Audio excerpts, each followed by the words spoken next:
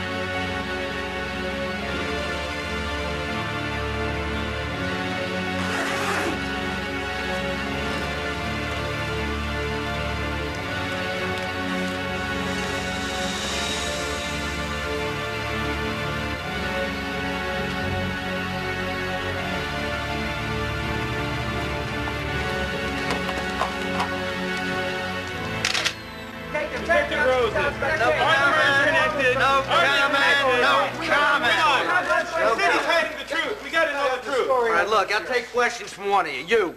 The story says that the presumed murder weapon used on Angie Hart was found in Catherine White's bag. Yeah, that's right. How about the bag of cocaine? Did Miss White get it here in Chicago? Well, that hasn't been determined yet. Was she a dope addict? No. How was Miss White related to Angie? Ain't no idea. I'd like to know the answer to that myself. Did Miss White kill Angie? That hasn't been determined. It's still under investigation. The investigation is ongoing. Now, that'll be all.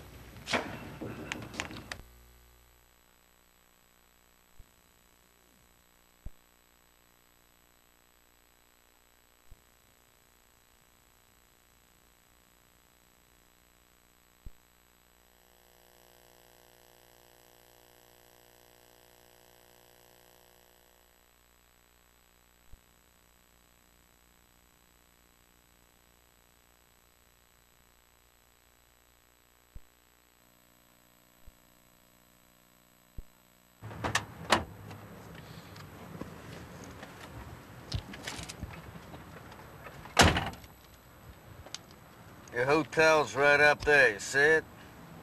Yeah. And I'll see you around 8 in the office. Okay.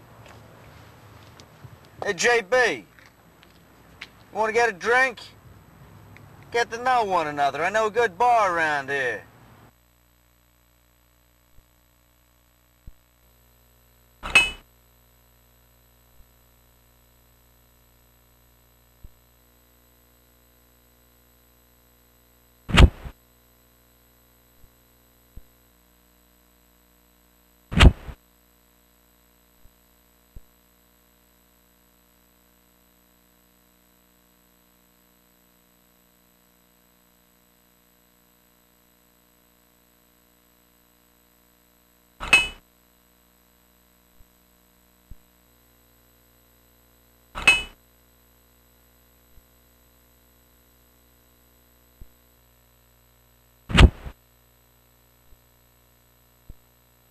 Okay, let's get a shot.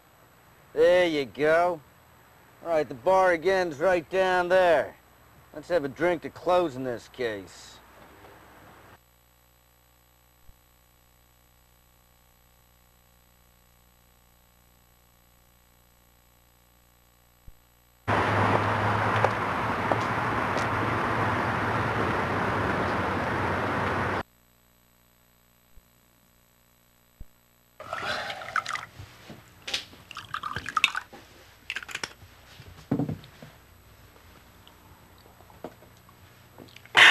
Yeah, that hits the spot. Uh-huh. So tell me, Harold, how long you been a cop? Almost 10 years. Yeah? You ever feel like quitting? Not yet. Yeah? Yeah, I've been a detective about 6 years. I don't know, every now and then I feel like getting out, but... Hell, I've been a cop so long, I guess I can't be anything else. Good shot? Not so bad. You ever shoot anybody? No. Well, if we get in a shootout, then you let me handle it. Never missed yet. Dirty Harry Chicago style, huh? No, not quite that cool. Yeah, you're right. Hey, shut up. You ever been in a sting operation? No. Yeah? Yeah, what the hell would they need a sting operation in a hick town like Liberty for, huh? Yeah, help yourself. Yeah, what gets you hot, man? I know a couple of girls, man, they can't get enough of cops with big guns. What do you say? Pay them a visit? Hey, man, if women ain't your thing... No, don't jump to conclusions. I came here to keep you company and to have a drink. Besides, you've got better things to do with your time until this case is don't settled. you lecture me.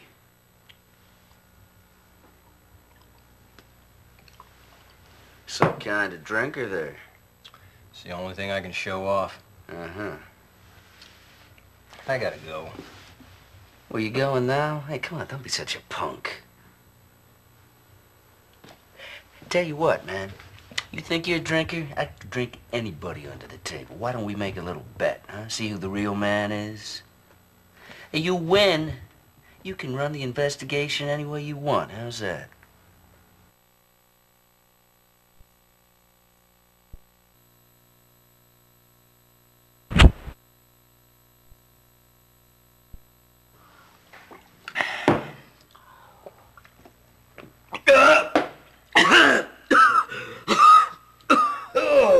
You all right? Stop torturing yourself. Get out of here. Don't drink like that. You just want to pass out drunk as a skunk. It's a waste.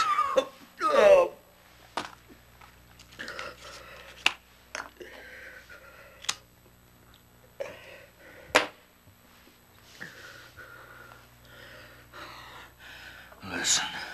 What? If the victim's a woman, it's no good. Why? A dream. This dream, the woman is always the same woman. She comes. She makes a pass at me. You're desperate, huh? Huh?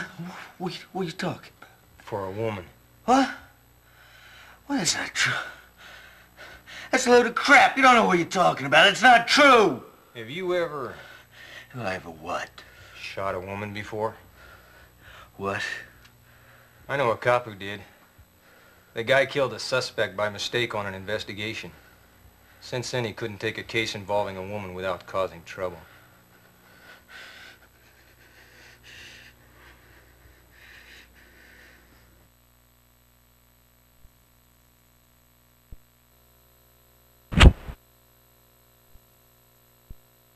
Three years ago, I was on narcotics division before homicide.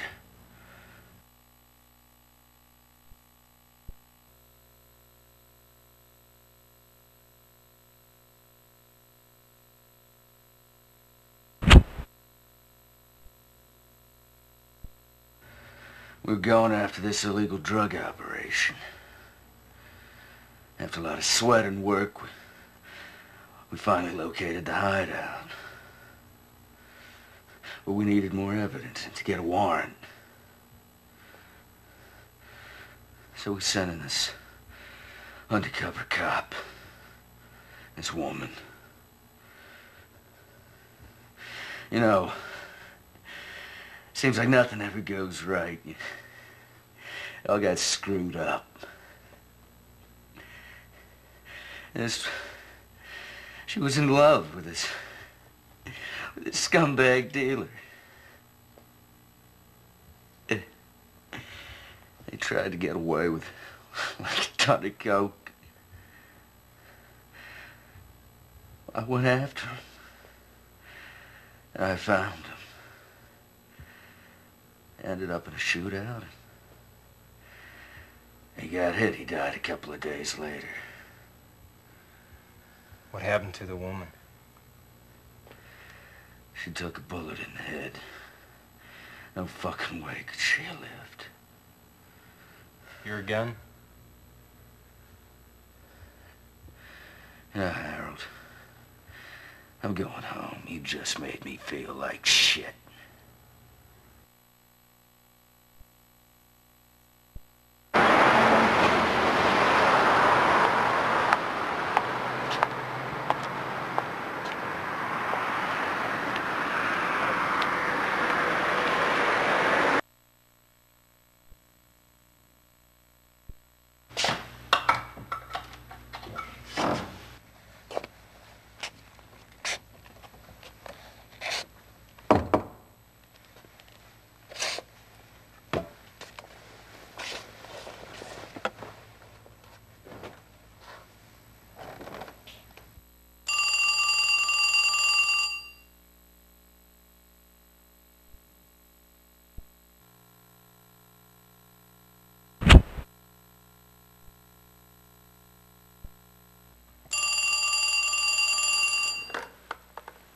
Hello. Is this Mr. Harold? Yeah, speaking. This is Cindy White. Cindy White. Yes, I'm Catherine's cousin. I was waiting for you to come to Chicago. Waiting? I was hoping you'd be involved in the investigation. I mean, somebody who can clear Catherine's name. You think she was murdered? Of course. Who could think Catherine would murder Angie? Mr. Harold, I believe you can find who did it. Please, prove her innocence. Yeah. Anyway, how did you trace me down here? Well, Mr. Taylor of Liberty Town called me up and said he wanted me to help you. I see. Yeah, and I've got something to tell you. Which is? Well, it's about Catherine. I had lunch with her a few times while she was here. I saw her for the first time in 6 months, and I noticed she acted kind of weird. What was wrong with her? Well, her behavior. She wasn't herself. She looked pale and didn't eat much. It seemed like her mind was somewhere else. And, oh, hold on for a second. Sorry, I have company now, Mr. Harold. When can I see you? Maybe tomorrow? I want to talk to you about this. Okay, good idea. Then could you come by my clinic in River North? I'll be there around 4. Okay, I'll see you then. Great, I'll see you. Bye.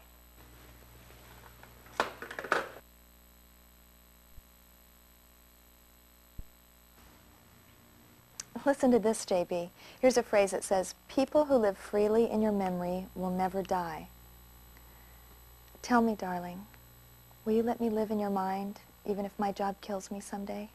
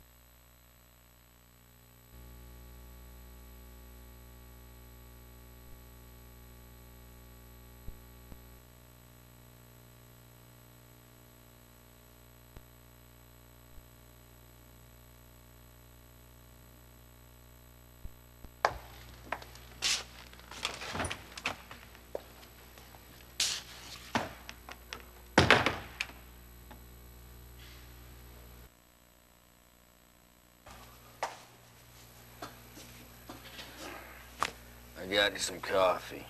Thank you. Oh, God. My head hurts like hell. Uh-huh. Hey, look, Harold, Don't call me Harold. Everybody calls me JB. All right, JB. Look, I'm a man of my word, all right?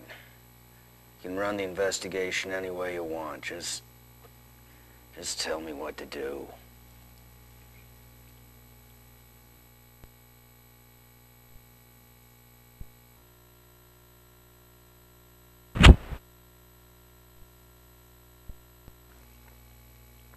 Do you frequent bars? Yeah, every now and then. Last night I had too much to drink. What did we talk about? You don't remember anything?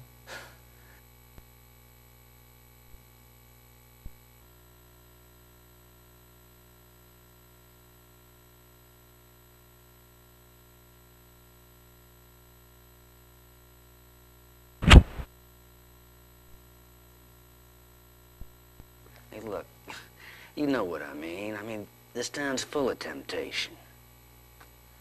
So she figures she's a woman alone in Chicago. Nobody knows her. Doesn't matter what people think of her, so she can do whatever she wants. But a cop's salary's peanuts if you want to live in the fast lane. That's why she got into coke, you mean? Well, yeah. Every cop knows that's the fastest way to make bucks, but it can backfire on you. The dealers found her out and must have put a hit on her. Angie, hey, she was expendable, so she got used as bait. You got any proof? No proof.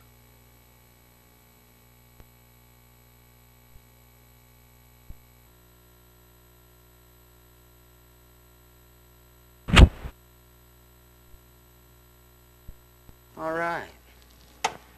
He's got a database regarding the case. All the findings from the ID unit have been dumped in there. Here. Use my ID. I got bad chemistry with that thing, all right? I'll leave it up to you.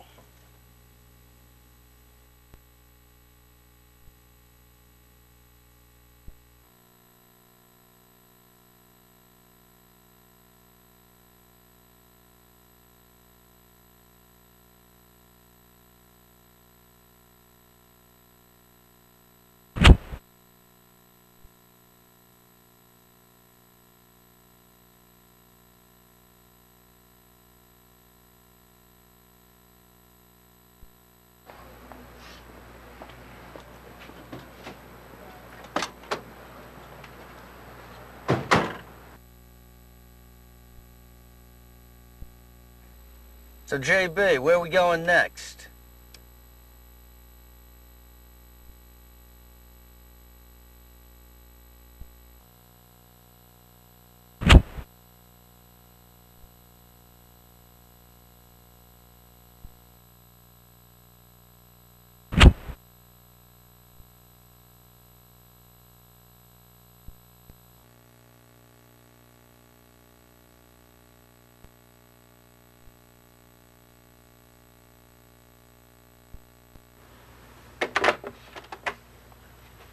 Hello, Mr. Rosa. How's your wife doing? She's getting better, thank you. Not well, actually. It's going to take a while before she's able to get up. Any news today? Well, I brought a new detective who's joined the investigation. Really? JB Harold, Liberty Town Police Department. Liberty Town. Catherine White was a fellow detective there.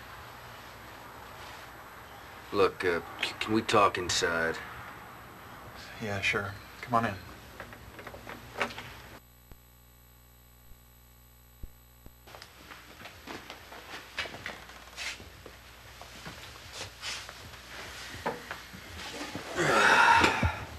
So how you doing?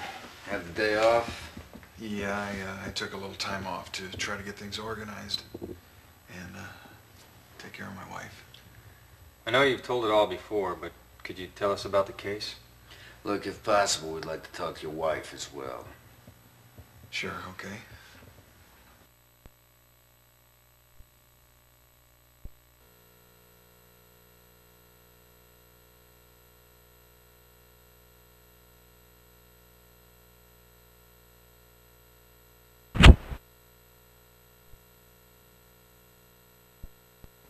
I don't know.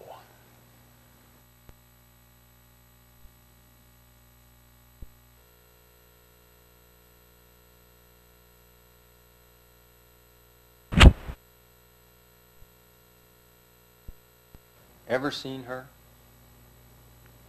No, I've never met her before. She's Catherine White.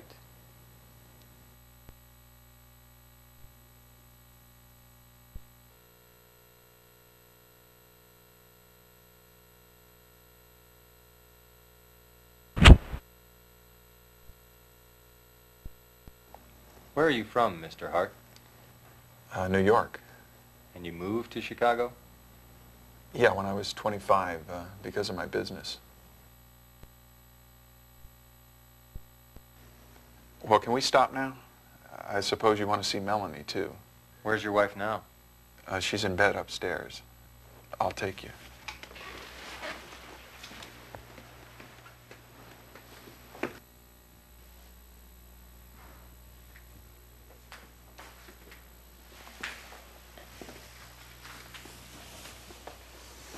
Honey, how you feeling? I feel a little better today. Good. You have company, James? Honey, these are the detectives. They want to ask you a few questions about Angie. J.B. Harold, Liberty Town Police Department. Liberty Town? You. That Detective Catherine. Catherine was my colleague. She killed my daughter. Oh, God. She killed my daughter. Calm down, honey. That hasn't been determined yet. The investigation's just starting. We're looking for the culprit, Mrs. Hart. We need your cooperation.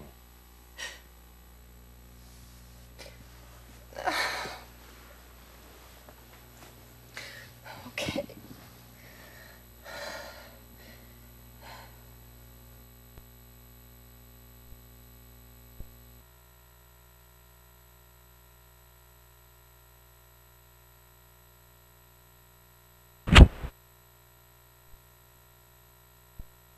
I don't know.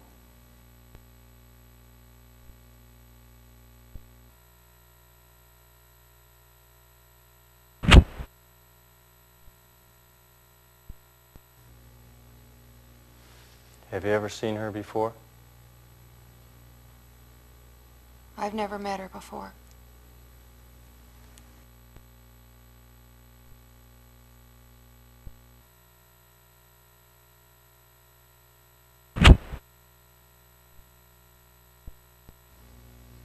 What were you doing on the day that Angie was killed? I was at home all day. You didn't go out?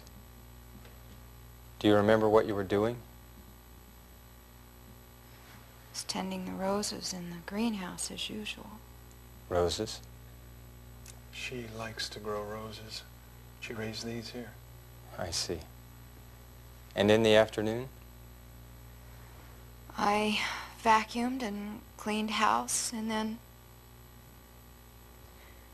I baked a cherry pie. Cherry pie was Angie's favorite. Did you go out, or did anyone visit you on that day? What time did Angie come home from school?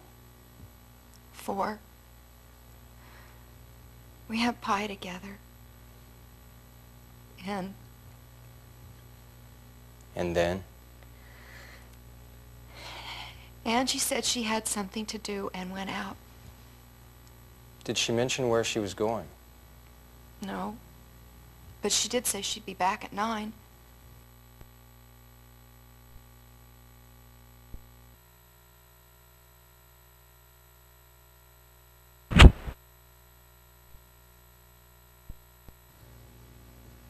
Can you tell us any more about Angie?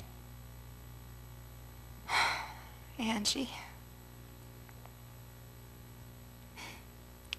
Apparently I knew nothing at all about her. Nothing at all.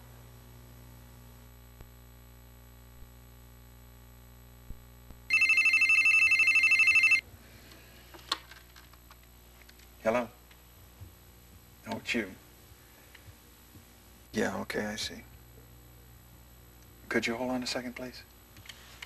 It's my company. I'm going to have to take this in the other room. Can you excuse me, please?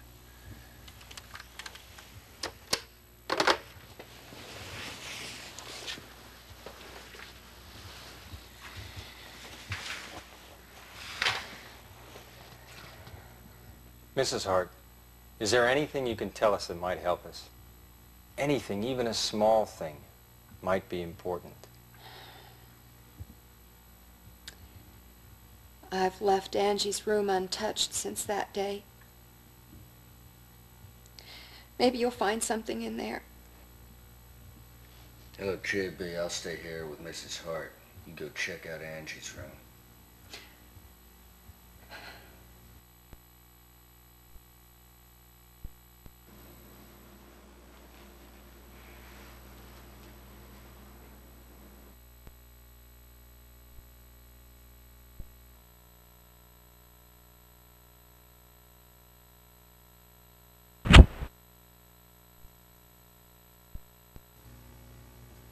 Can you tell?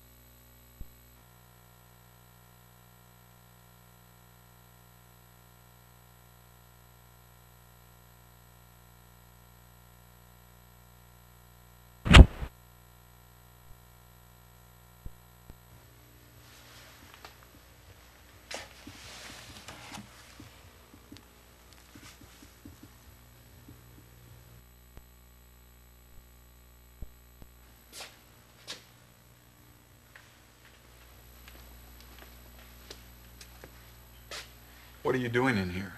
The Chicago police have already been through this room.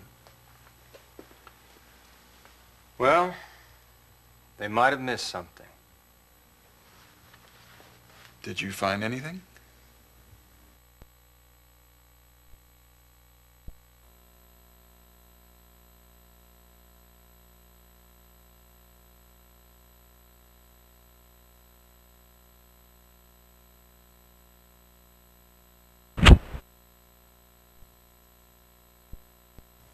Looks like Angie was well read.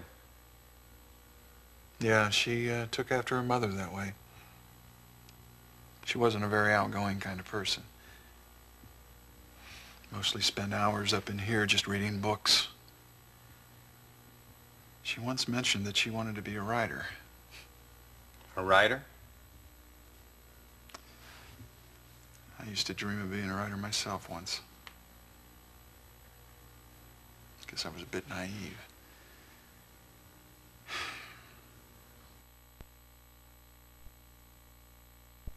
Hart, come here. Your wife's having some kind of fit. Oh, God.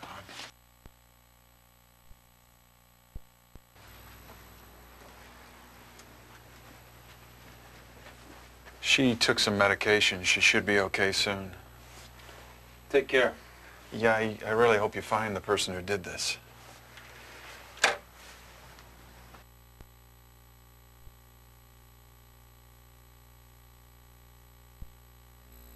Those folks are hiding something, don't you think? Hey, look. I hear the woman next door is this big gossip. It seems she's the main source of news for the newspaper folk.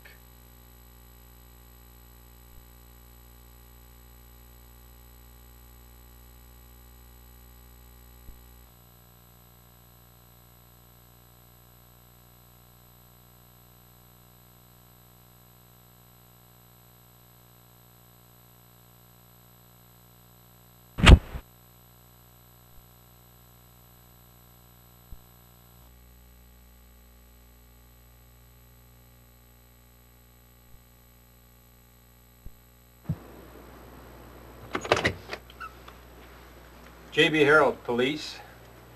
We'd like to ask you a few questions. I suppose this is regarding Angie.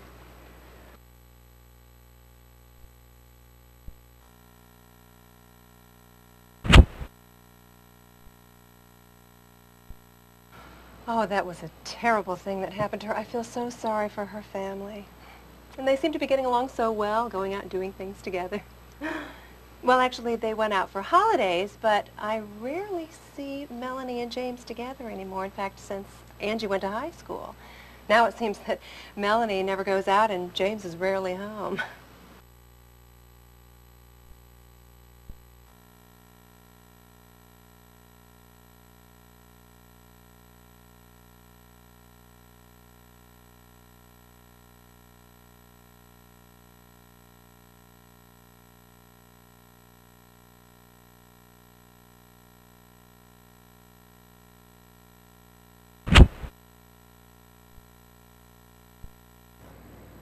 I don't know.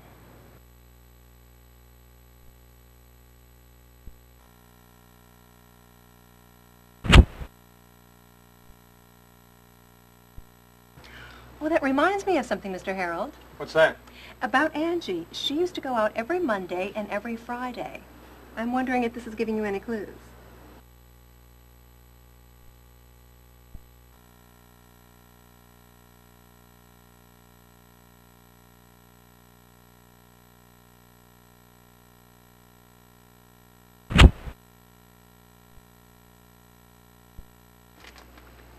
Oh, she's very pretty, isn't she? Is it true Angie had something to do with a prostitution ring? Or maybe that's just nothing but gossip.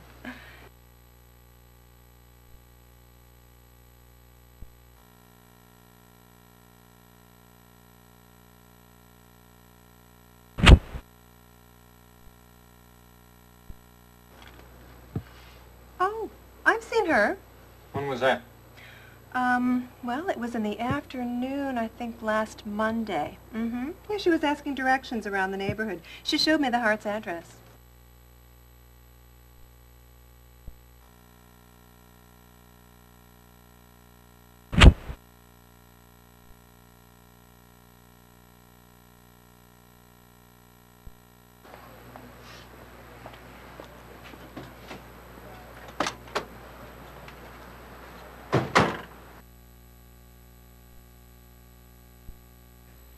So, JB, where are we going next?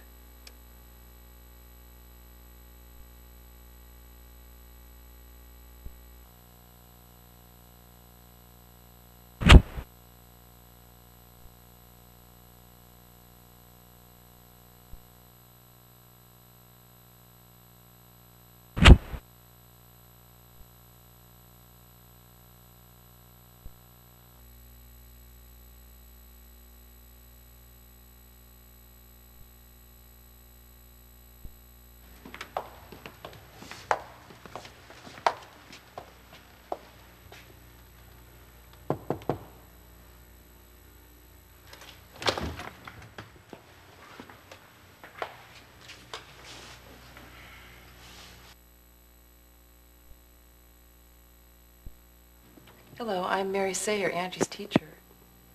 J.B. Harold, Liberty Town Police Department. This is Detective Rosen, Chicago PD, Homicide Division. We'd like to ask you some questions about Angie. Certainly, go ahead.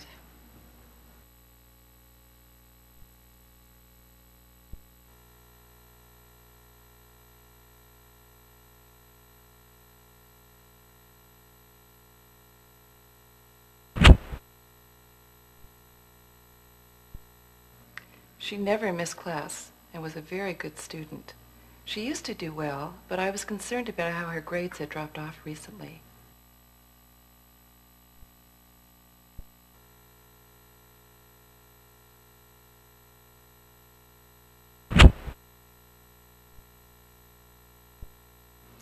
She was a well-behaved kid. I mean, she never caused any real trouble, but she seemed to have some problems. Sometimes she would seem depressed or withdrawn, and lately her grades were down. So I suggested she start counseling.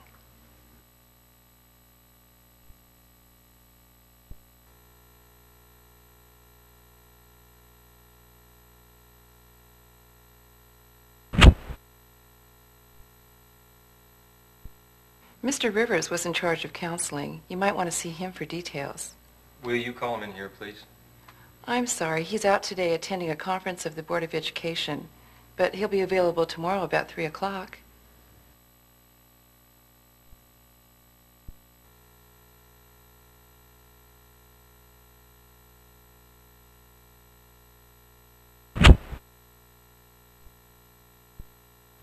I don't know.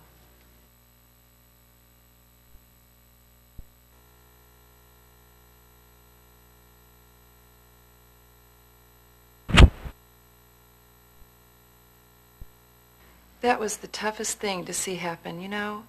But there are just some students you just can't reach, especially if they never really let you get close to them.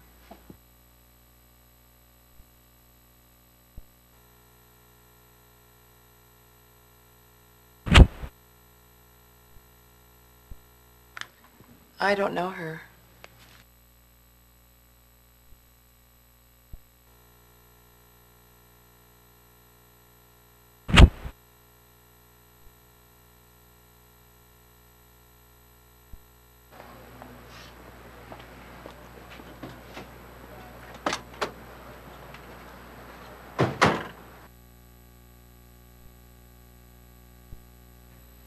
So, JB, where are we going next?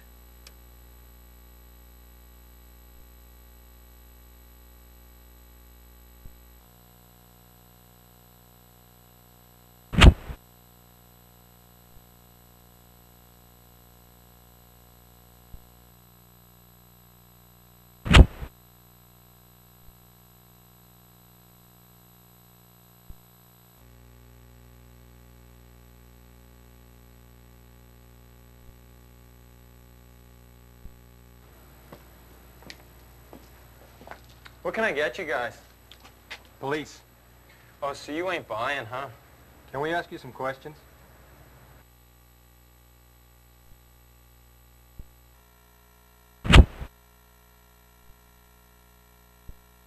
That day was so damn cold. I remember I was ready to close a stand, and then I sold lemonade to a woman as young as the woman who was killed.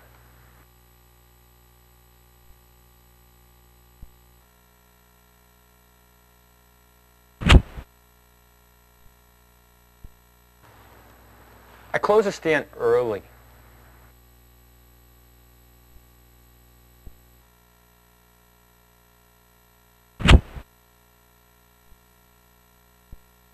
I don't know.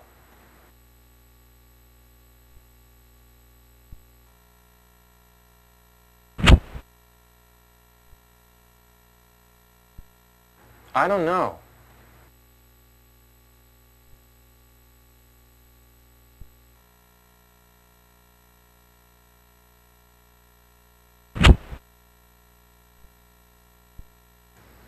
That reminds me.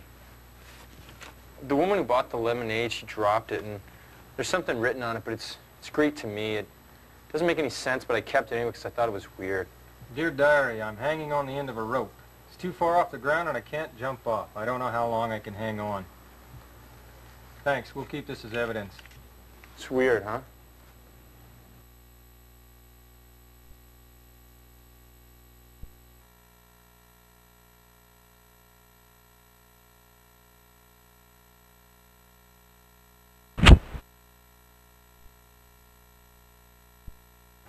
I think she was the one that bought the lemonade.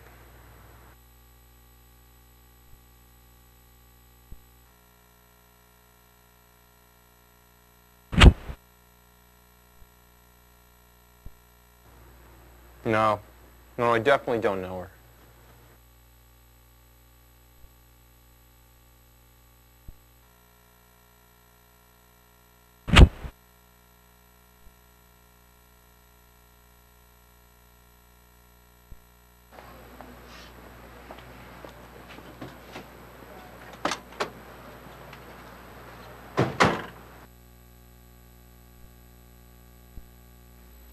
So, JB, where are we going next?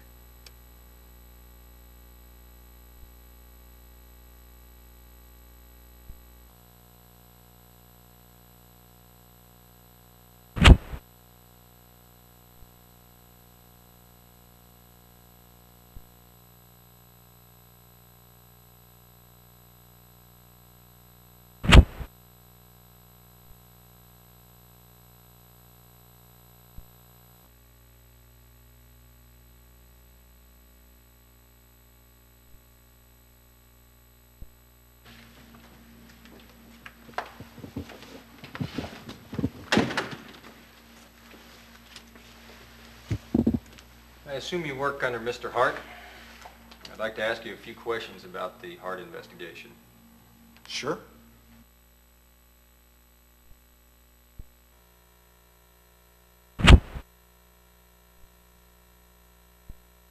I understand you were working late with Mr. Hart on the 8th. Is that correct? Yes, it was around 10 when we left. Did Mr. Hart stay with you the entire time? Yes, James didn't leave all day. Except for once. He got a phone call, and then he left for about 3 hours in the afternoon.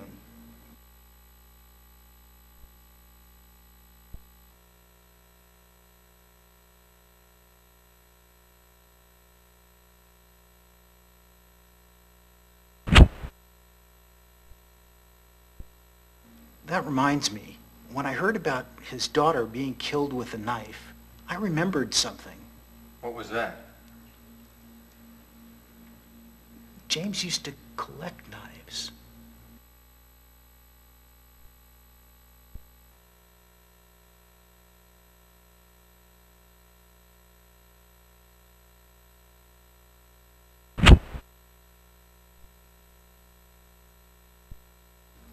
You know, all in all, he really is a very decent and proper man.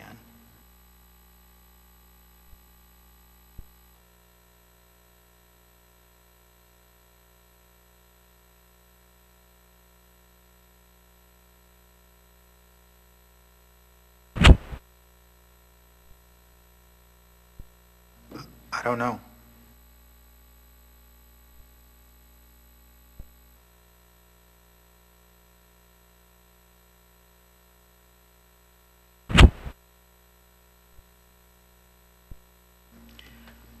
I think it was about a month ago. She came here to visit James, and they were arguing in the hall. And then she stormed off, and he ran after her, asking her to stop.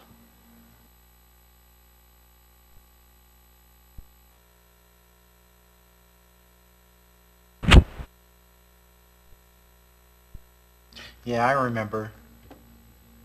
I met her before. When and where? She came here to visit James last Monday afternoon, and he wasn't here, so she said she'd come back.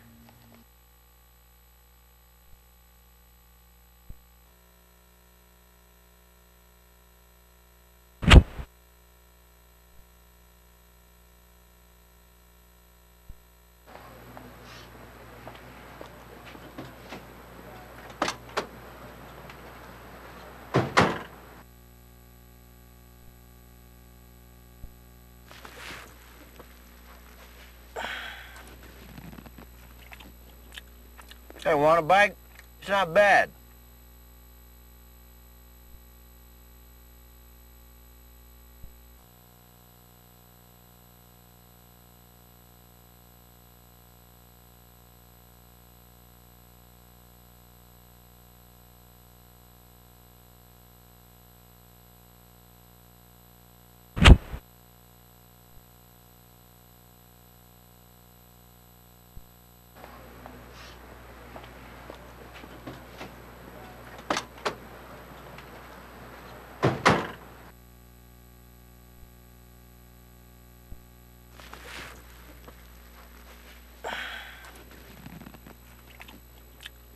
Hey, want a bite? It's not bad.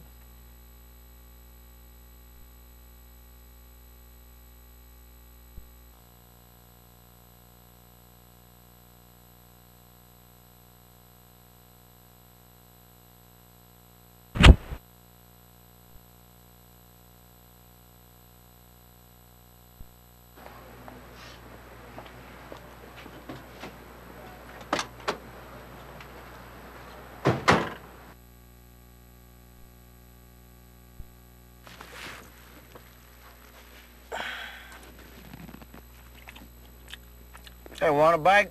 It's not bad.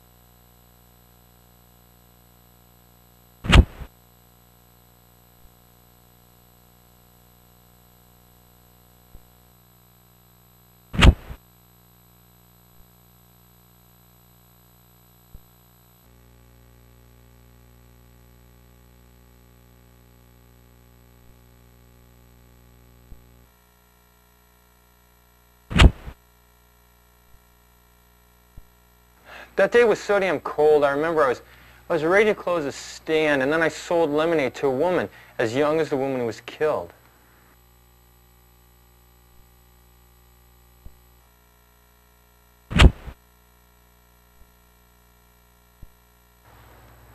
I closed the stand early.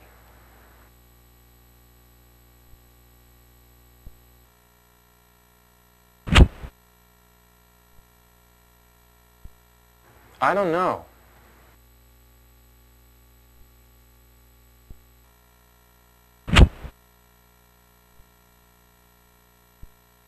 I don't know.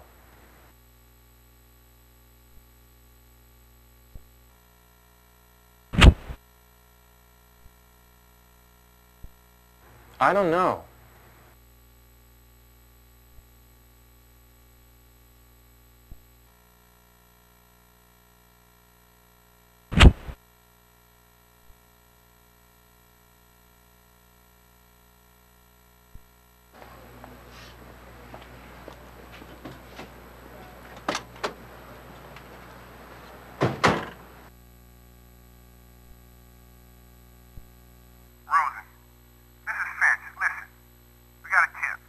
Good. What is it?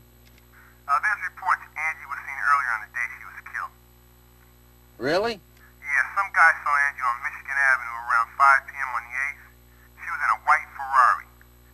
Bryce Rich Jr., the president of BR Company, was driving the car. The source was unidentified. Why don't you go check it out, okay? Roger.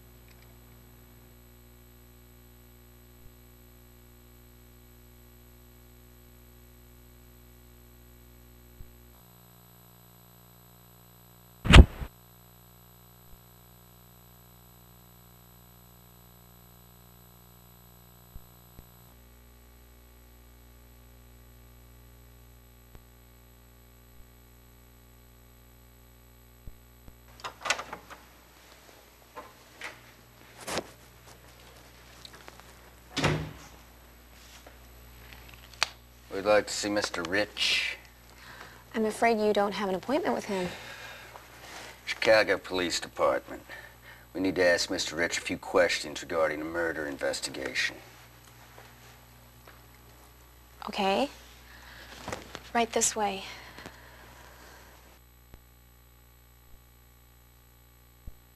So my secretary tells me you're investigating a homicide. What do you want with me? Last Monday, a high school student named Angie Hart was killed. Yes, I read about that. Well, she was reportedly seen in your car that afternoon, Mr. Rich. That's ridiculous. I don't know what you're talking about.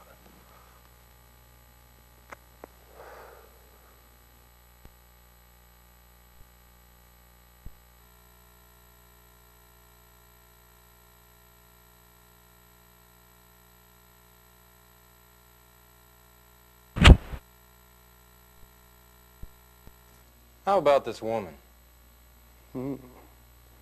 Attractive, isn't she? Unfortunately, I've never seen her before.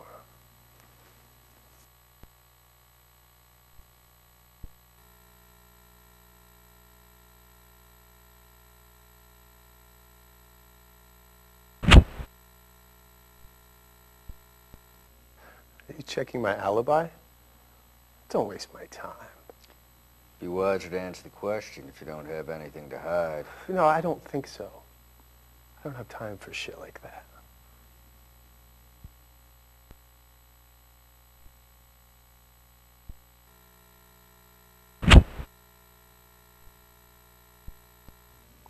I don't remember. Well, maybe you ought to try a little harder. I'm serious.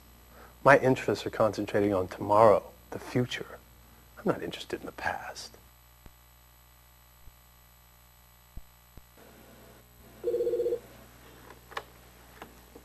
Yes. I see. All right, I'll be right there.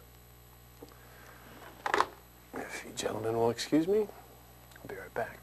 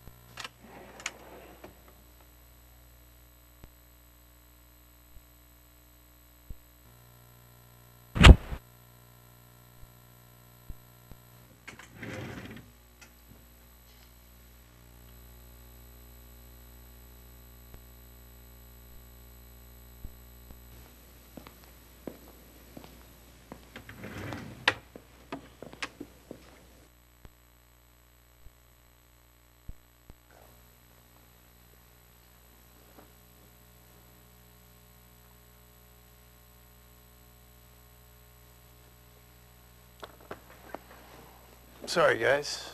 Where were we?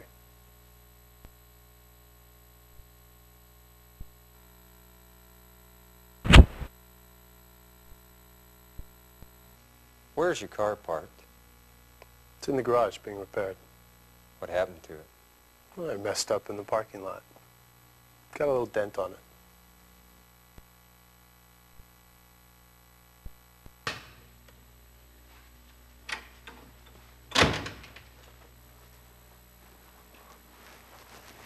Oh, you have company, Bryce. Sorry, I'll come back later. No, Julia, never mind. They won't be staying long. This is our image model, Julia Fortis. Nice to meet you.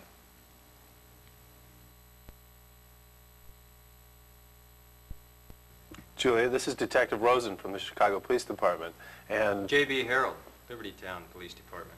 Police? Oh, Bryce, you're not going to design uniforms for the police now, are you? We didn't come here for uniforms, miss. We're investigating a homicide case. We need to know what your boss was doing on the 8th. The 8th? Oh, I was with him on that day.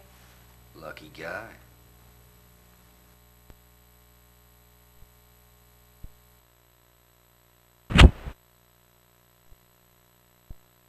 You say you were with him? Yes. That was on Monday, right? I had a photo session for BR on that day. Came here at 10 a.m., borrowed Bryce's car, and went straight away to the session. You're right, now that you mention it. Bryce, you always forget things so easily. It's not very good for you. Bryce came to the shoot in the afternoon. Julia wore the blue and gold outfit. It symbolizes this year's new concept. It was inspiring. Where did the session take place? It's close to Buckingham Fountain. We finished shooting around 5 p.m. and Bryce stayed till it was over. Can anyone prove it? All the staff can. You can contact my agent, Beauty Vogue. Here's the address.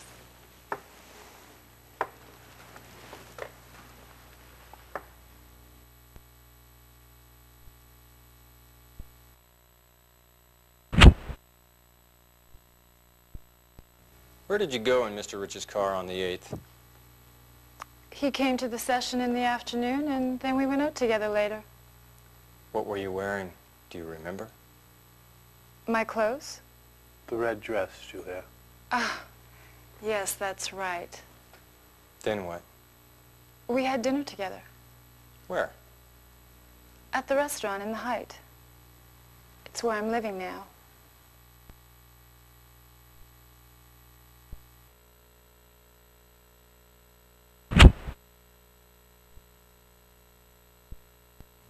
I don't think I've met her before.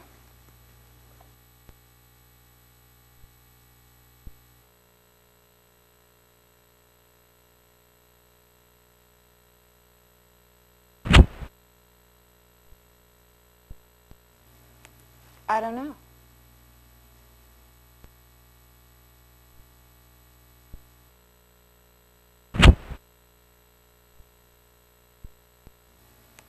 I don't know.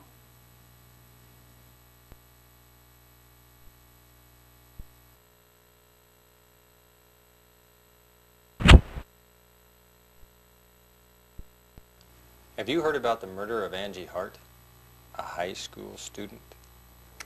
Yes, I saw it on the TV news and read about it in the newspapers.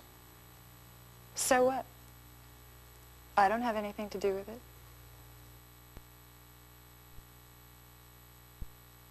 Well, guys, my alibi has been proven by Julia, so I don't think you have any further business with me. So I'm going to have to ask you to leave. Julia and I have some of our business to discuss.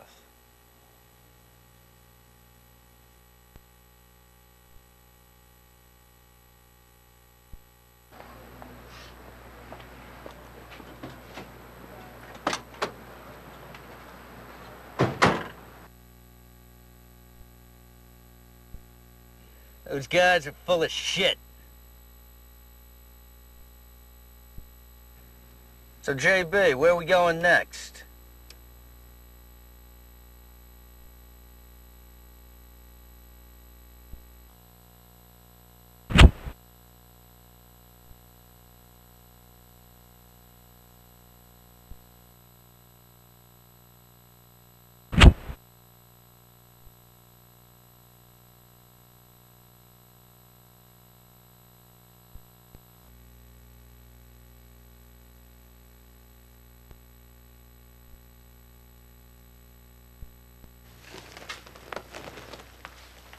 Hello, I'm Paige McShannon.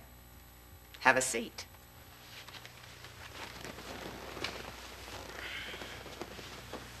How can I help you? I'm Detective Rosen, Chicago Police Department, Homicide Division. This is Detective Harold, Libertytown Police. We'd like to ask you a few questions about Julia Fortis. We're investigating the murder of a high school student, Angie Hart. Angie Hart. I see. And how is Julia related to this? On that day, Angie was seen with Bryce Rich in his car. However, the model, Julia, stated that she was with Rich. Yes? Well, we're trying to establish Julia's whereabouts, and we need collaboration from somebody else. I see. Go ahead. Ask me anything you want to know.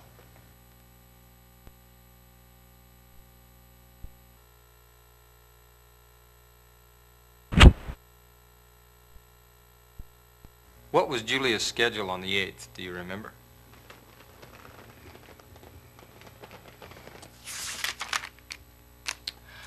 She had a photo session for a BR company catalog from 10 to 5. How about yourself? What were you doing on the night of the 8th? I was out of town on that day. I was in New York on a business trip.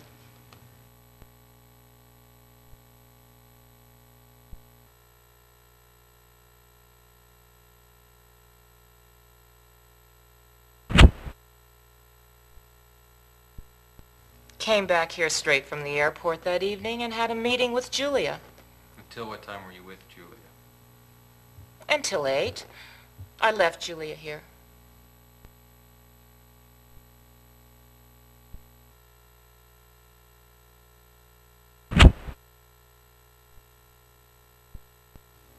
You seem to do a lot of business with the BR company. Have you known Bryce Rich a long time?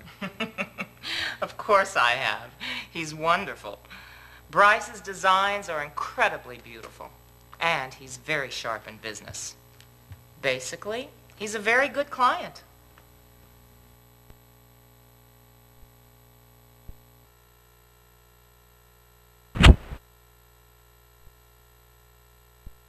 When did Julia join you? It was 91 when she first signed the contract with us. Right after she won that year's model search contest. She was quite lucky. Soon after she signed here, she was chosen as the image model with the BR company. Now she's our top model.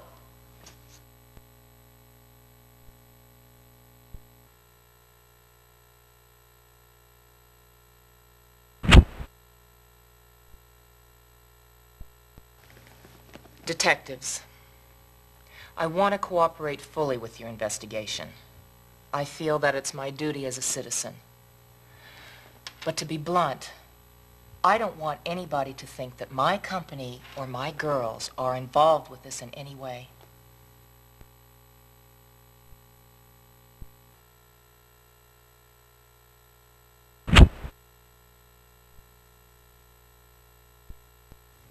I don't think I know her.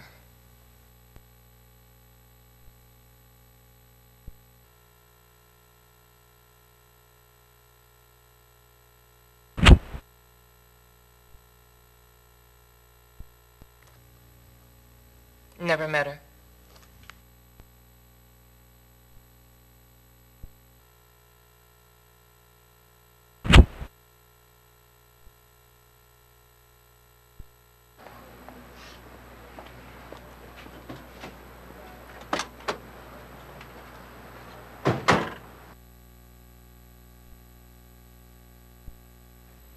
So, JB, where are we going next?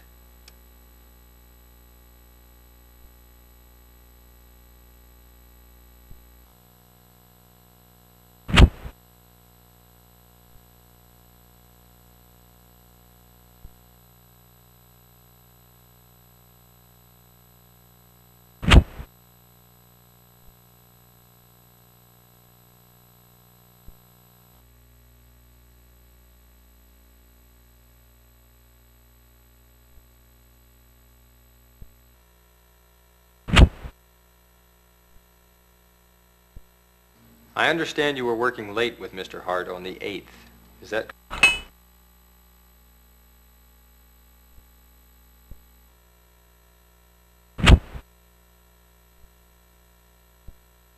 That reminds me.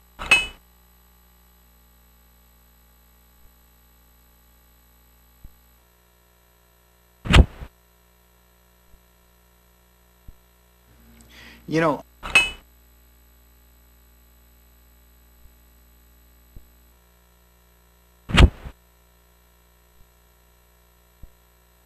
I don't know.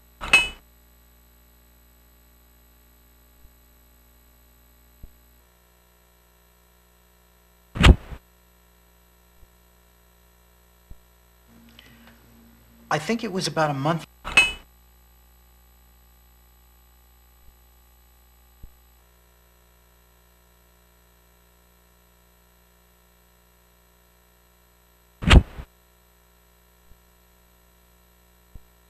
Yeah, I remember.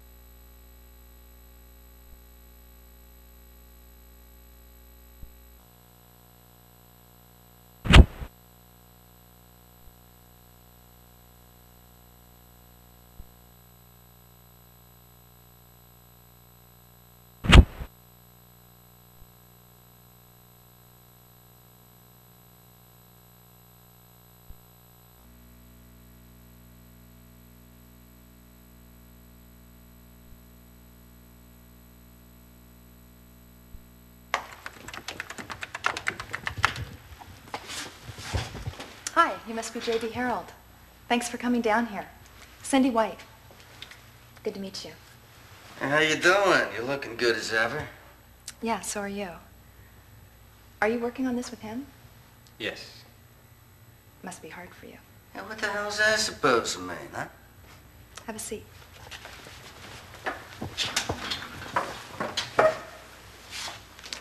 I've heard so much about you from Catherine. It seems like you're the perfect image of her description. Are you seeing patients here? Yes, but I've been working on a monograph, and I haven't seen as many patients lately. I see. What's the theme of the report? Psychology of crime. Hey, that's pretty wild.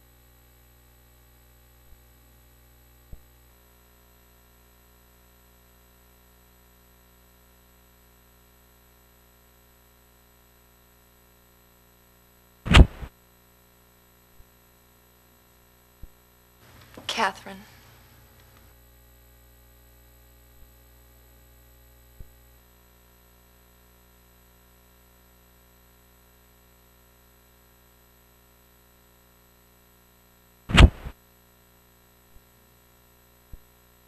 Did you see Catherine on the day Angie was killed? Yes. We had lunch together. I left her around 2. Catherine said she was going to be going back home the following day. Where did she go after that? I don't know. How about you? Where did you go? I came back here to write my report. I was here until late. Would you like a cup of coffee or tea? No, thank you. What I really want is to hear what you began to mention on the phone. It's, Hey, look, JB. You want me to leave you guys alone? It's no problem.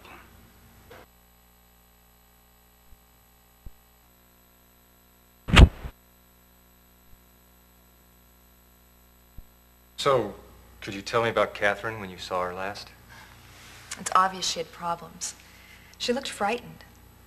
Did she mention what she was doing in Chicago? She said she was on vacation. She always gave me a call when she came to Chicago.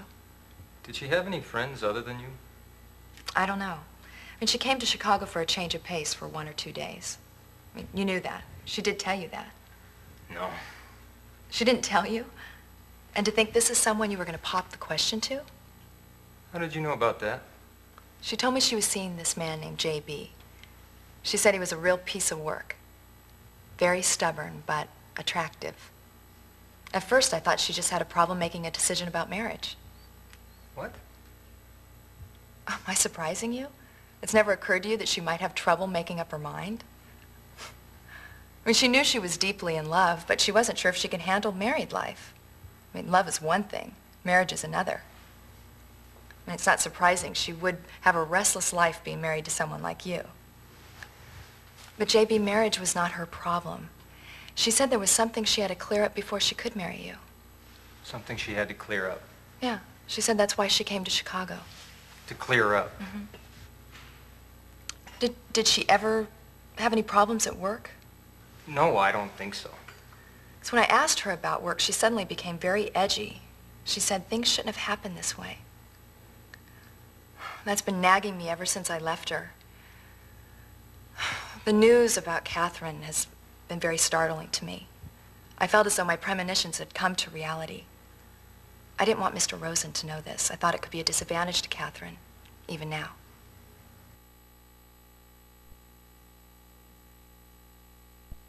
If you come up with any clues, anything else, anything, please let me know. I will.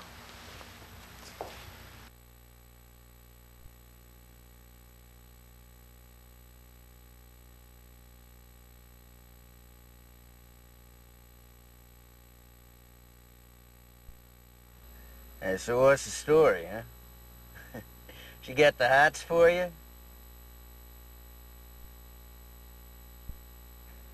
So, JB, where are we going next?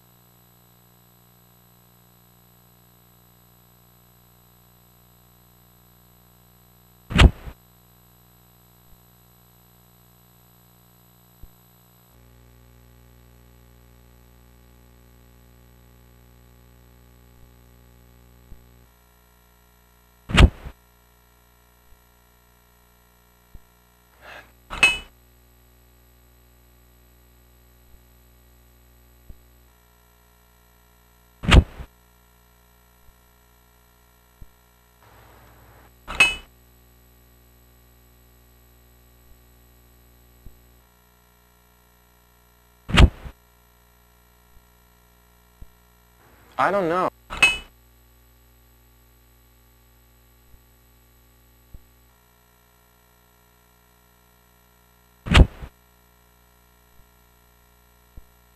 I don't know.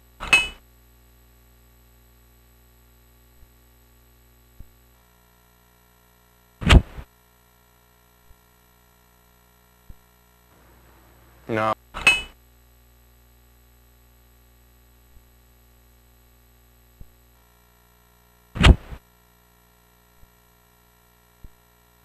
I think she was the one that bought.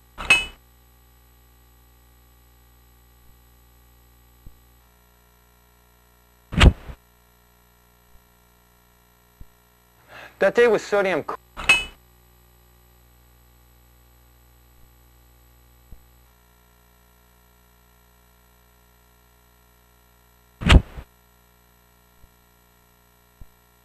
That day.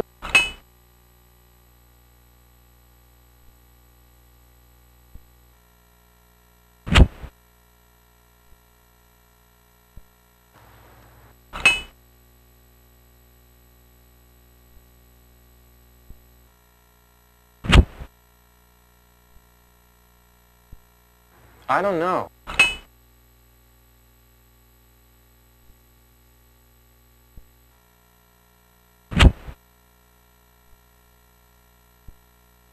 You're gonna.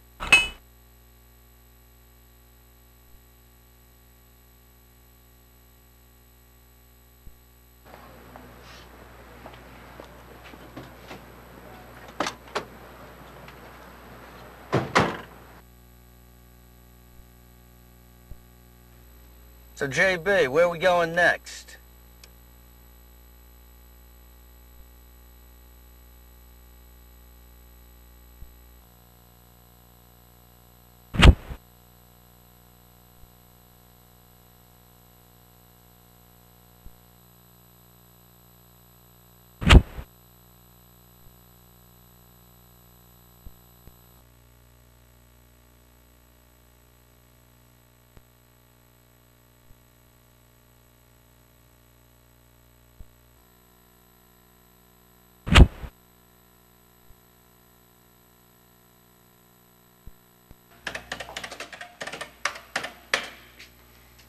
Results will be input into the terminal computer first thing tomorrow morning. You can look at your computer for the data.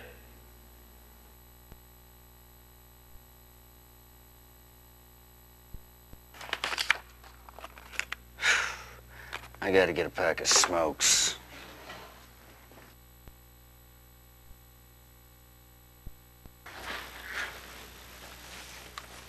Hi, Ted around? Went out to get cigarettes. Back in a minute. Aren't you that Mr. Harold of Liberty Town? Yep. Fred Finch.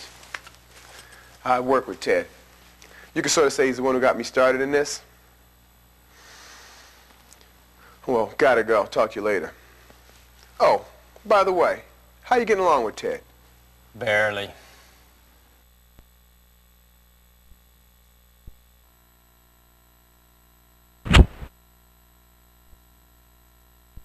Times. Yeah. Ted hasn't been able to solve his last few cases. And word is if he can't crack this one, he's out of here.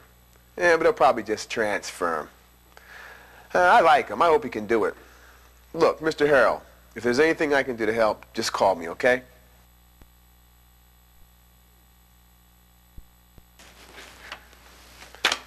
Hey, Mr. Harold, take care of Ted for me, will you?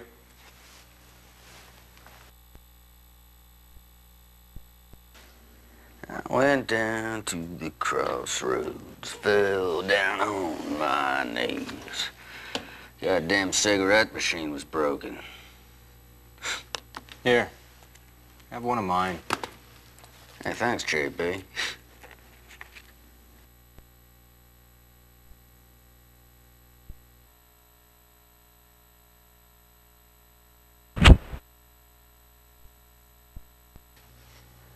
Angie's parents, James and Melanie, identified the body on the 9th. Melanie fainted at the morgue.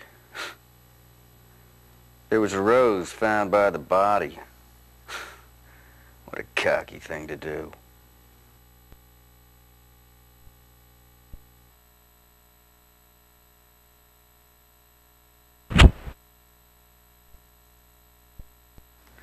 What the hell was she doing hanging around Chicago anyway? I guess the notebook and the camera hold the key.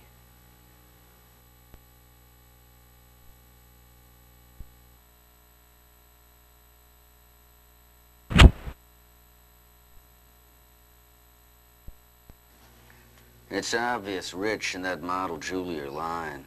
Yeah. Hey, what's this? Finch came and left it a while ago. Fred did, huh? Yeah. What's it about? It's a report on Bryce Rich's tax dodge. Seems he's been investigated 3 times, but never prosecuted. He's gonna be awfully difficult to deal with. We need more evidence. I'll get Fred to check his background.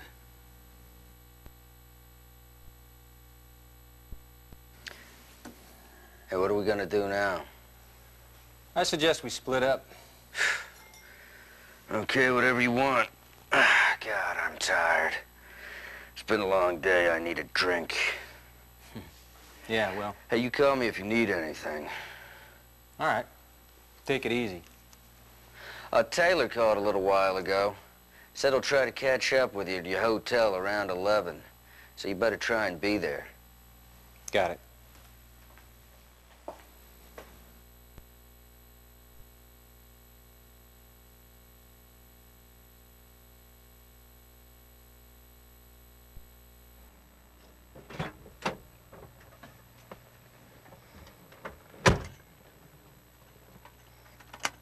Where to?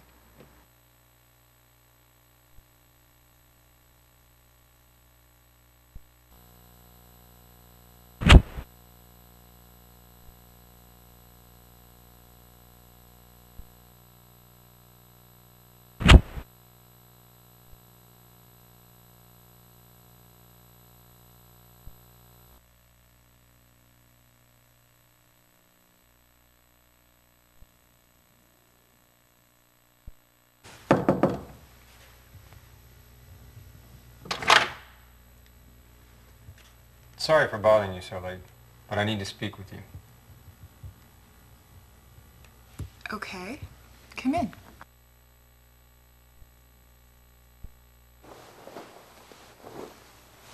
Please, sit. What do you want?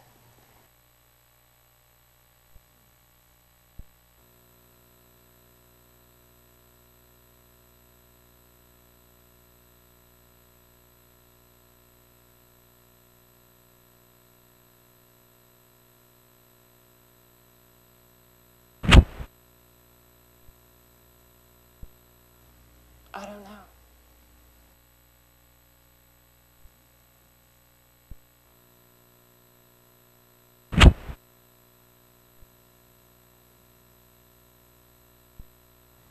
I don't know.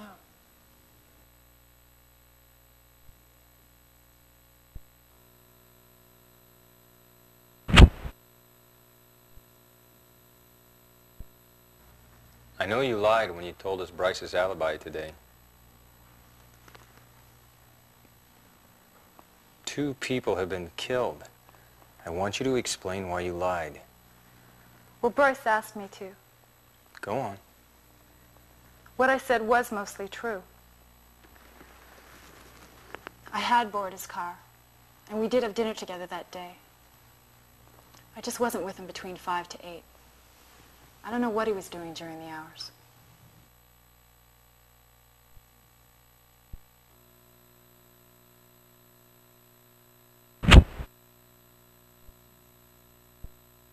Is there anything else you know? Well, let's see.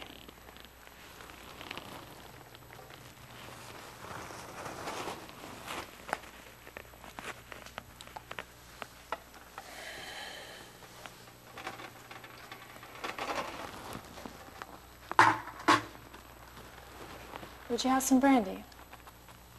No, thank you. Okay.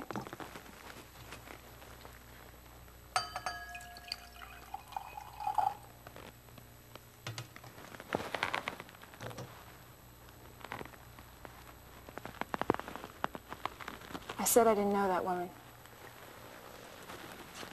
But I saw her last week. When I went to borrow Bryce's car. I saw her in the office.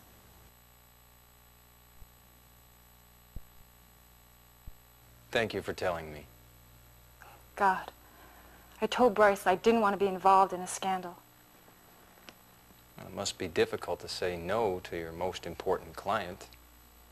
Yes, it is. But I hate asking people to do me a favor as much as I hate to be asked. It was his mistake to ask me, of all people, to establish his alibi. That's all I can tell you. Look, I cooperated in your investigation, right? I have a session early in the morning tomorrow.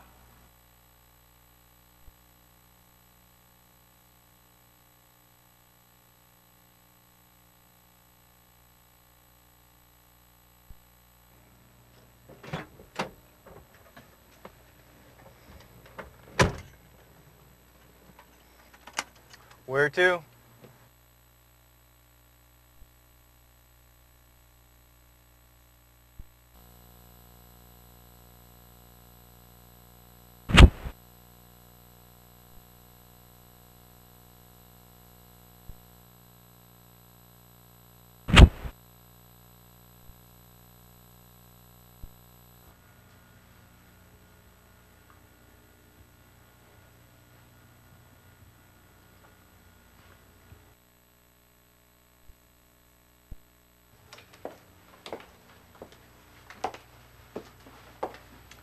May I sit with you? Sure.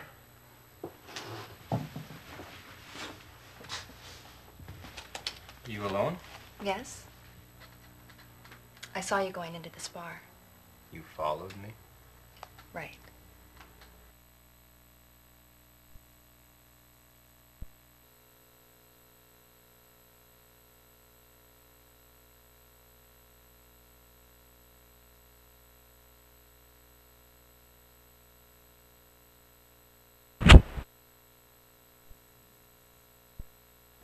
Have you ever been here before? Yes, a long time ago. Just one time with my ex-husband. This place reminds me of something.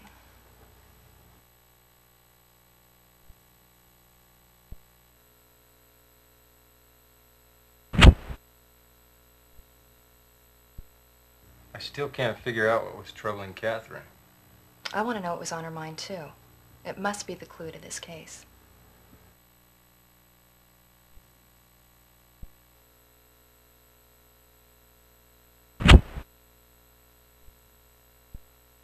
Speaking of Catherine, I remembered something. Catherine was really engrossed in this article. Here.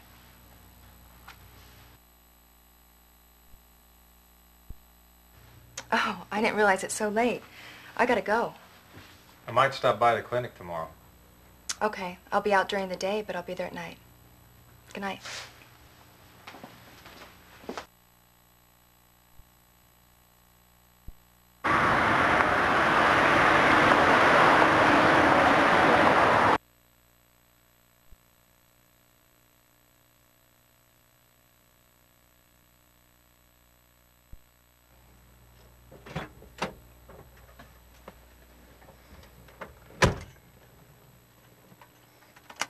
Where to?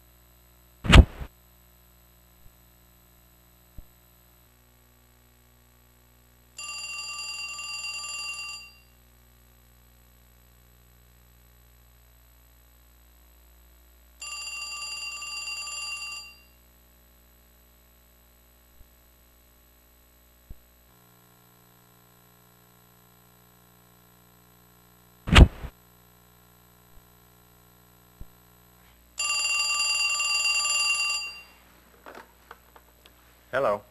Yo, JB. Oh, it's you, Mr. Taylor. Yeah, here it comes. It's you, Mr. Taylor. It sounds like you wish it was somebody else. No, don't give me a hard time. All right, all right. How's your investigation coming along? I'm trying to trace Catherine's movements here in Chicago. She went to see some people that are related to this case. Really? Any chance she might have been involved in some kind of investigation here? No way. I swear I didn't assign her to any investigation. Besides, she was on vacation. Suppose she came to Chicago to investigate something. She'd tell you about it even if she didn't tell me. Check the records of her last few cases she handled. If you find something related to Chicago, let me know. Okay, JB.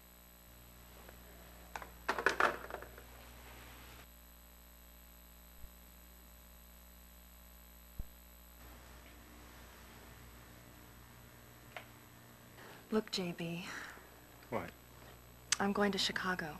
Chicago? I need some time to think things over by myself. I won't be away long. Don't worry, honey. Before I go, I need you to promise me something.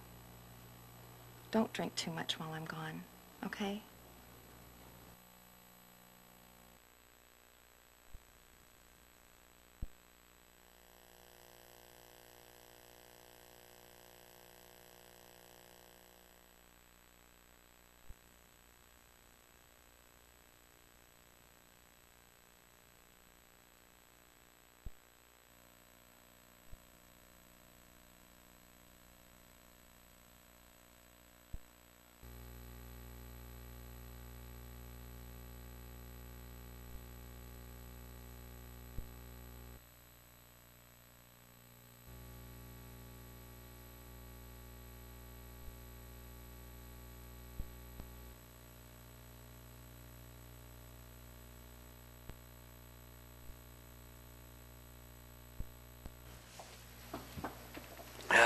I'm tired.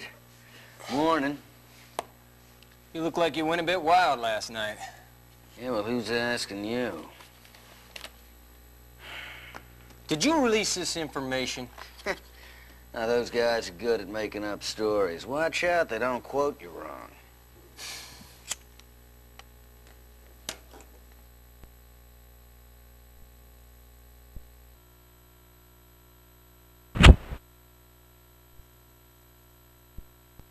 I asked her about Rich's alibi on the 8th again.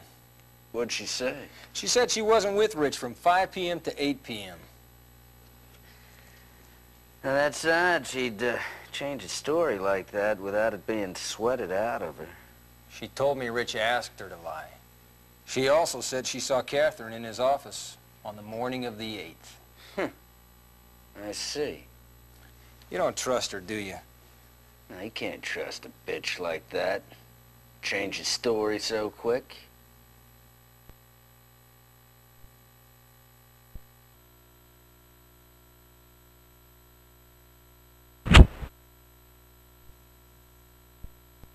I went to bar again before I went to the hotel last night. Saw Cindy there, by accident. By accident, huh? Cindy said Catherine was totally engrossed in this article. The glorious life of Bryce Rich, huh? I never fought a losing battle. Jesus Christ. You know, I'm wondering what brought your girl here to Chicago. I mean, what was she doing, hanging around people connected with Angie for?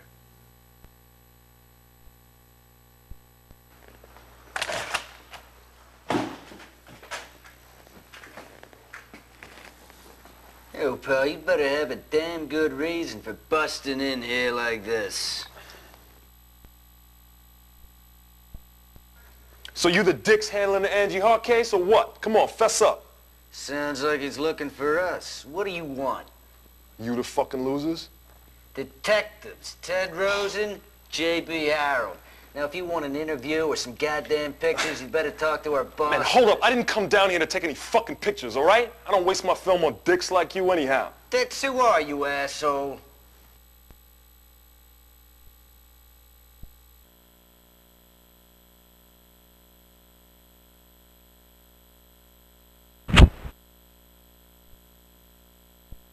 What do you want? What I want is I want to know why you haven't busted Rich yet. I tipped y'all so you could take him down. What's up? Are you the one who reported seeing Angie in Rich's car? Yeah, that's right. So what you gonna do?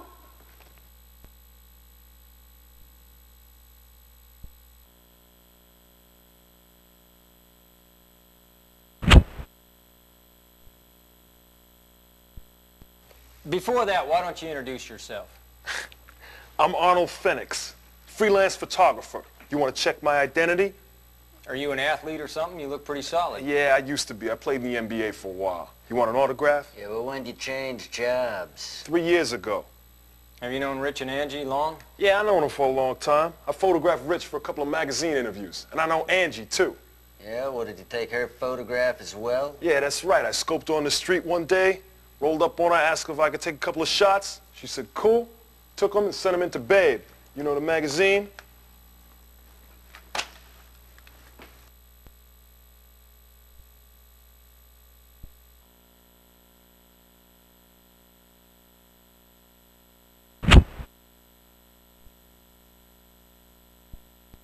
What's Babe? Babe, you know, it's a trashy magazine. A lot of photos of fine females in it. Guys write in and get the profiles on the models they got a hard on for. It's like a younger version of Playmate, right? Exactly. When did Angie's photograph appear in this magazine? Last month. Did she get a lot of letters from readers? Hell yeah, man. She was fun. I heard she was the most popular model ever.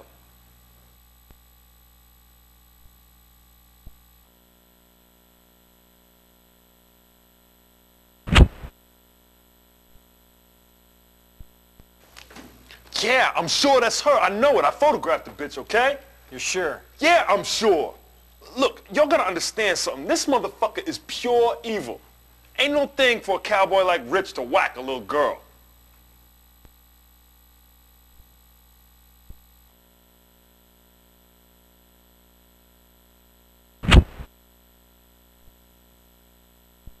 Oh yeah, Catherine White, I bet he dusted her too. Ain't this a motherfucker? He's out here doing anything he fucking wants, and y'all two sitting around here jerking off with me.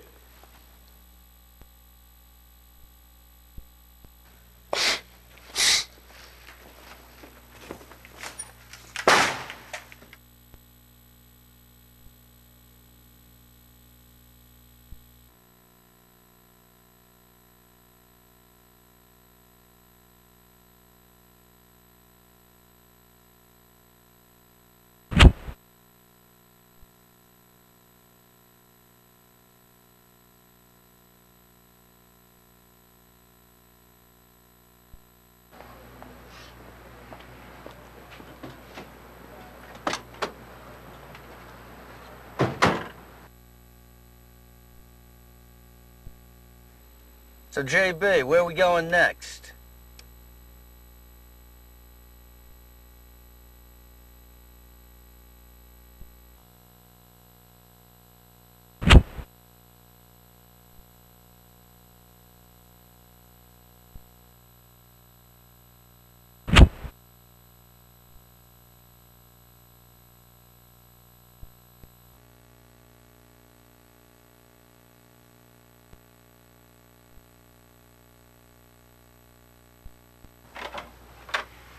Oh, it's you. Look, we're sorry to bother you, but could we ask you a few more questions? How are you feeling? Better. I'm okay. Come in. How's the investigation proceeding? Have you got any clues? Angie was reported to be seen with Bryce Rich in his car on the day she was killed. Have you ever heard his name? Bryce Rich. No, I've never heard of him.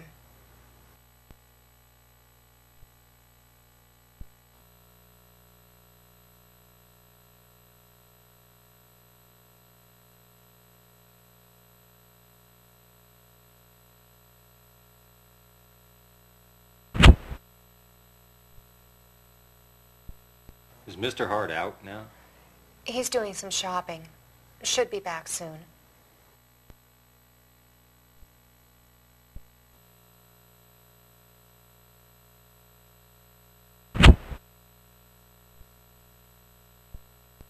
I don't know.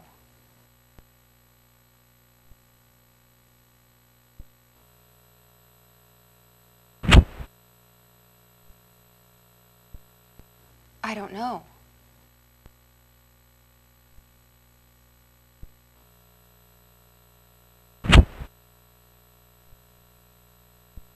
According to Angie's teacher, Angie's grades were down lately and she seemed to be having some problems.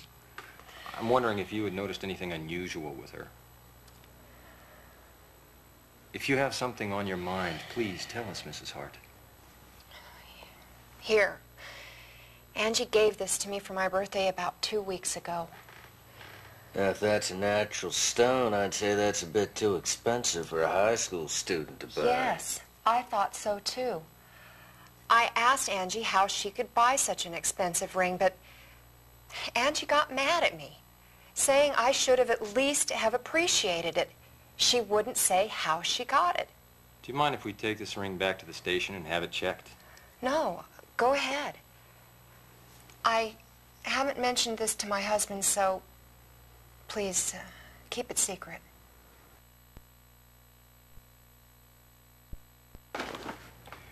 Oh, you guys are here. Melanie, are you okay? Yes, I'm all right, dear. Any progress? They say Angie was seen in the car of a man named Bryce Rich. Then this man killed Angie. We don't know yet. It's one possibility. But this man, he... Oh, my God. Melanie, what's the matter? I just feel dizzy. Okay, don't move, okay? You need to lie down. Look, she hasn't recovered yet. Could you guys please leave? Please.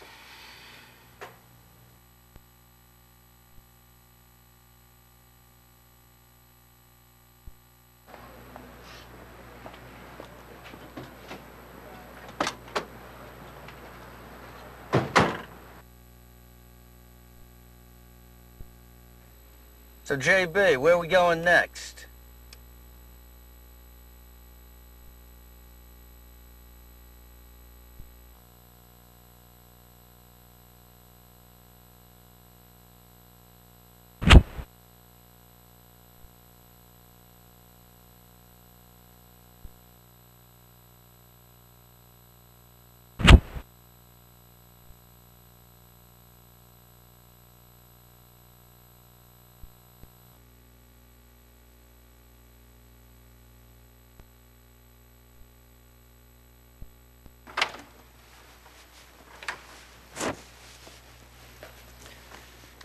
Yeah, we'd like to see Mr. Rich.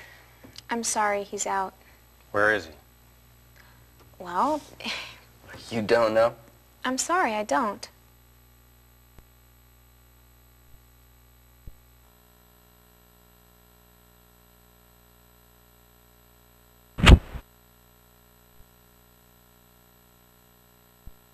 We're investigating the murder of a high school student. Can you check his schedule for the 8th? I'm sorry, I can't. What do you mean you can't? You're a secretary, aren't you? You're supposed to know those things. I don't know. I just started here yesterday. What happened to the former secretary? I heard she quit. Anyway, I never met her.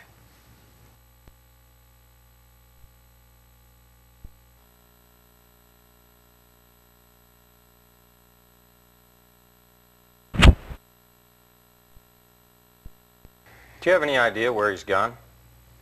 Well, I think he went to pick up his car. That's what he told me. He just said he'd be back by 4. Where does he have his car serviced?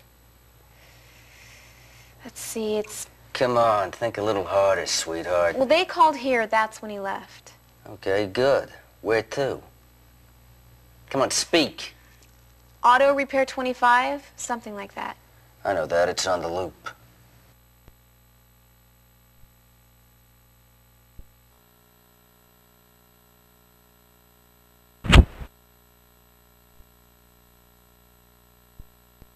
I don't know.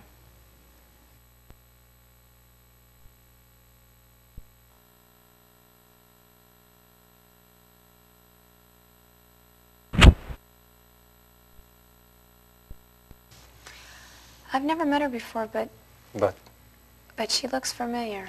Where'd you see her? I can't remember.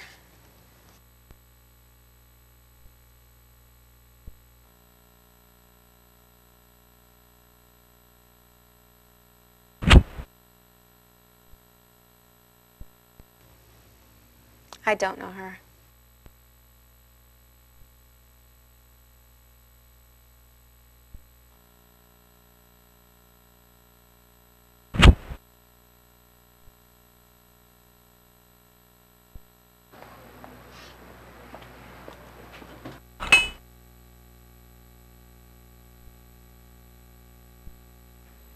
So,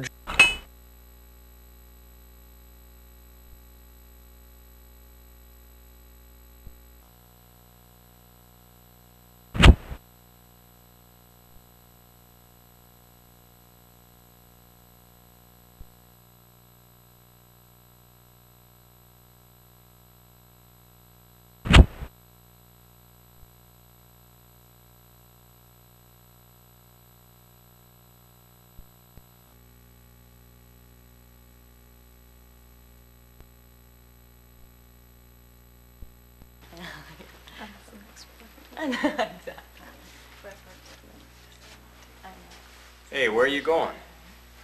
let's ask the girl some questions, man.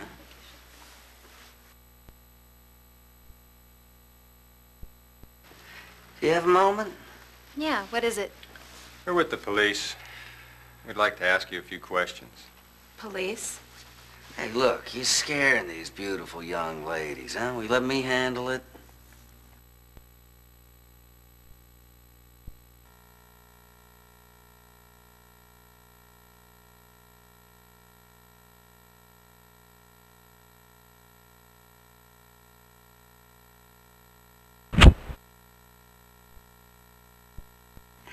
Hey, are either of you girls friends with Julia Fortis? I don't think we're friends. I mean, she is a lot older than us, and... She's done a lot of work. I mean, she's pretty much the big model in our agency. Hey, well, maybe she's the big model now, but you girls are tomorrow's stars, right? Well, we hope so. Hey, everybody's got a chance. Yeah, I guess you're right. I mean, if you consider the fact that Julia used to belong to a third-grade agency like Urban Models, I still think we have a good chance. Well, you telling me that she had to work to get where she is? She just didn't rise to stardom with a single click of the shutter? And that's right. She proved that even a centerfold pinup girl can become a big star, if she can get the chance to prove herself. Ain't that true, if you sell your soul to the devil to get what you want, like Julia has? I won't prostitute myself for any job.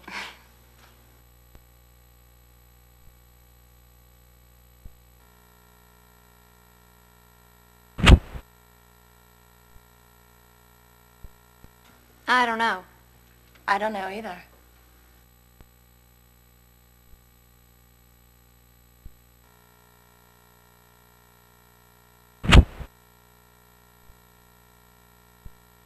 Sounds like McShannon has pretty high opinion of Julia. Yeah, well, Julia owes all her success to Paige. Paige is like our mom. She's also our teacher. She's trained a lot of supermodels. Yeah, I wish she'd push us like that, but I guess she's just too busy. She's hardly in her office. She's even out now.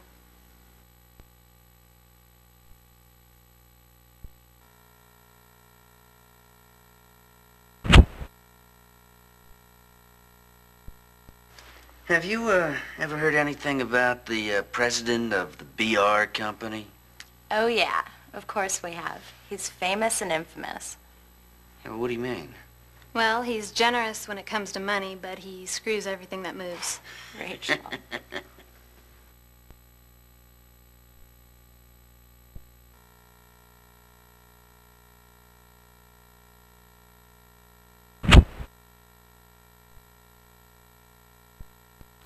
We're investigating the murder of a high school student, Angie Hart. Oh, was she a model or something? No. I want to stay away from shit like that.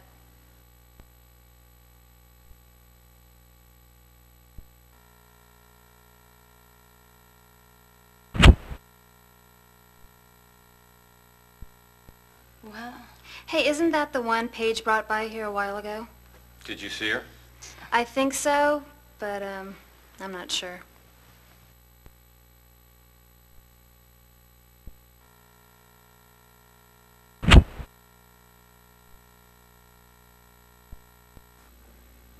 I don't know her.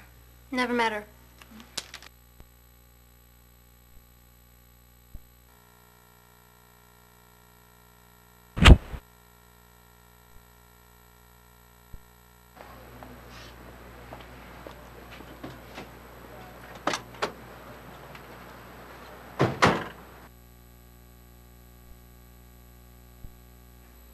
So, JB, where are we going next?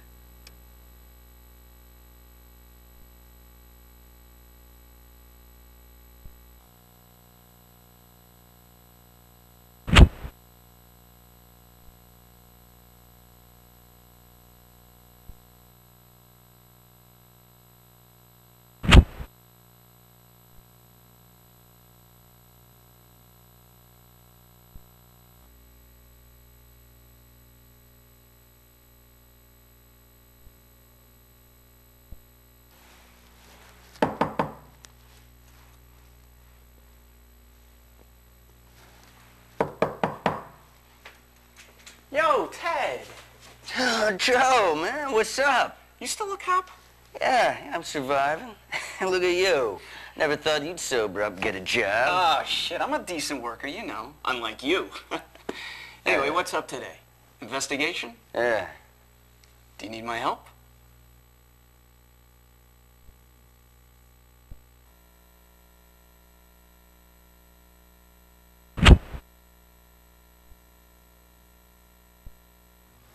I don't know.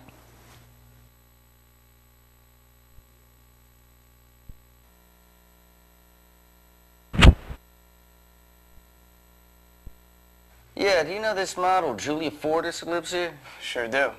She's a fox. Yeah? She get much company? Rarely. What about men? Well, I've never seen her coming back with a man. I don't believe it. Well, if you don't believe it, don't. Anyway, I've never seen it. Ever. But what? there is one. Her old man. Her old man? Yeah, her father comes by every now and then begging for money. Slimy guy. He never leaves without money. And what's worse, he's a sloppy drunk.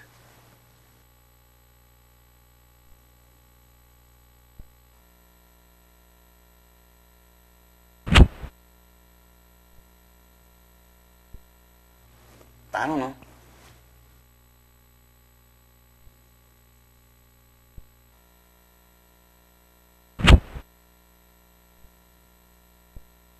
Yeah, we're investigating the murder of Angie Hart.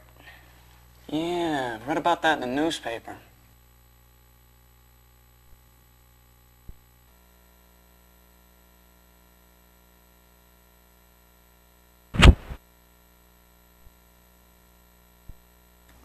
I know her. Really? Yeah, definitely. About 2 weeks ago, she came and left a bunch of flowers for Julia at the front desk. She brought flowers for Julia? Yeah, I thought you might be her fan. You know, there are folks like that. Hey, don't tell me it was her. Really?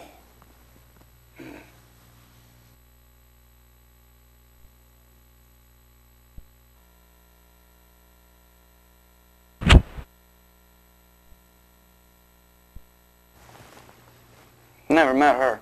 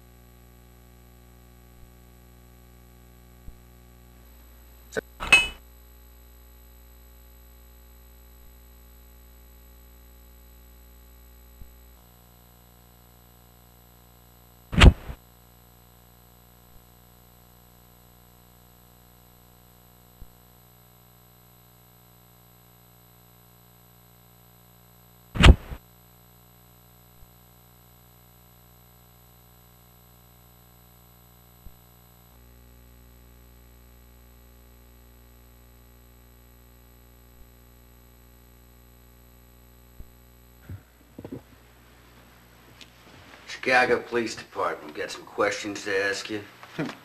Police? Gee, sounds scary. Go ahead, pull up a chair. We'd like you to tell us about Julia Fortis. We understand she was with this agency. Julia, huh?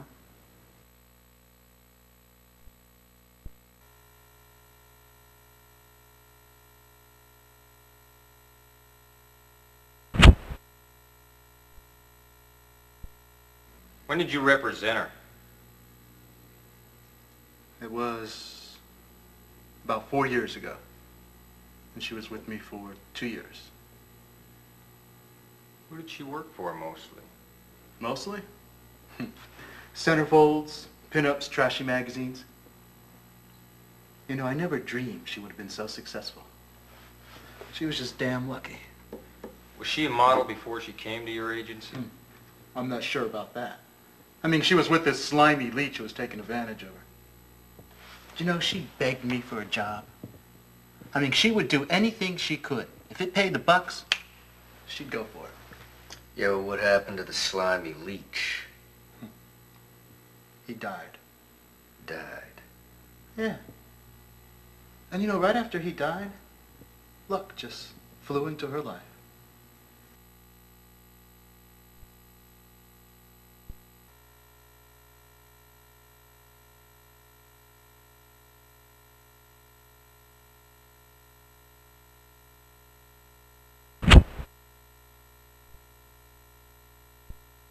What's the reputation of Beauty Vogue in this field?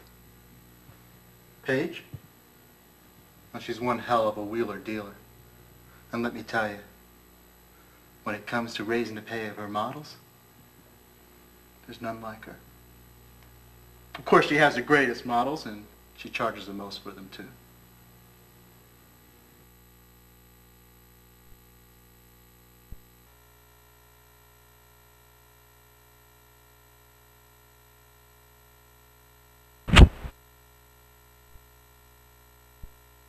Have you ever worked for BR Company?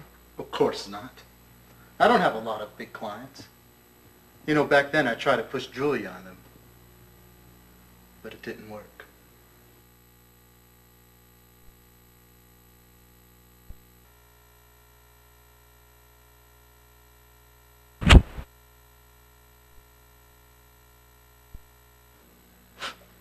I don't know.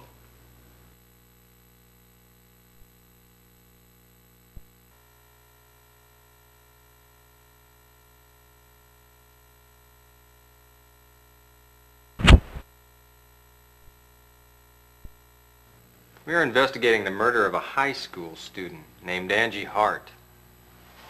Listen, I don't get involved in risky businesses. And I don't know anything about a murder, okay?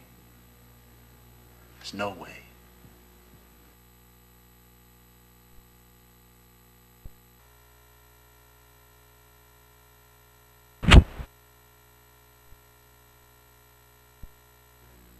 No, I don't know her.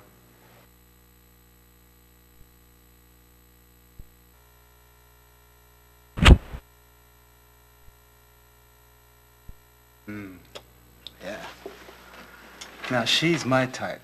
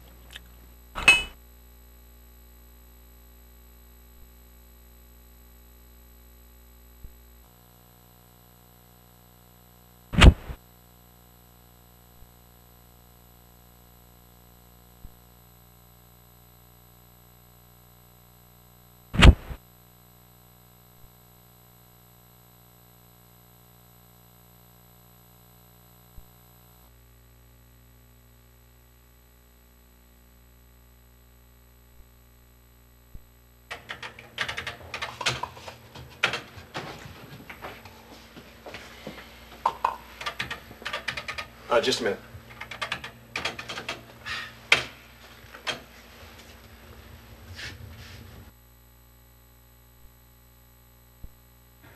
Hi, can I help you?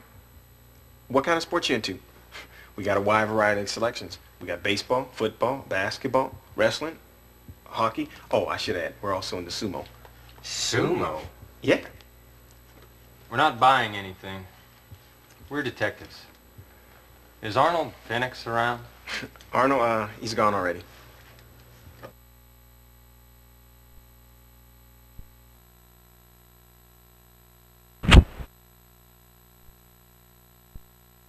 Where's Phoenix gone? I don't know. He rushed out of here in a fluster saying he had this incredibly big story. He exaggerates everything. But he did say he'd get in contact with you guys later.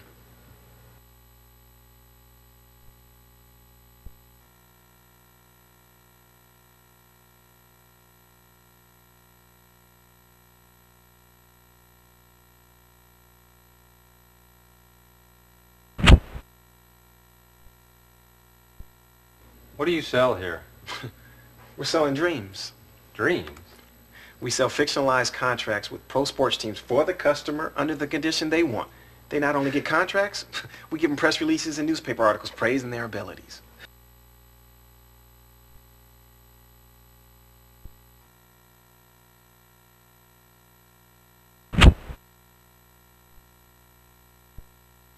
Have you known Phoenix a long time? Yeah, he's an old high school buddy. He was really depressed when he injured his leg and had to retire. But he's been doing very good since he started taking photographs. Does he help you too? Every now and then. Hey, what's going on today, guys? He bothered you about Bryce Rich, right? Does he ever mention why he hates Rich so badly? I don't know, but he hates the guy like hell. He never opens his mouth without saying that goddamn Rich is scum.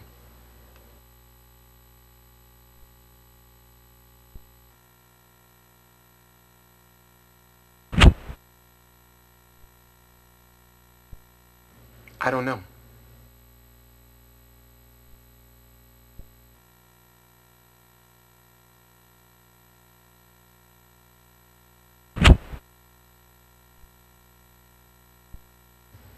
We're investigating the murder of a high school student named Angie Hart.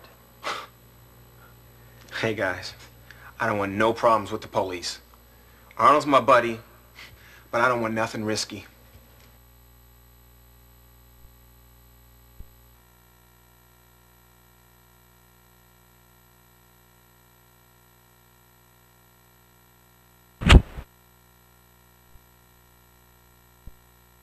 I don't know.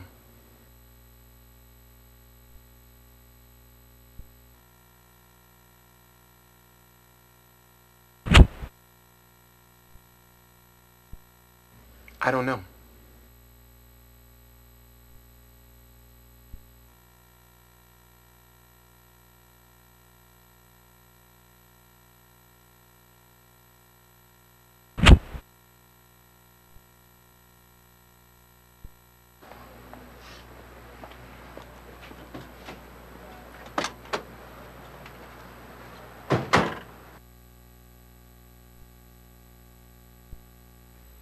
So, JB, where are we going next?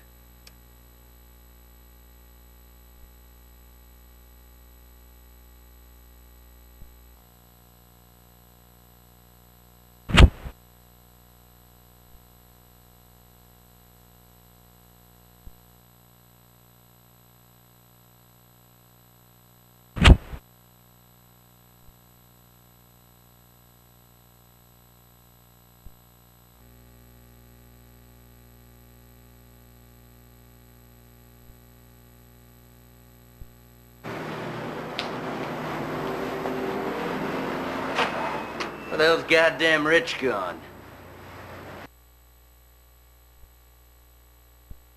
What can I do for you?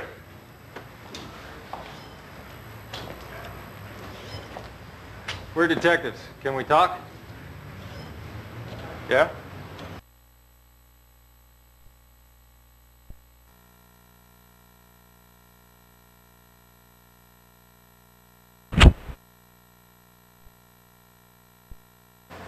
I don't know.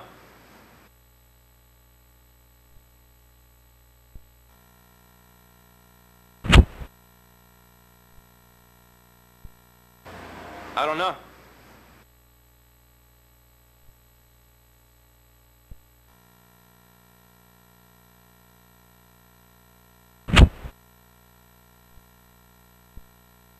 I heard the president of BR Company had his car fixed here. Yeah, he was a bitch too, man. That guy's a jerk. So he's rushing us around. Yeah, where's his car? Picked it up. I see. What part did you fix? I pulled a dent out of the body and recovered the seat. Recovered the seat? Yeah. It was all cut up or something. I don't know. When'd he bring it in here? Brought it in the morning of the 9th.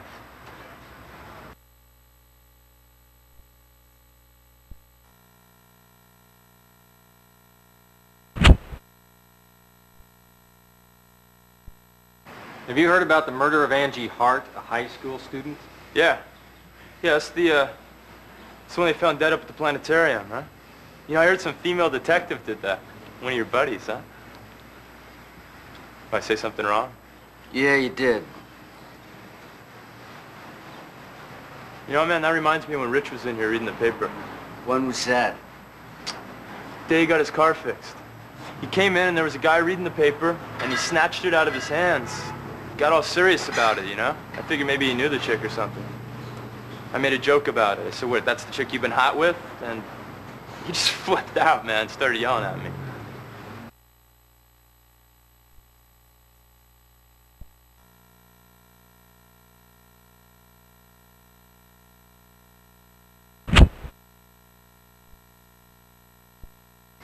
Nah, man, I don't know her.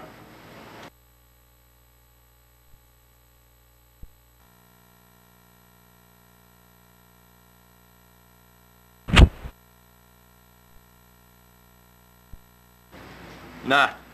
Nah, I'd never forget a fox like that, man.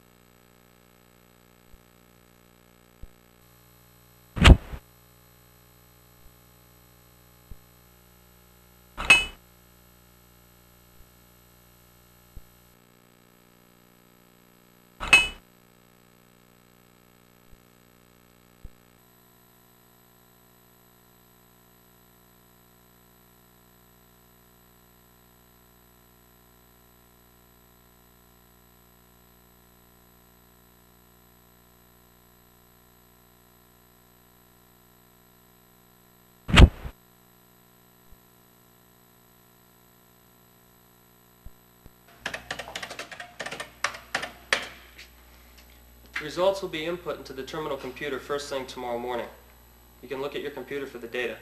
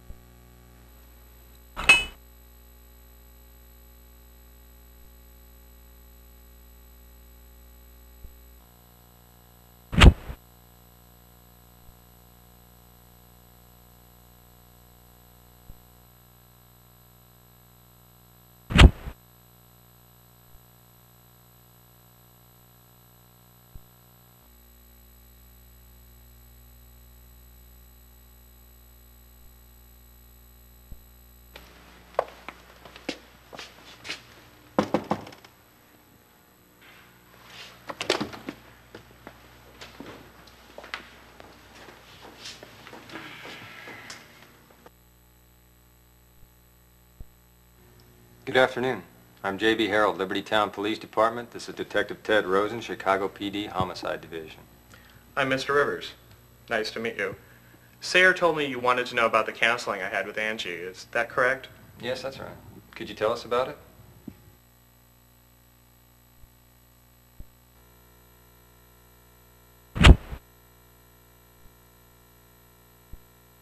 I don't know.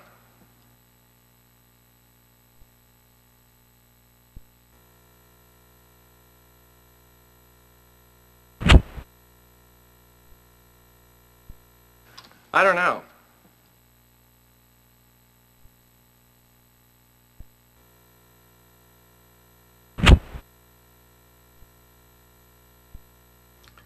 The relationship with her parents was difficult. She said she wasn't loved and she shouldn't have been born. How did you respond to that? Angie was young. I mean, in the middle of adolescence. It's the most enjoyable time in life, people say, but it's a time of transition as well. It's a time where they're desperately searching for their own identity. They just don't know who they are. I told her most kids at her age had experienced that at one time or another.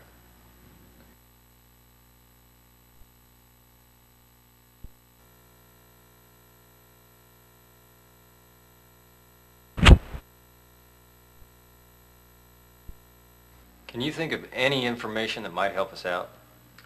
I can't think of anything significant. I'm just shocked. It's a terrible thing to happen to her. I don't think her problems had anything to do with this case, but I just wish I could have worked harder to help her out.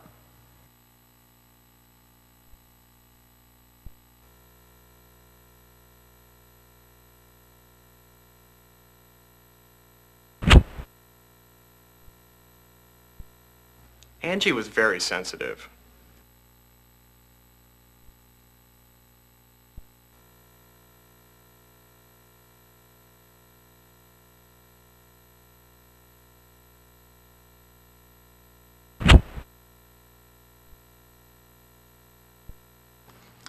I don't know her.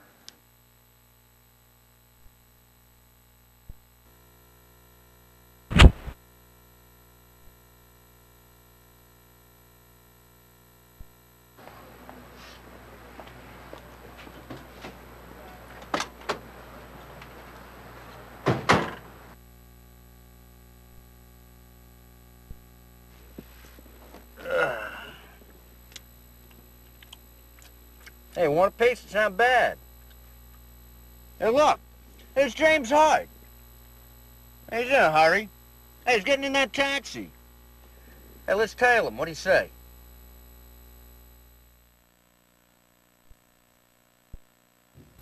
Well, well, he's going into that building. What the hell's he doing? What's taking that guy so long? Let's go take a look.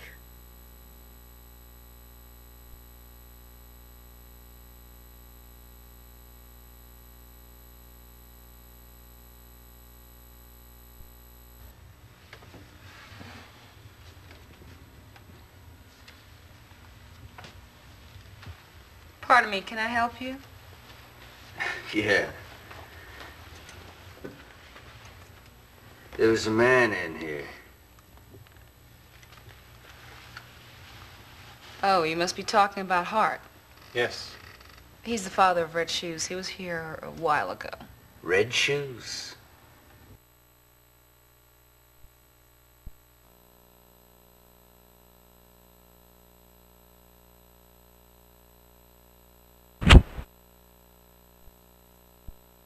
What's this office? Bloody Mary? Bloody Mary? Yes. It's a members association, and I'm the chairperson. Lily Alden. Private club, huh? Well, what do you people do in this here Bloody Mary? Well, the purpose of our organization is to express ourselves and share the feelings with others through writing. Pardon? Well, in other words, members write stories and present them to other members and get their opinions. Does James Hart belong to this club? No, it was his first time here. He's the father of Red Shoes. What do you mean by Red Shoes? Well, every member has a pen name, and the birth name of Red Shoes is Angie Hart.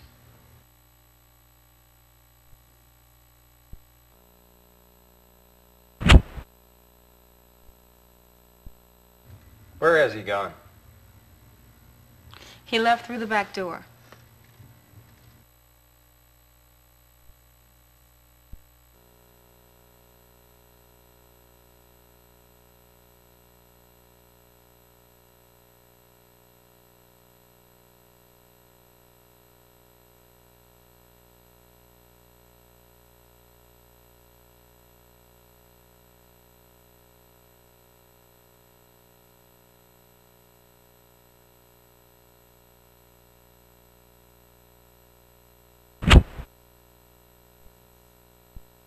What was Hart doing here? Well, I contacted him and I asked him to come and pick up a story that Red Shoes had written.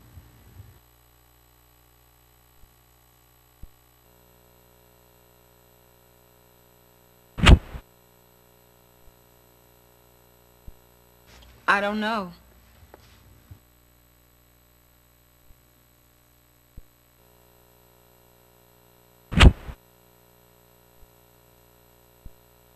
I don't know.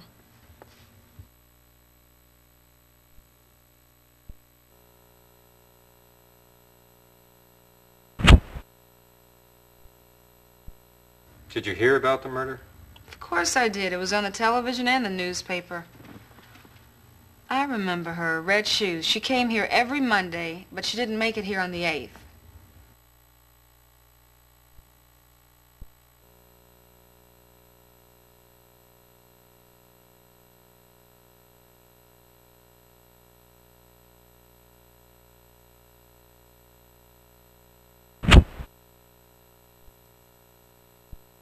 Did you hear about the murder? Of course I did. It was on the television and the newspaper. I remember her, Red Shoes. She came here every Monday.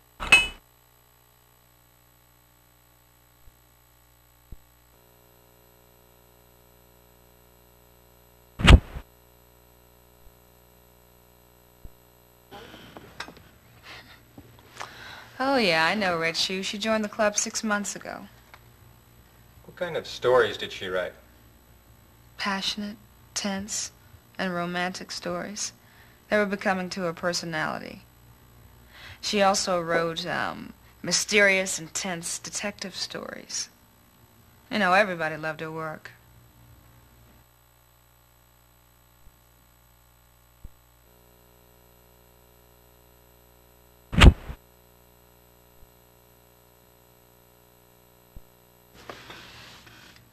No, she doesn't belong to our club.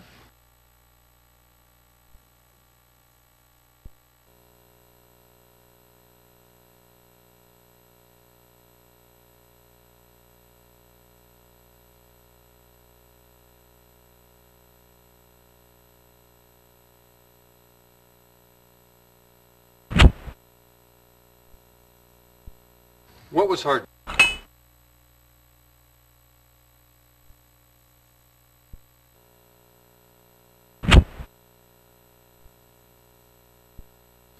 Let's get it.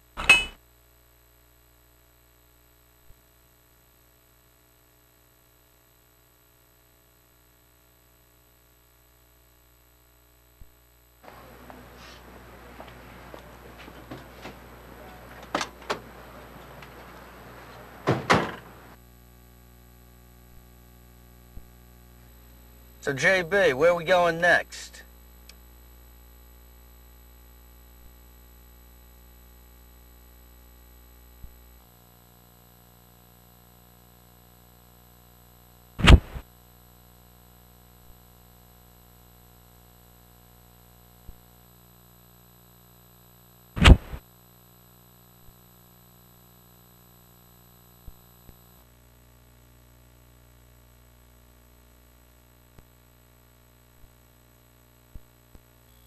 Hey, Ted, there you are.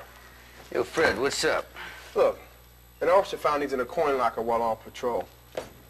We think these are the clothes Angie was wearing when she left the house. What the hell's this thing? Oh. Hey, this is weird. Listen to this. A mob of sheep came to go through some wooden gates. I helped the sheep so they could make it, and I hugged a black sheep tightly. What the hell is this bullshit? I don't know, it's only my opinion, but it seems like one of those diaries where she might have kept record of her dreams or something like that. A record of her dreams? Yeah, I kept one of those things. You know, I wake up in the morning and I write down the dream I just had. Uh-huh.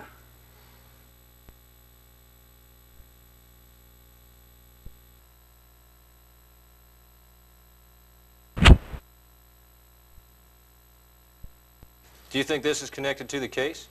No idea. Looks like some souvenir from South America or something. South America?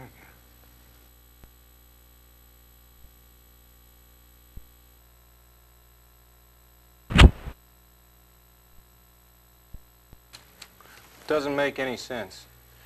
I tell you, dreams can tell you a lot. I bet if we have that diary analyzed, we can get some idea what was on Angie's mind. The last entry was November 7th.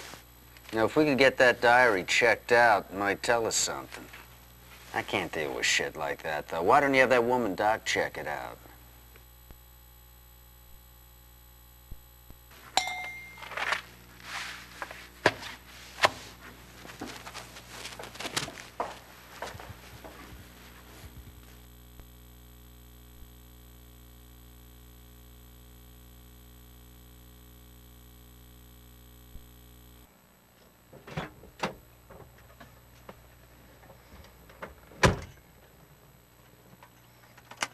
Where to?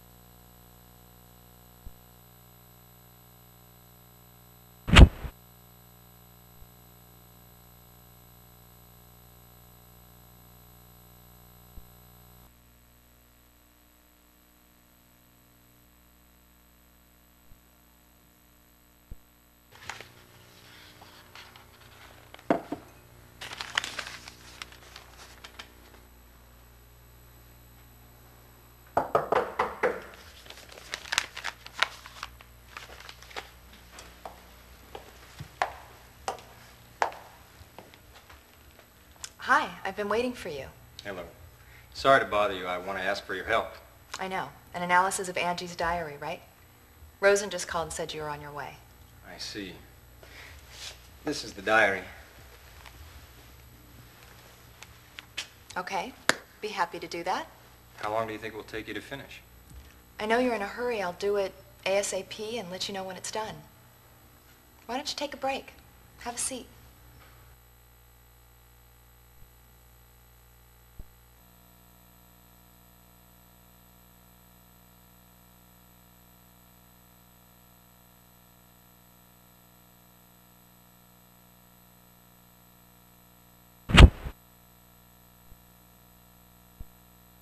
right, I will. Thank you. So how's the investigation going? Any progress? Well, not so bad. What does that mean? Like, tell me, have you found any clues, anything that might help clear Catherine's name?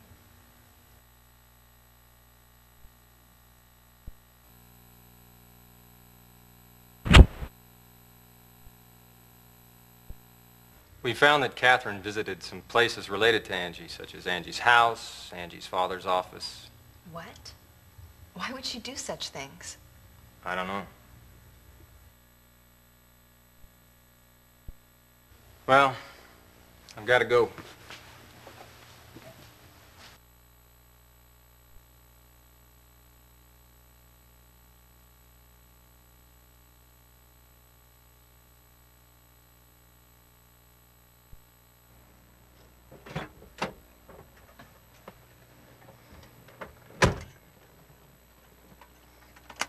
Where to?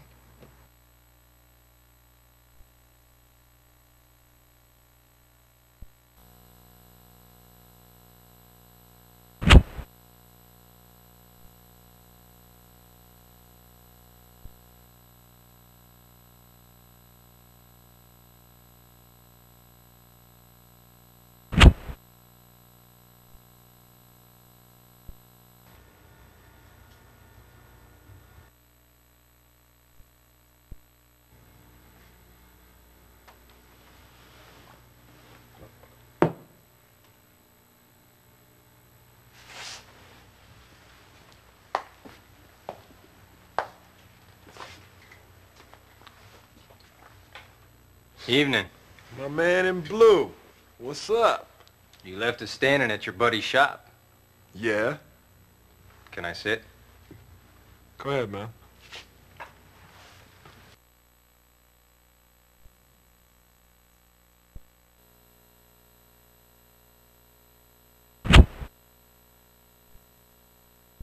I don't know.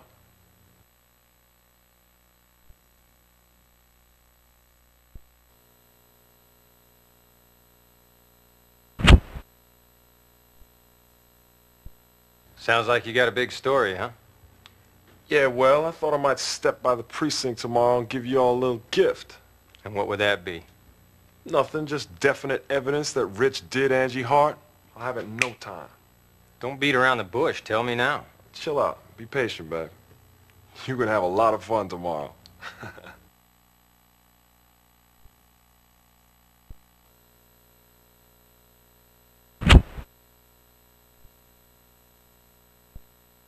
Why are you so pissed off at Rich anyway? He's a slimy sneak. A slimy sneak? Okay, he's a scumbag. I hate Rich far more than I hate cops. Also, he don't know a thing about design. All his designs, he's cribbed from other people's work.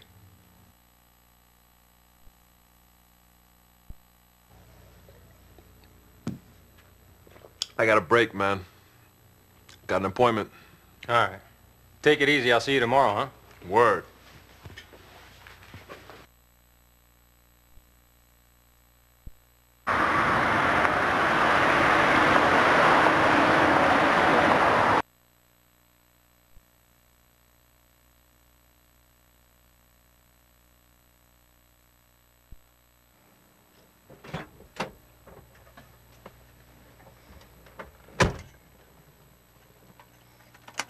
Where to?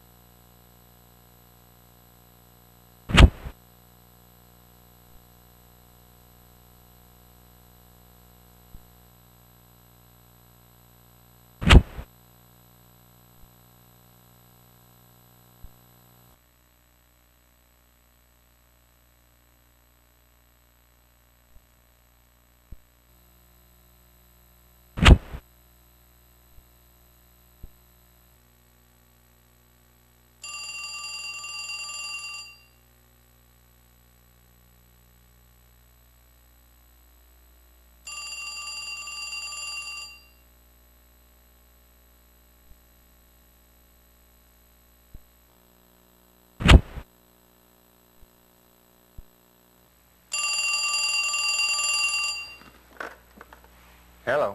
Yo, JB. Oh, Mr. Taylor. Listen, JB, we have found a case Catherine was in charge of involving other crimes. What other crimes? Forging birth certificates.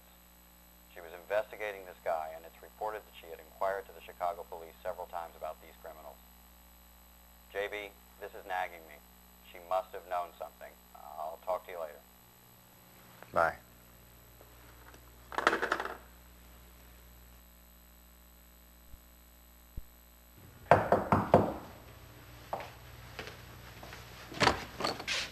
Hello.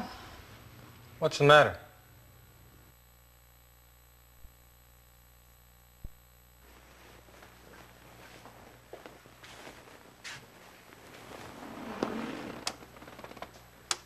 I surprised you, didn't I? What's wrong? Something's happened that makes you feel you need to see a cop? I'm so scared. I feel I'm being watched. Watched.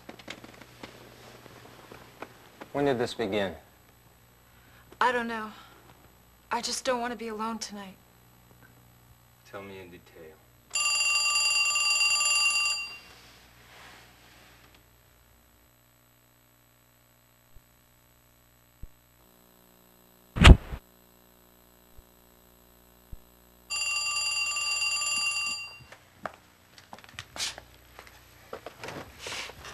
Hello. Hi, Harold. This is Finch. Yeah. What's the matter? Well, Ted asked me to check out Rich's background and stuff, and the report just came back. Where is Rosen? He got a call from some guy named Phoenix, then he rushed out of the office. Ted told me to contact you. I see. Yeah, I found something that might help. Listen, Rich broke his leg and was in the hospital in '88. Guess what? The doctor in charge was Cindy's ex-husband, Michael Ebert. Michael Ebert? Yeah, and Ebert's been missing since he went to South America 2 years ago. Here's more. In '81, Rich started his design business with a partner in Manhattan. But the partner vanished after that Black Monday in '87. Now Rich is the financer of Beauty Vogue. Somehow he's gotten ownership from the president. Anyway, I'll give you all the details tomorrow. Okay. Thanks, Finch.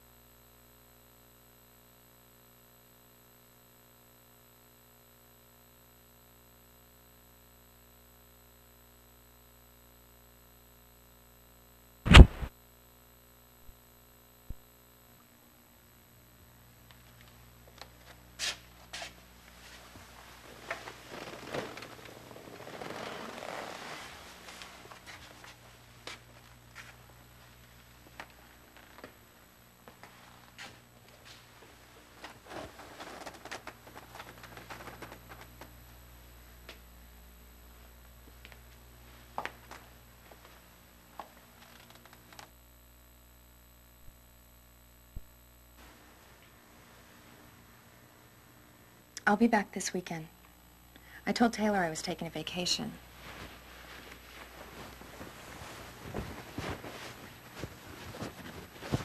How come you haven't asked me anything? How come you haven't asked me why I'm going to Chicago? That's right. I told you not to ask. Good night.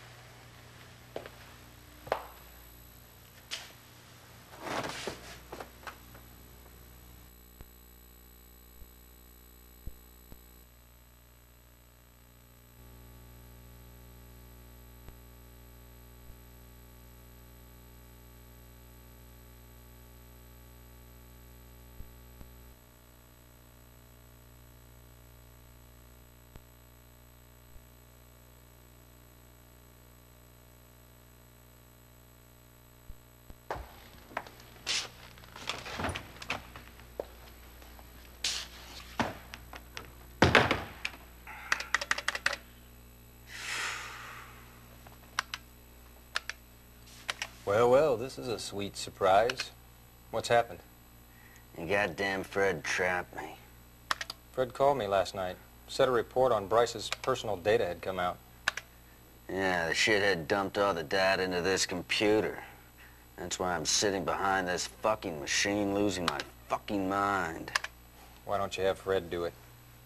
Yeah, well, I wish I could, but that shithead isn't on duty today. Fred told me 2 people related to Bryce are missing. Is that right? Yeah, till yesterday. What do you mean by till yesterday? Okay, there it is. It's taken me all day to get this, baby.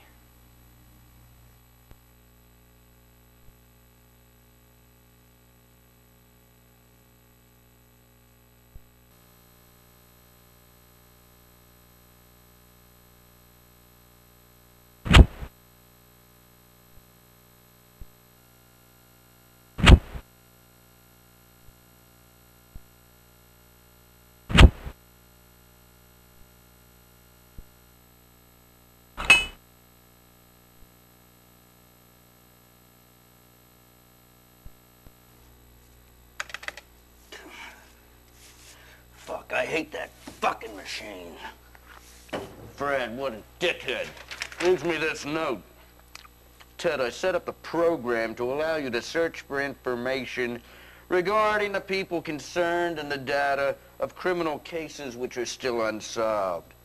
I think it'll be helpful in your investigation from now on. Don't give me that crap. He's right, you know. It will be helpful in the investigation. Yeah? Well, let him do it. Make my life easier. Ah. That's pretty good.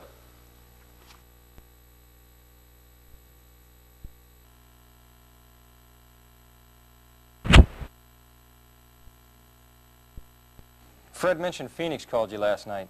What did he bring you? Yeah, well, his source disappeared on him. He thinks Rich did it to cover his ass, and that we'd better nail the son of a bitch. There he goes. Hey, you saw Phoenix at the bar last night, didn't you? Yeah, he told me Rich is stealing somebody's designs. Yeah, well, I heard. Rich doesn't even do his own designs anymore. He either has his assistants do them, or just steals the stuff from other people's portfolios. There's this one guy who used to work for Rich, had a tape recording. A Rich threatening this one designer to keep quiet about Rich using his designs. Guess what? This guy disappeared last night. Disappeared? Yeah, when Phoenix went over to his place, it was all messed up. Wasn't any sign of the guy or the tape. That's when he called me, screaming that we better nail Rich. But no proof, huh? Nah. No, it's just Phoenix's damn imagination. I told him there wasn't a fucking thing we could do. At least not yet. Phoenix's hunch. That was your specialty, wasn't it? Shut up.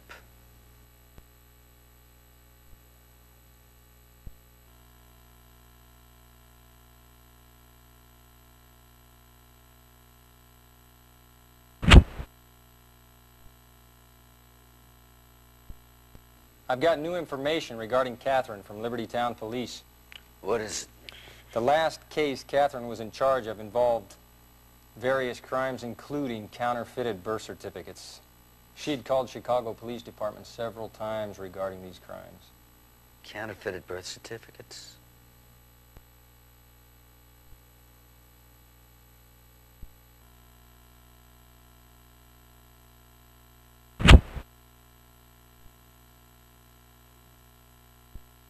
We'll be sweating blood before Rich shows his true colors. Yeah, that bastard's gonna be a real son of a bitch to deal with.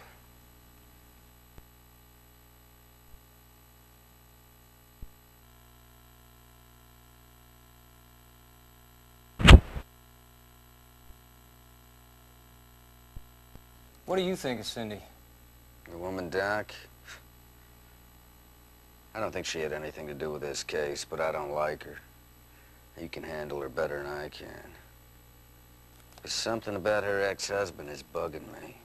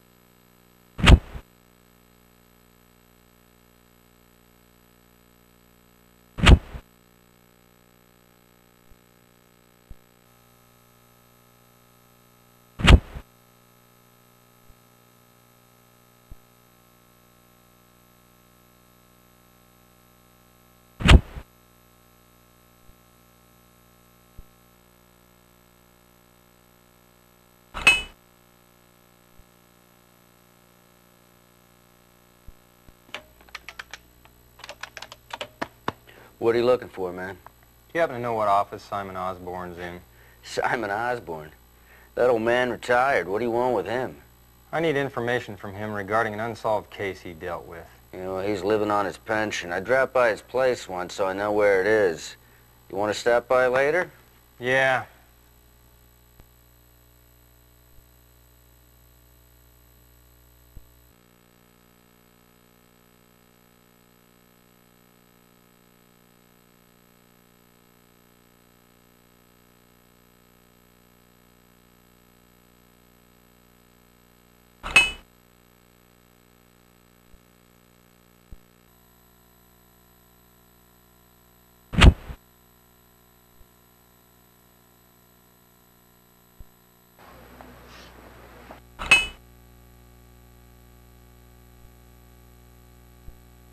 So, Jay...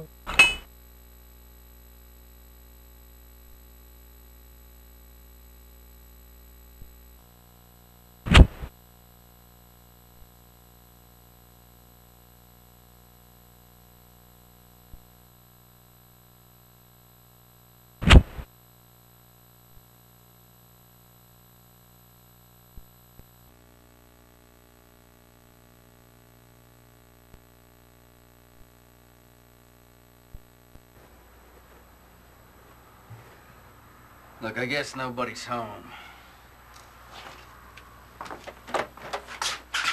Yes? So you are home? Look, Melanie's not feeling well. If this isn't urgent, could you come back later? Mr. Hart. What?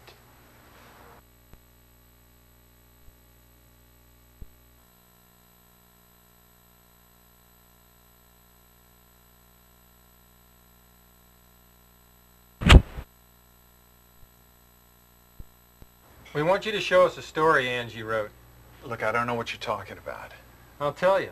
We're talking about Angie's story that you received from Bloody Mary. Angie was called Red Shoes at the club. Look, there's a whole bunch of stuff your daughter didn't tell you. All right, I admit she's a member of this club, but it's got nothing to do with her murder. Now, I'm not going to show you the story. Okay, then tell us about its contents. Anyway, it's got nothing to do with your case. Look, I want to keep this story in Angie's memory. You're not going to touch it.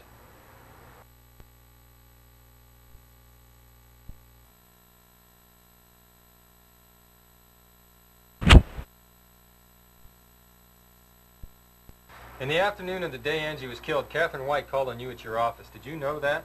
No. Catherine was investigating a counterfeit birth certificate here in Chicago. Does this mean anything to you? Counterfeit birth certificates? I don't know anything about that.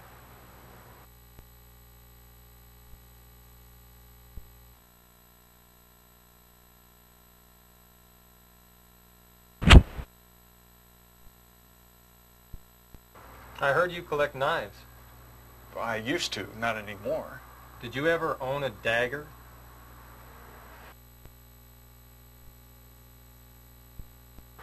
Mr. Harold, I don't think I know what you mean. That woman, that friend of yours, the detective, she was found with a bag of cocaine and the knife that killed Angie. Now, how do you explain that? How does a clean living detective end up with things like that when she's supposed to be investigating criminal activity in Chicago, huh? I'll tell you how. You don't give a damn about finding Angie's killer. I really feel sorry for Angie. All the police care about is clearing your friend's name. And Angie...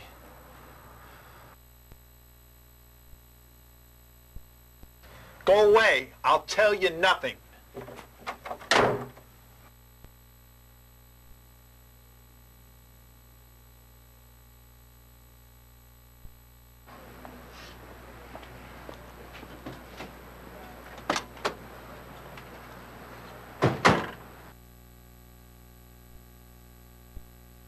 So, JB, where are we going next?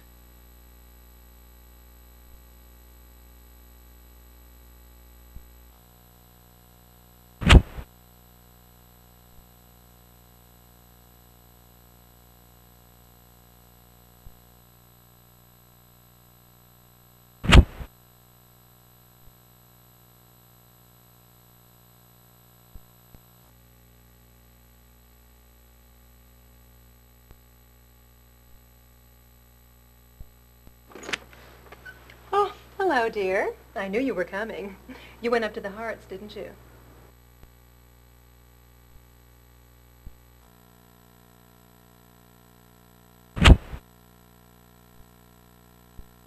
Melanie looked well today.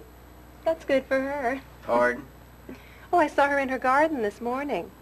You know, it's been a long time since she tended her flowers. Yes, she said hi to me.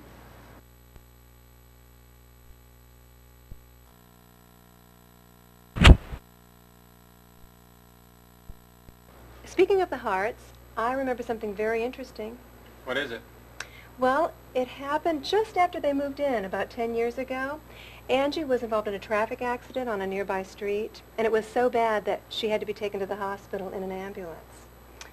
Well, I happened to be around, so I went to the hospital with Melanie. Now, Angie needed a blood transfusion, and James came running over from his work, and both Melanie and James were absolutely frantic. They both wanted to give their blood. Well, it was the thin, petite Melanie who ended up donating her blood. James's blood type didn't match. Well, it occurred to me that, well, you know, James isn't really Angie's father. Now, I know it's nothing but gossip, and I really shouldn't say such a silly thing.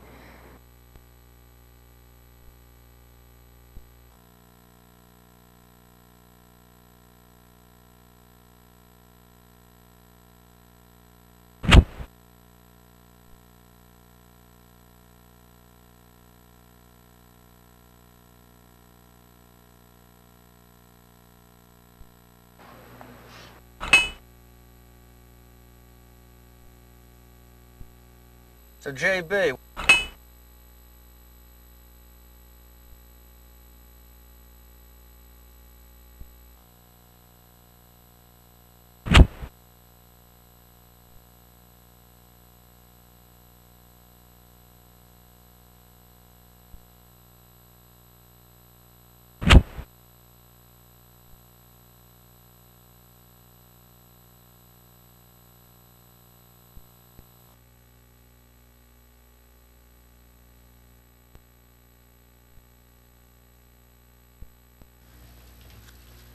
Right. Got it. Okay, it sounds good. I'll call you later.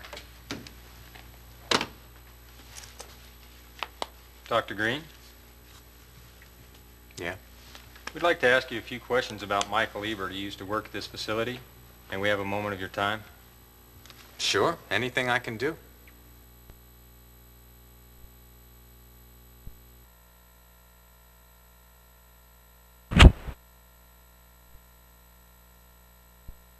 I've been informed you've known Michael Ebert a long time, since college. Yes. He was quite an outstanding surgeon. Excellent. Except, well, he was a bit loose with money and women. I assume you know Cindy White. Oh, of course I do. She was Michael's junior at the medical school. They were very deeply in love when they first got married, but after a year, Michael started cheating on her.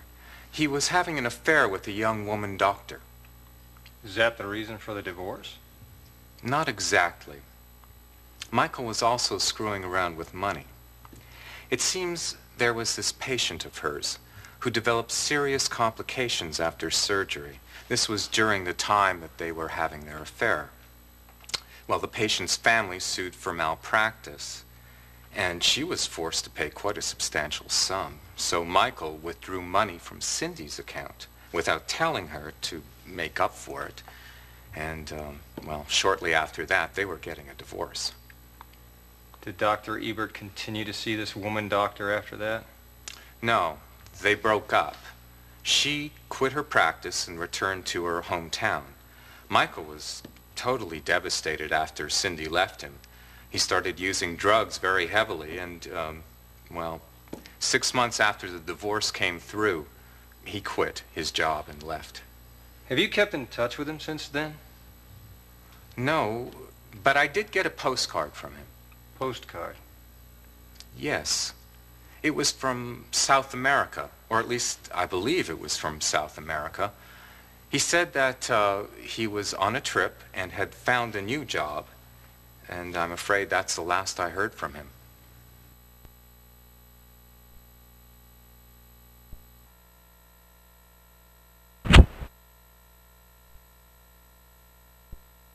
I don't know.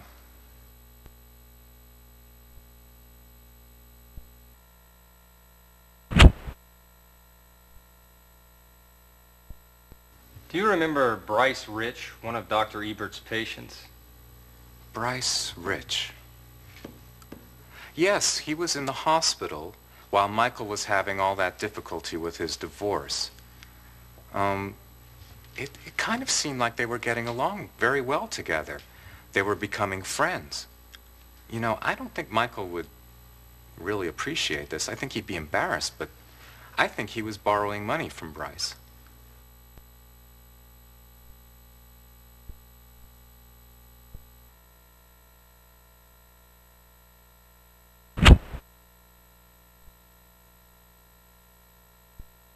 I don't know.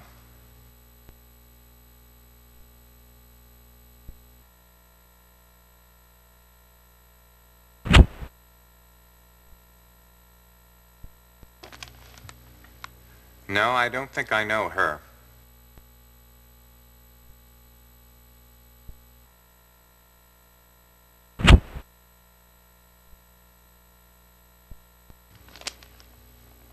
Oh, yes. She came to see me. Just like you, she was asking questions about Cindy and Michael.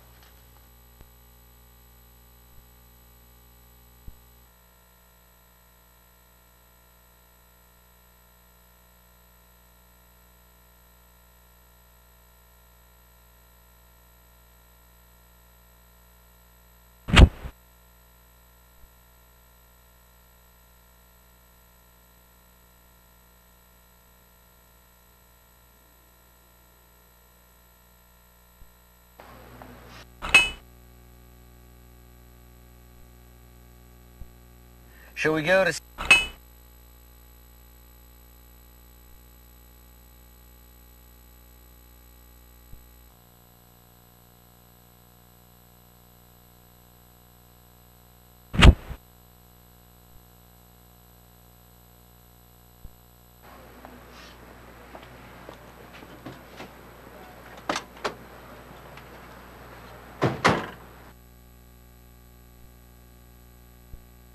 Shall we go to Cindy's clinic?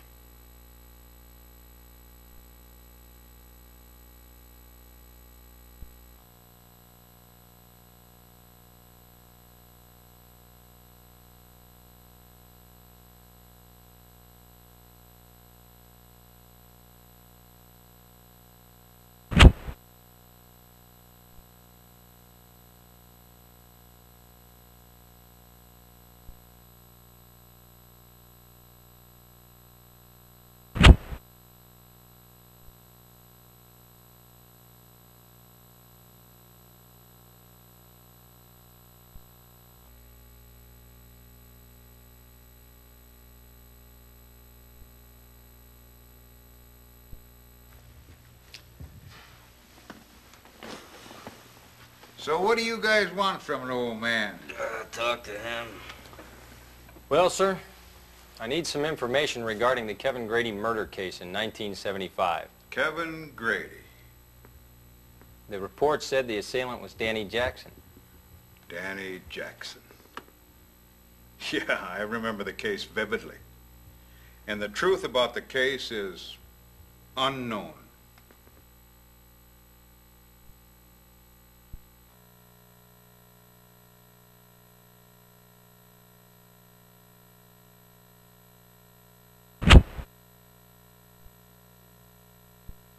Kevin was a petty gangster. To me, it was just another skirmish or a fight involving some dope dealer or some shit like that. There were no clues. We couldn't get any clues because all his fellows vanished as soon as the case went... Vanished? Well, Kevin always hung around with these three punks. It was obvious they had something to do with the case, but there was nothing we could do about it. Yeah, well, being a cop, you always run across tons of cases like that. You know who did it from the get-go, but you just can't nail the sumbitch, you know? Yeah, you're telling me.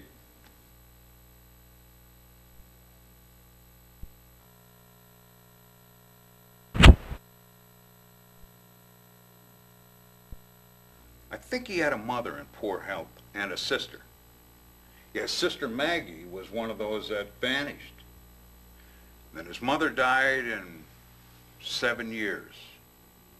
Hardly anyone went to the funeral. It was terrible. What were the names of the rest of Kevin's henchmen? Well, let's see. There was Gordon and Allen, I think. Kevin, Maggie, Gordon, and Allen. JB, are these people connected to the case or what?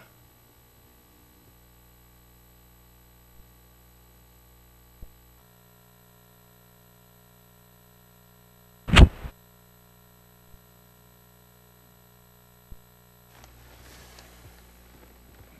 she reminds me of someone. That looks like Maggie.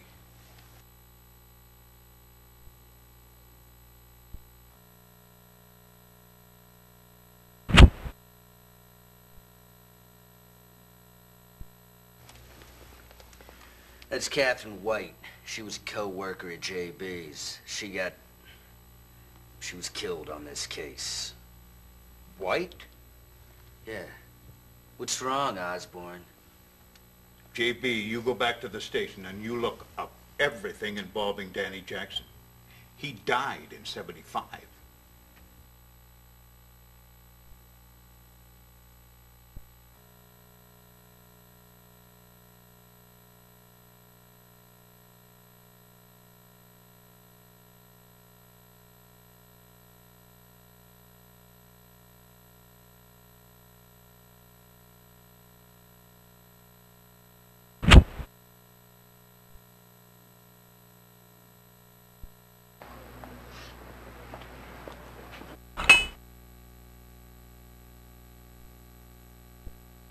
So, JB, where are we going next?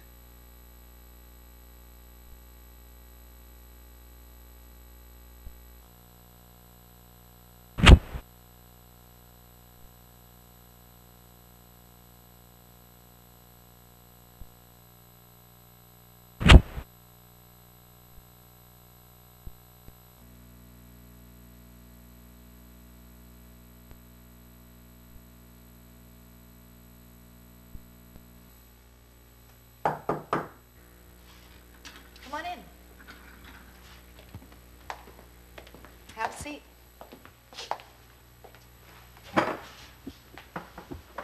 I'll have the analysis done soon. I was going to bring it to you this evening. Can you wait a while? I want to ask you something. What's the matter? You knew about Bryce Rich, didn't you? What are you talking about? Is there any reason why you didn't tell us your ex-husband was a friend of Rich's? I don't know what you're talking about. Hey, stop playing fucking innocent. You're hiding something, aren't you? God, I don't know what you're talking about.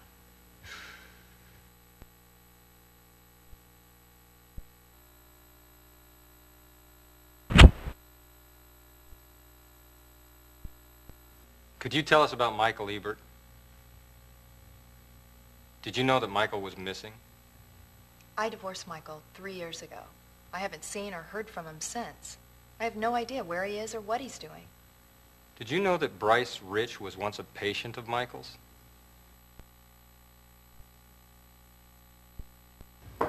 Miss White, hello. Susan, come in. What's wrong?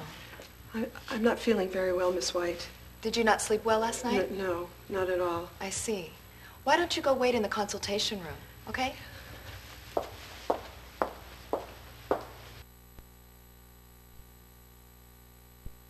I have a patient. Can you wait a while?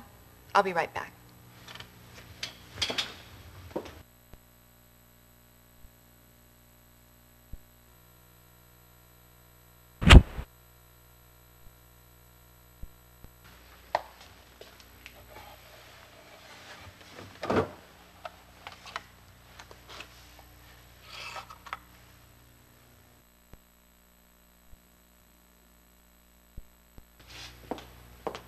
What did you just do?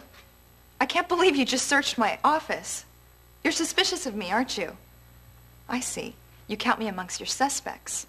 Okay, go ahead. Search to your heart's content.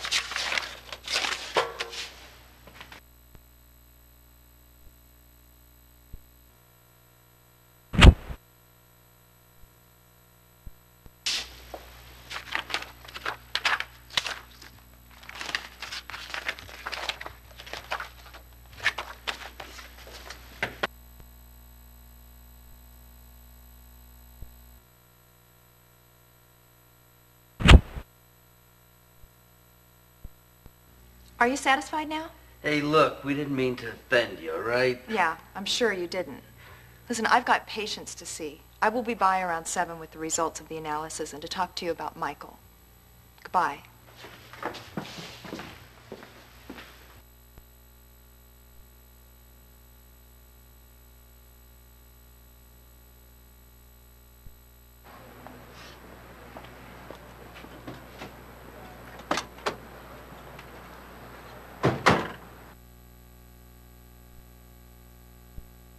So, JB, where are we going next?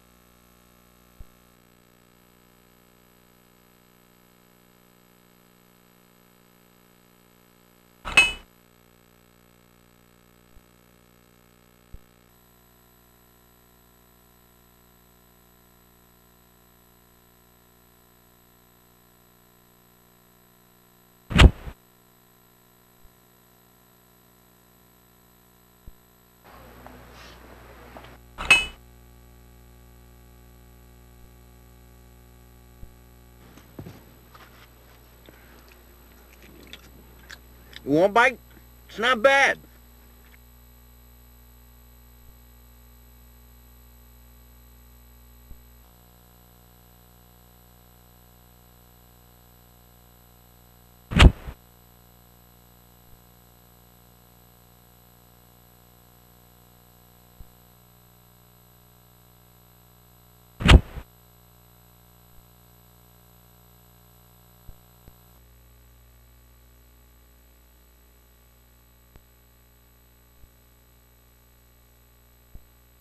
Before she left, Red Shoes, Angie, wanted me to give this to you.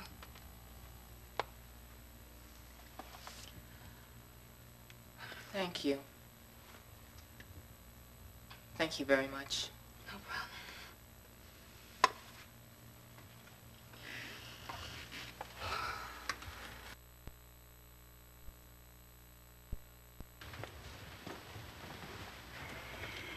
Can I help you?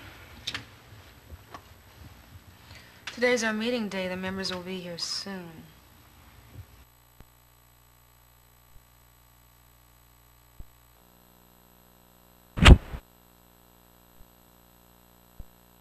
Who was that lady? What did you give to her? Red Shoes left it with me. She left it? I got a letter in the mail from Red Shoes. What, you got mail from Angie Hart?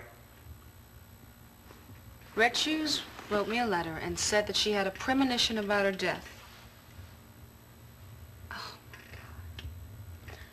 Red Shoes, I got your message. Hey, look, just tell us straight, will ya? I don't understand what you're talking about. Just speak in plain English. Here.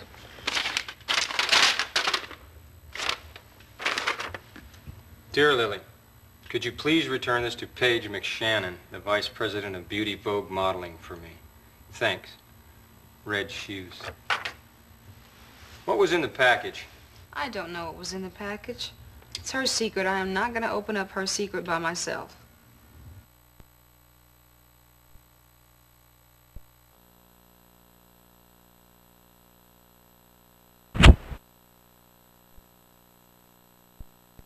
Could you tell us about the story Angie wrote? Red Shoes was killed before she presented the story to the club. What was the title? Kill Me. What? Said the title was Kill Me. I didn't know the contents.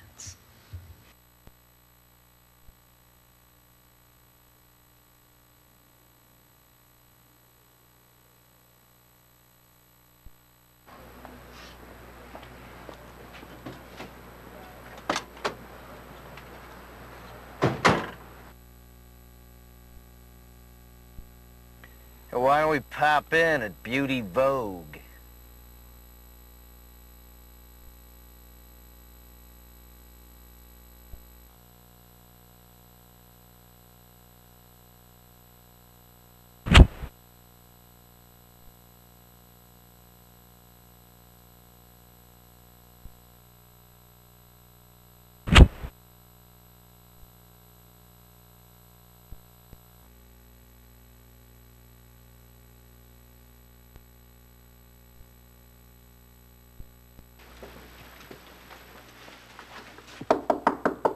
Come in.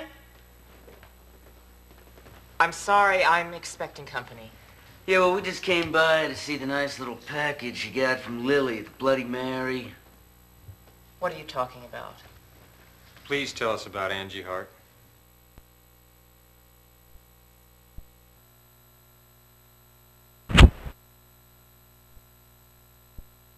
What did Angie return to you? I want you to show us the package.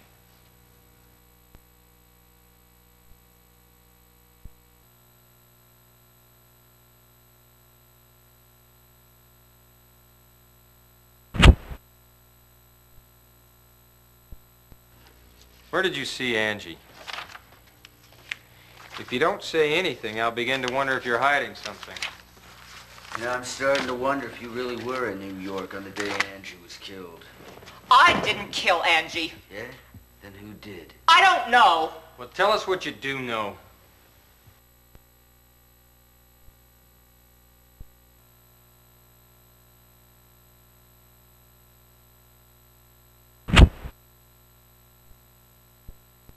Two models said they saw Angie here.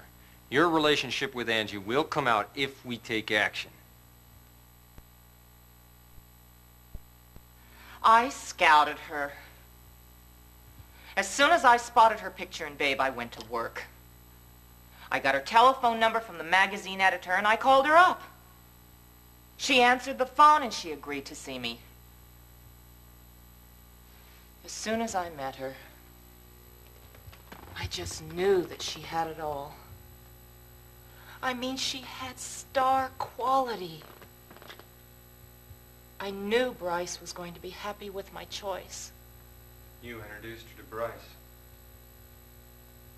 BR Company was looking for a new image model for next year. I thought Angie Hart would be just perfect for the image. How did she respond when you scouted her? She was surprised, but she was happy. She said she wanted to sleep on it, but I had a feeling that we could go for it. So I gave her these. I sent them to her.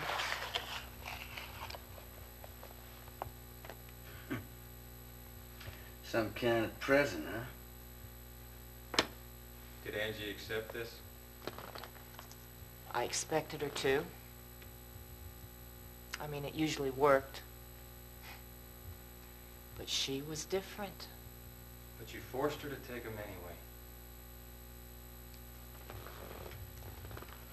How many times did you see Angie?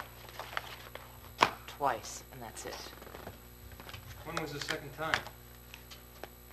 On the last Friday. With Bryce Rich. You set up that meeting, didn't you? Yes, I did. But that's all I know. I had nothing else to do with that.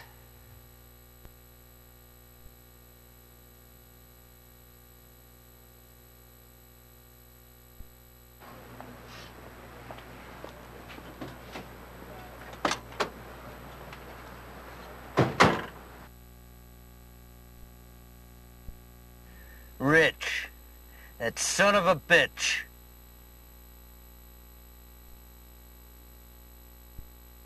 So, JB, where are we going next?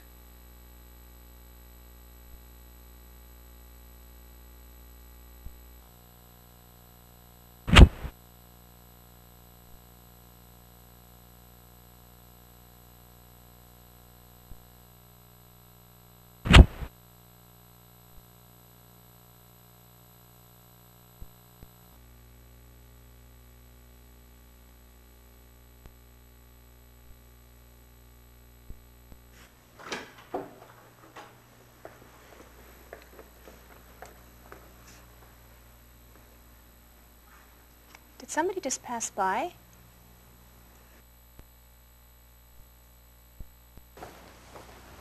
You're full of shit, Rich. What the hell's this? You guys come here to insult me? Explain why you didn't tell us you'd been introduced to Angie Hart by Paige. Julia Fortis admitted she lied about your alibi on the 8th. Stop fooling with us, Rich. It's not in your best interest. Is that what Julia said, huh? That's so fucking funny. Oh, I'm sorry. I'm sure whatever Julia says must be the truth. Isn't that right, Mr. Harold? Please, gentlemen, sit down.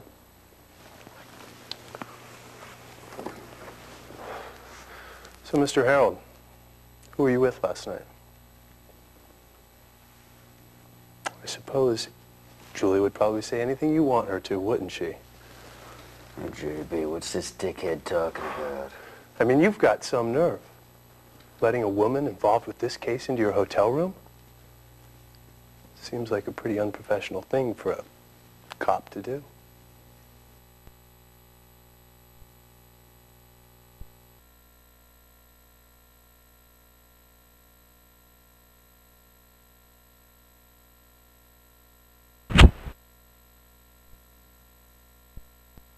Where were you from 5 to 8 p.m. on the 8th? I was with a woman. Who? Well, I don't know. I mean, I don't remember her name. It was another one-night stand. You know what I mean.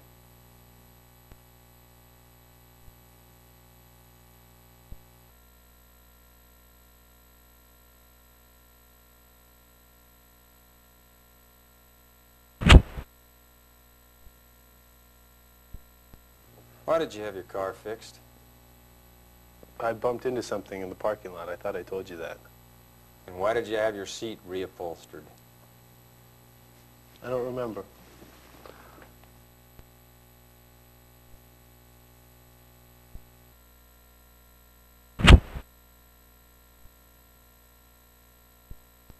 I assume you know Michael Ebert. Who is he? The doctor in charge when you broke your leg. Rumor has it he borrowed some money from you. I don't know. Maybe.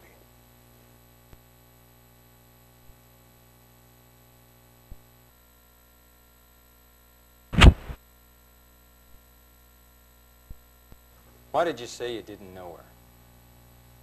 Didn't want to be involved. I mean, that girl had the makings of a fine model. But I had nothing to do with her death. I mean, first of all, what would our company have to benefit from announcing that we were eyeing Angie Hart to be our new image model? And you can't blame me for wanting to cover ourselves from being involved in a scandal, can you? By whatever means necessary, huh? You're quite right.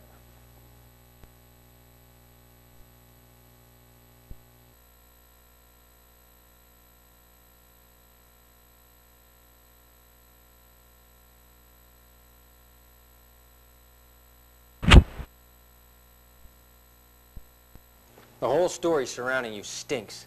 Too many people related to you are missing.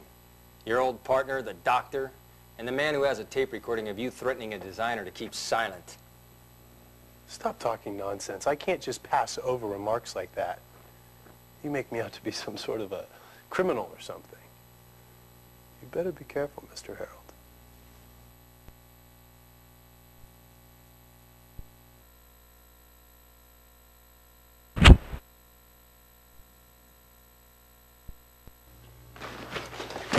You fucking killed Angie, didn't you? You fucking killed her!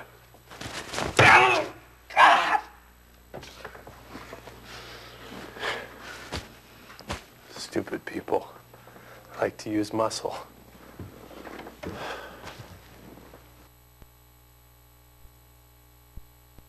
Don't bother me with your goddamn investigation unless you have real evidence. I'm perfectly clean. And if you two keep sniffing around here, I'm going to have to take real action. Like what? Get your buddies at City Hall to pressure the police commissioner into stonewalling this investigation? You're right. At least you're learning. If you're truly innocent, don't play dirty.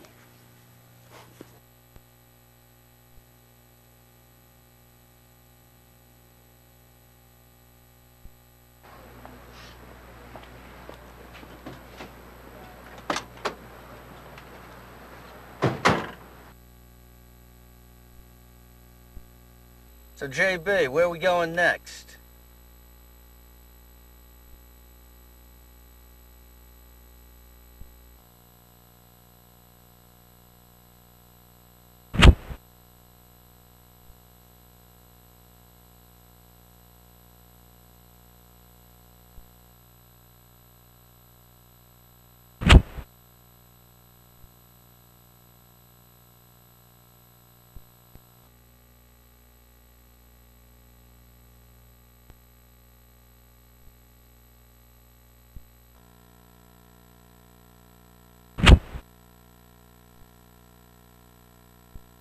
Melanie looked well today. That's good.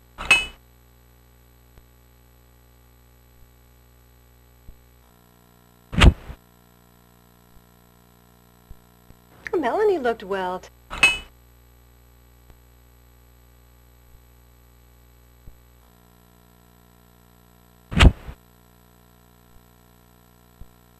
Speaking of the hearts, I remember something very interesting.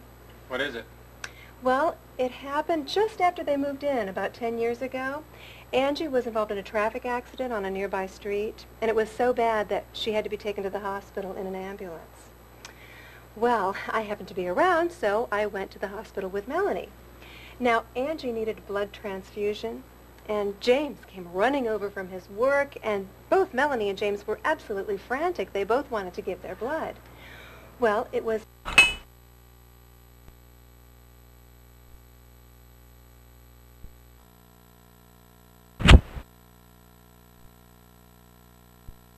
Melanie...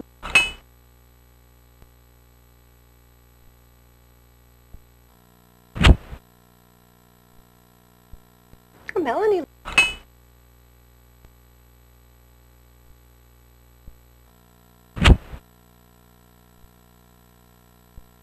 Melanie looked...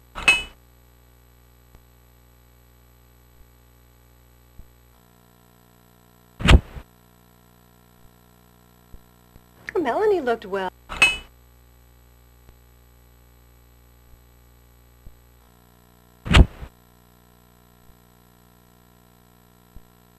I have nothing more to say.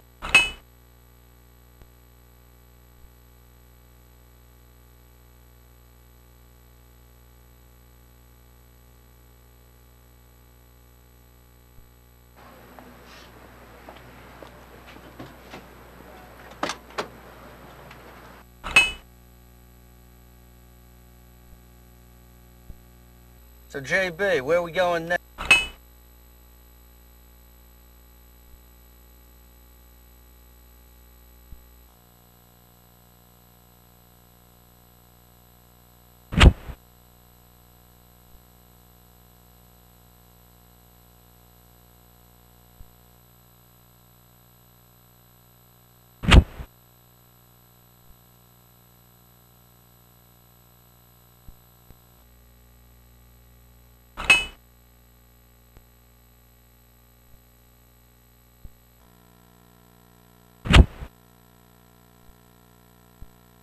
Melanie looked...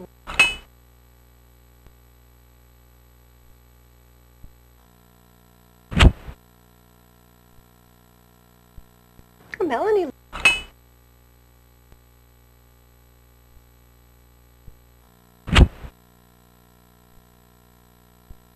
Melanie looked...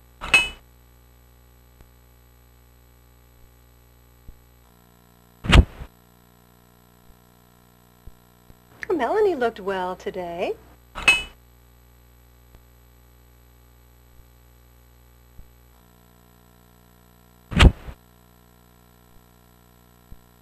Melanie looked well.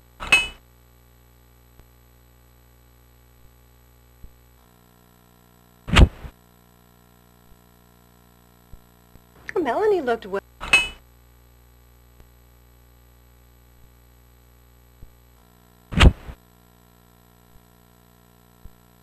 Melanie looked well.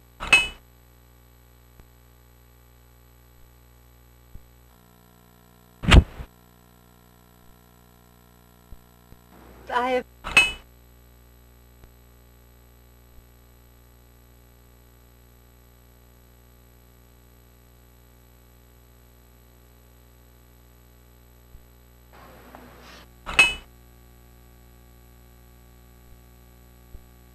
So, JB, where...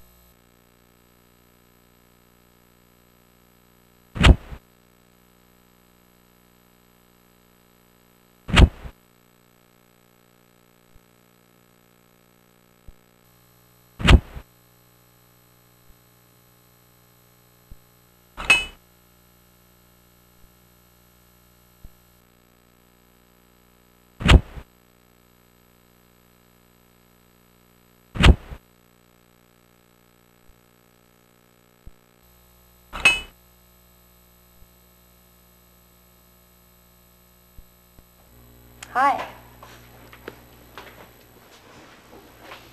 I've been waiting for you. I've done the analysis of Angie's diary. Any progress? Hey, who do you think we are? I'm sorry about what happened earlier, the way I acted. I was too emotional.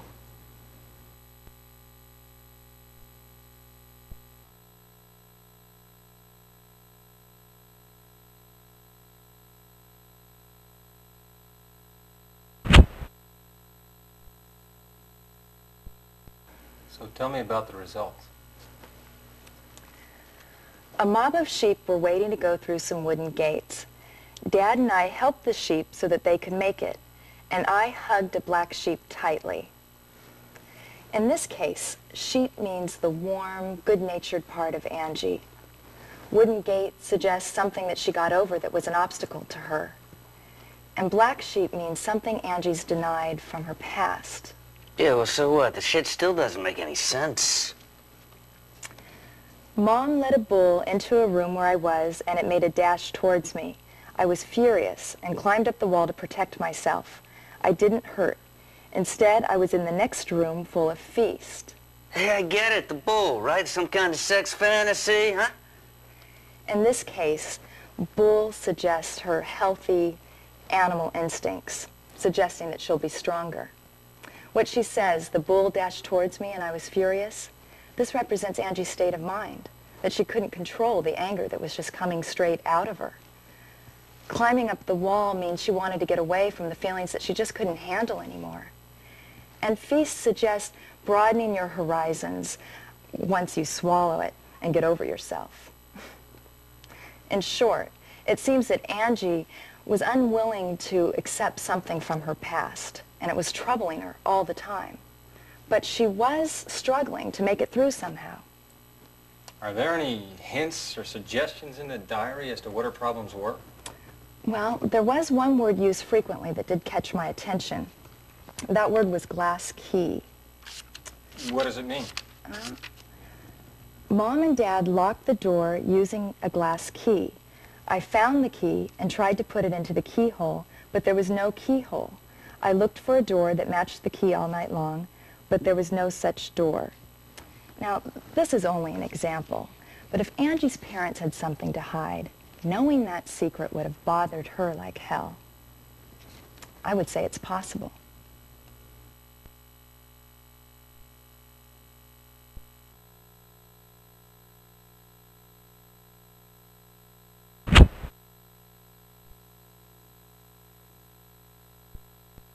Could you tell us about Michael Ebert? I really loved him. That's why I married him. But we messed up the relationship. Just remembering him is painful to me. I haven't met with him since we divorced. I can't believe he's missing. Is it true? Looks that way. Michael never talked about work at home, so I knew nothing about his work. I can't believe Bryce Rich was one of his patients. Catherine must have known Michael Ebert, right? Yes. I mean, she met him once at my wedding. What's Catherine's concern with Michael? Nothing. Don't worry about it. Okay, I've got to go.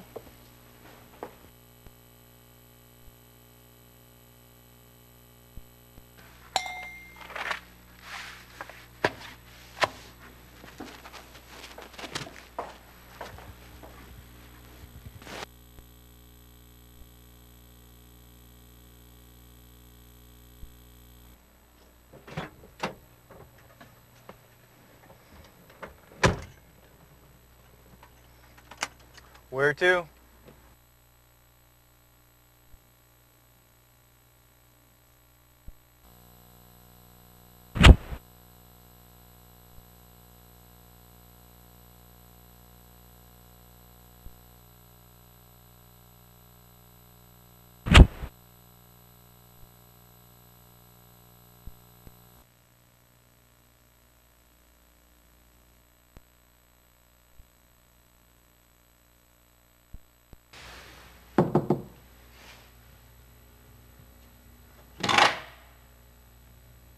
Can we talk? Yeah. Come in.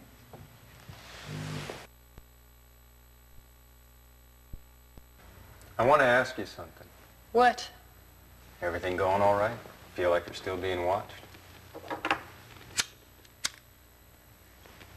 Why did you come to my room last night?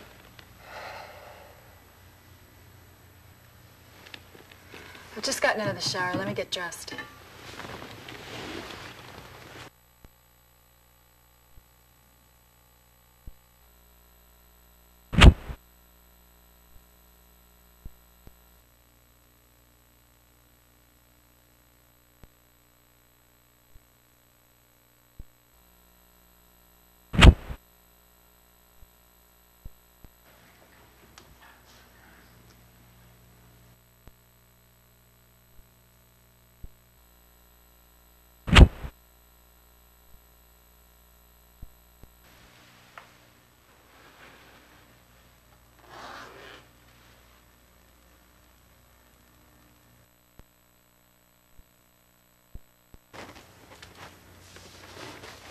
Want a drink? No, I'm on duty. I'll have one.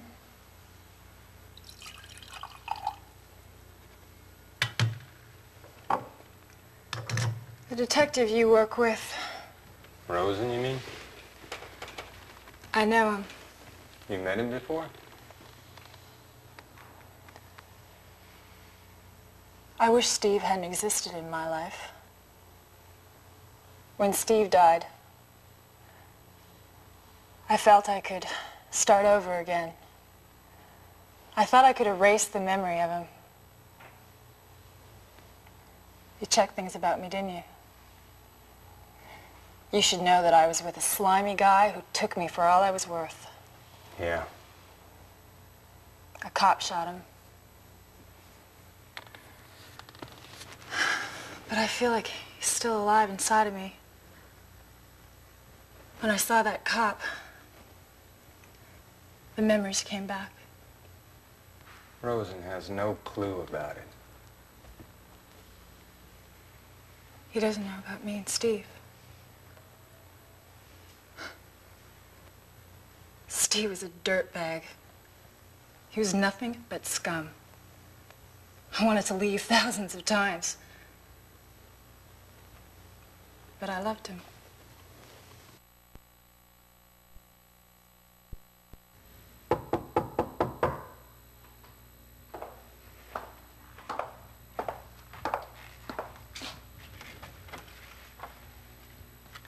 Okay, I got it.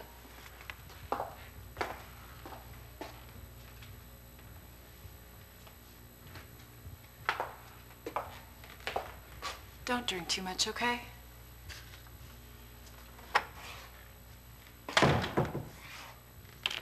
Who was it? My only family.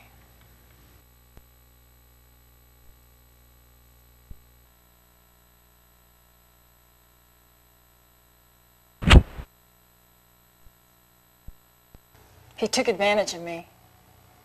When Bryce couldn't get anything more from me, he kicked me out. It's the same with Paige.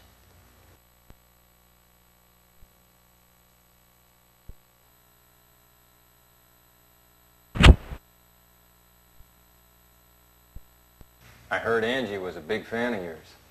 She brought you flowers, didn't she? I don't know. I swear, I don't remember things like that.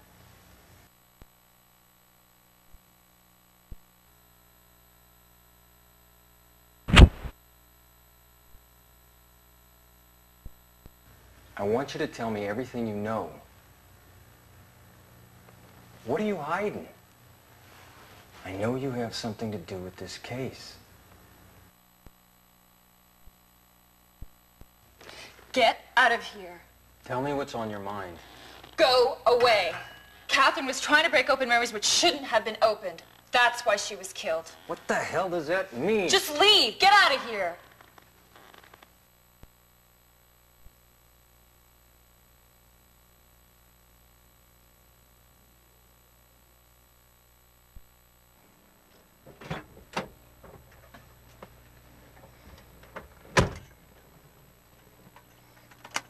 Where to?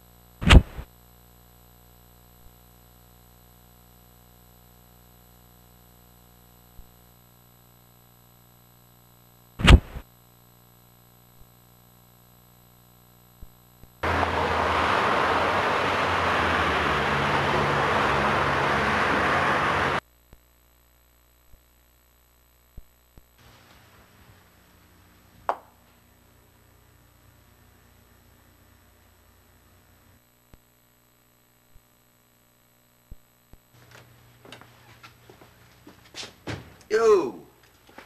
There you are. What's up?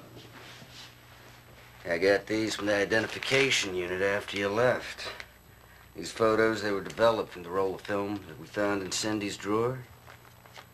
Rich, Melanie, James, Julia. It doesn't take a genius to figure out who took them. Hey, tomorrow's gonna be a big day, huh?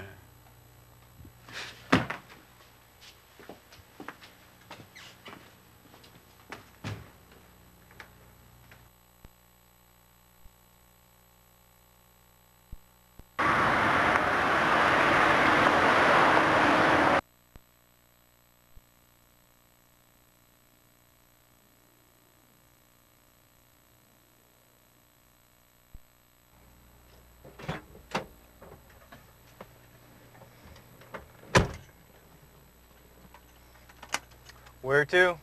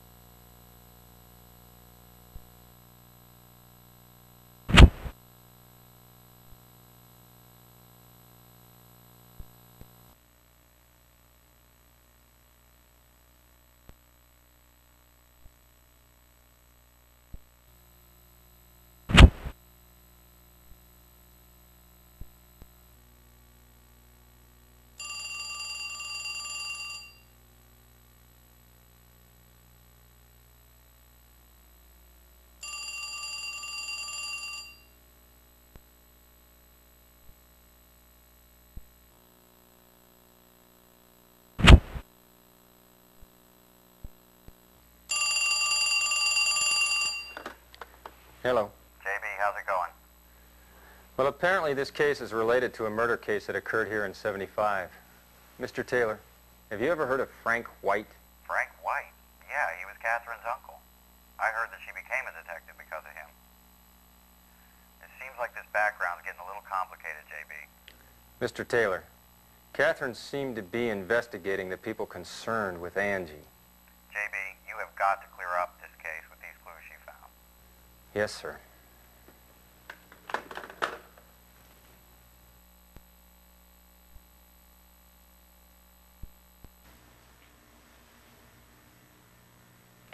JB, my parents are not happy about me being a detective. I mean, they still don't like it. I've had the same old argument over and over. And again yesterday. My brother was a cop, you know? But he was killed while on duty. So they're afraid that might happen to me.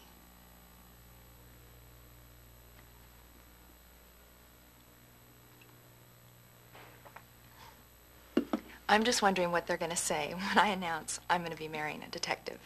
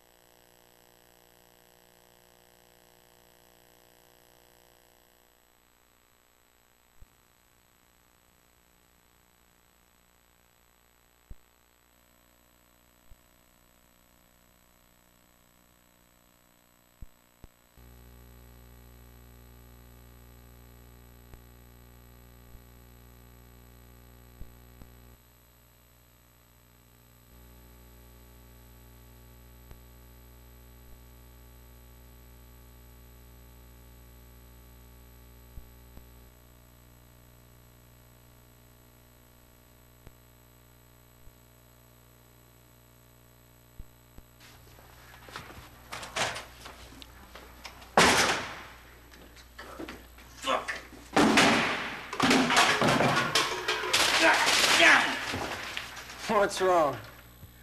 Been taking off the goddamn case. Now just Fucking ass. calm down. What's happened? The fucking captain, he tells me we got 24 hours to narrow it down to a key suspect, or else we're off the case. It's an order from the fucking commissioner's office. Hey, hey! What the fuck do you want, shithead? Man, why you dissing me like that? What's up?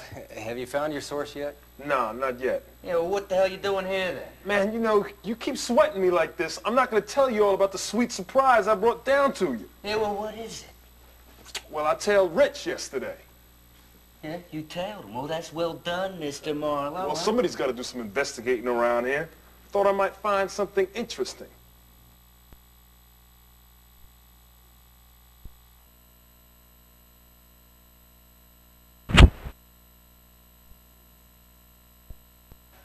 And did you? Yeah, man. Check this out. Rich went up to the Height after work, and he met some middle-class, suburbia-looking guy in the lobby, and they rapped for a while. Now, whatever they was talking about, they were dead serious. This white dude was way up in Rich's face, pissed off. I don't know what it was, but it was serious. Yeah, well, who was this guy? I don't know, some middle-class, suburbia-looking guy with glasses. Check it out. A man with glasses. Yeah. It's Angie Hart's old man. What? You all know they knew each other? No way, man. This is right out of the fucking blue. Well, I'll tell you something, man. I don't think this was their first rendezvous. I think Rich said something like, it's been a long time, or some shit like that. Now, this is weird, man. What the hell's happening here? It's getting all tangled up in a web, huh? That's why y'all get the big bucks. So why don't you, go make like cops and investigate?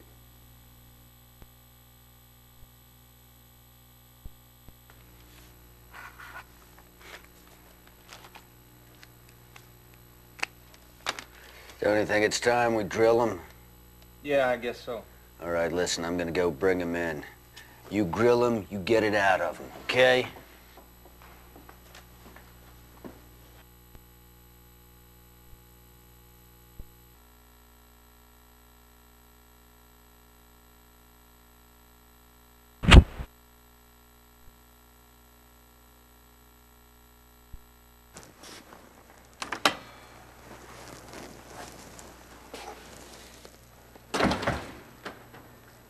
So have you found out who did it?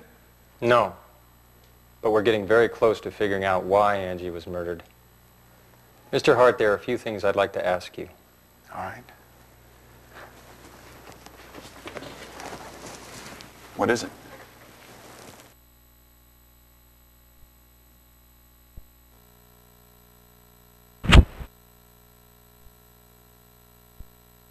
I'm informed that you met Mr. Rich of the BR company yesterday, correct?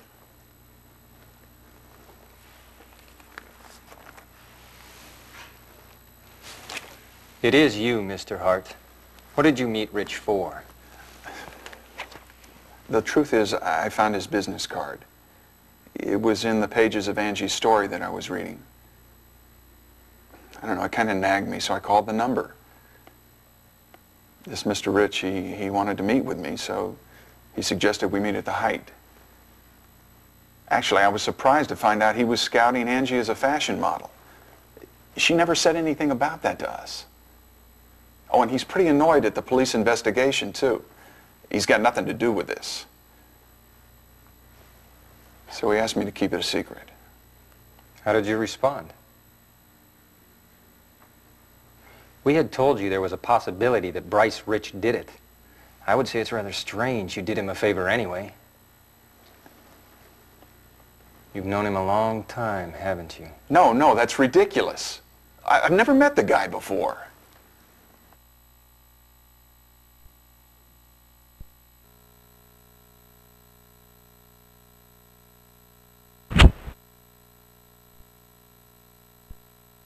What kind of story was Angie writing? I don't know, nothing particularly interesting. It was the same old story. Did you find anything which might be related to the case? No, nothing.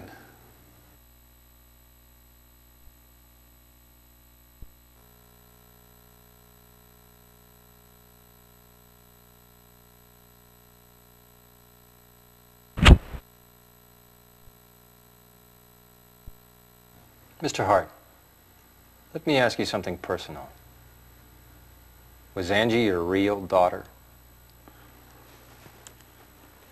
The story is you couldn't give blood when Angie had an accident 10 years ago. Angie's my daughter. I don't care if we're not related by blood. She's my daughter. How did you meet your wife? I was friends with her brother. I've known her since childhood. What is her brother's name? It's,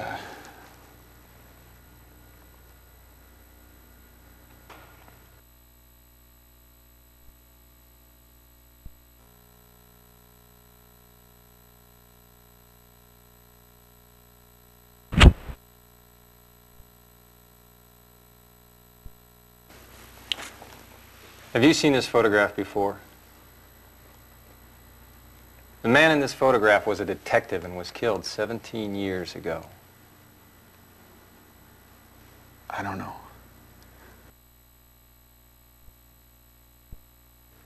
I have nothing to do with this.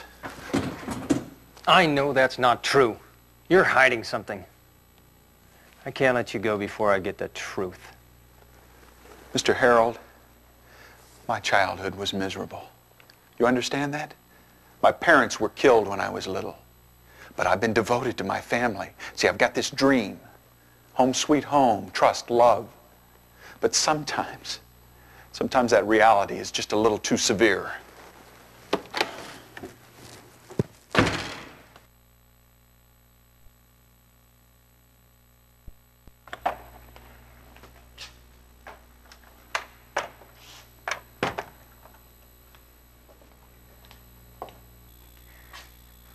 Where's my husband? In another room. Mr. Hart is hiding something. Did he tell you anything? He said he wasn't Angie's real father.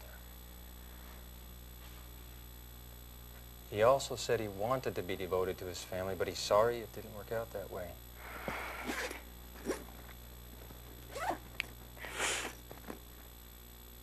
Tell me, Mrs. Hart, who is Angie's father? Oh, my God. James. Mrs. Hart, can we talk for a while?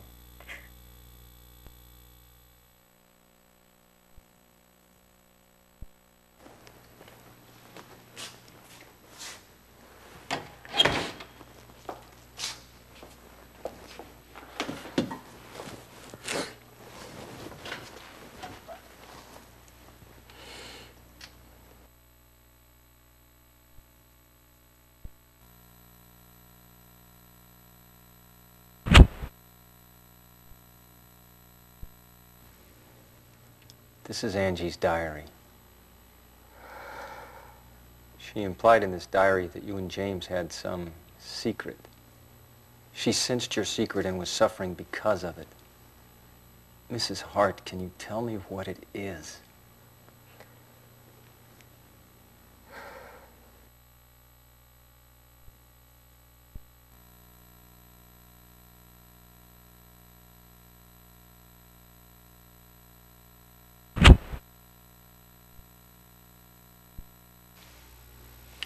I assume you've seen this photograph before.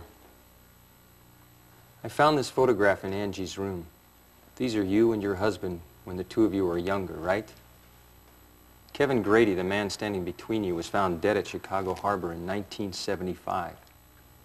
The detective in charge of the case told me Kevin had a sister named Maggie. She vanished before Kevin was found dead.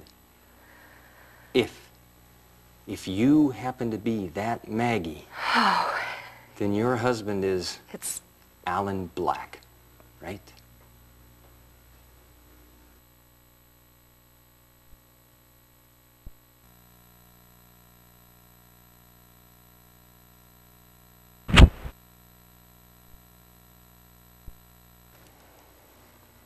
Tell me, Mrs. Hart, who in this photograph is Angie's father?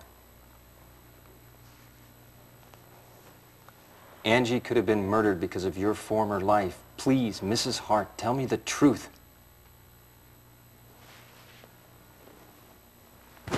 What is this man's name? Gordon.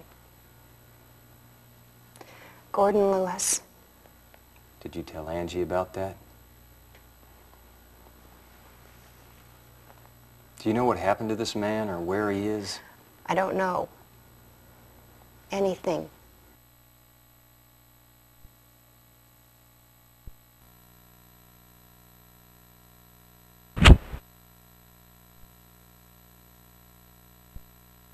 Why was Kevin Grady killed? Who killed him?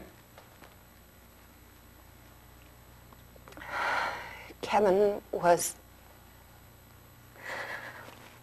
Oh, God. James knows everything. Angie was the victim of our...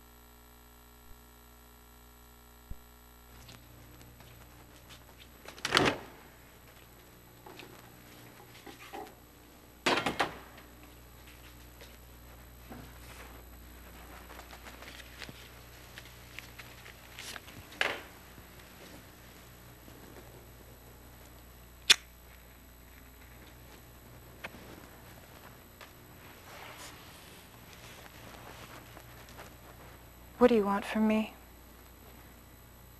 I want you to tell me everything you know about the case.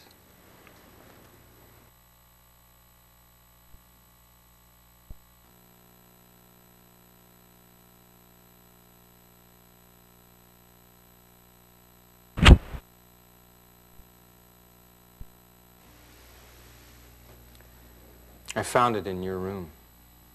It supposedly belongs to Angie Hart. Can you give me an explanation for this?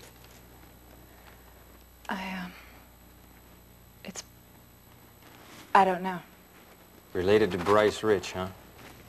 What relation are you to Rich? You came to my room a couple of days ago. Rich set it up too, right?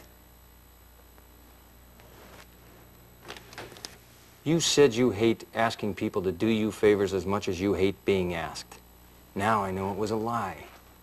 You do whatever he wants. An obedient little puppet. No, I'm not. Really? Then why do you follow him? I'm in his debt. So I just repaid him. What obligation do you have? Soon after I signed with Beauty Vogue, I was threatened by this guy that Steve used to hang around with. I used to do anything if it made a buck. The guy had a blue movie that I'd done before, and he threatened me, saying he could ruin my career as a fashion model. Bryce settled it for me. I owe my success to him. I mean, he saved me from being spoiled by a nasty scandal. Are you saying you're paying him back by covering his murder?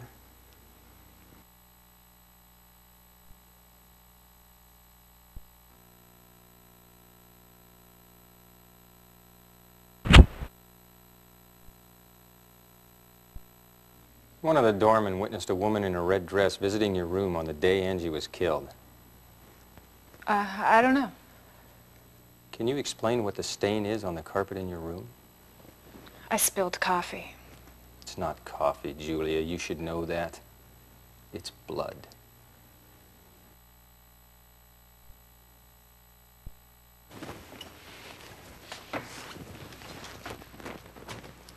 Let me go. Don't leave. I got more things to ask you.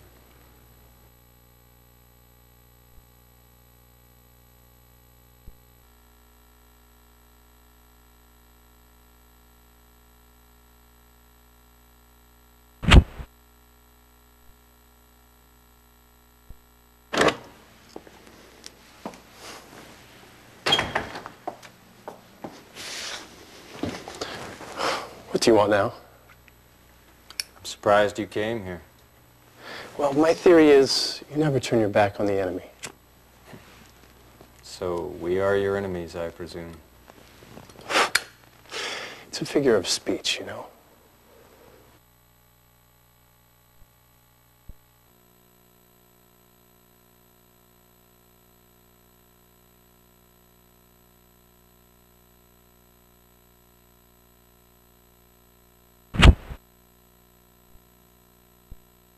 What were you doing last night?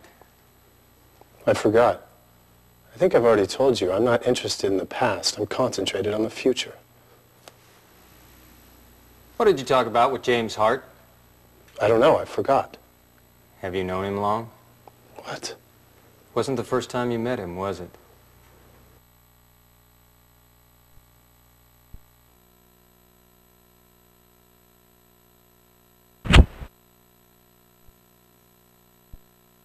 I was informed that you lived in Chicago before.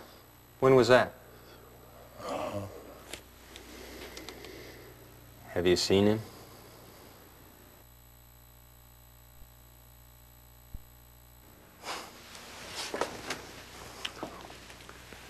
What's wrong, Mr. Rich?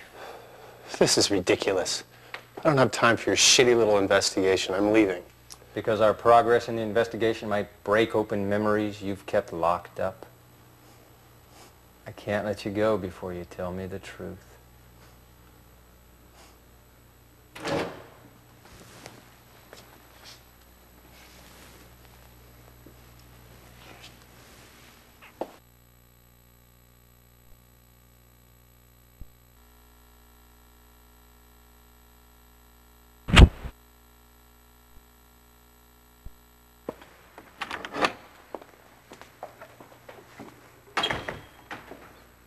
If you need me to analyze Angie's diary, I'll take care of that later. No, that's not what I want. I'd like to ask you about the case. Will you sit down?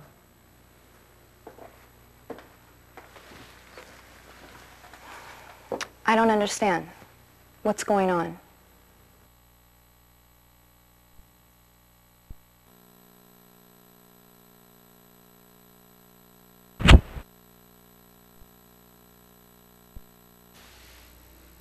What's wrong with those?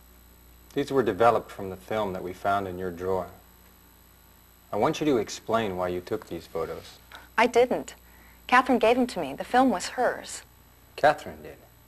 When? Well, let's see.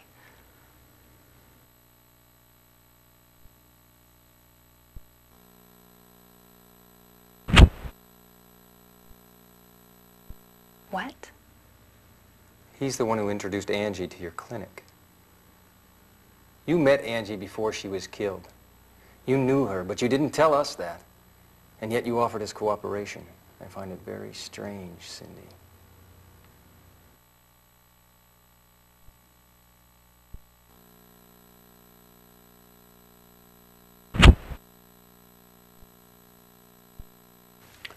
I found this picture in Angie's room. This boy named Kevin was killed in '75. I met the detective in charge and he told me to review the murder case of your father. Your father died in a narcotics investigation in '75. They found the presumed assailant, but the truth has been hushed up. I was only a kid when he was killed. I don't know anything about it. Nothing.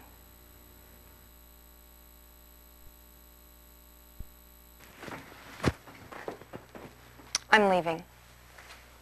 Don't. I want to ask you more. What do you mean? I need your cooperation, Cindy.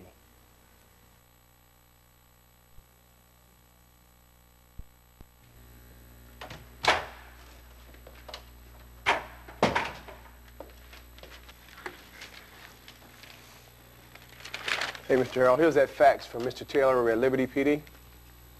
What is it? Things about the case Catherine was investigating. What, that list of forged birth certificates, right?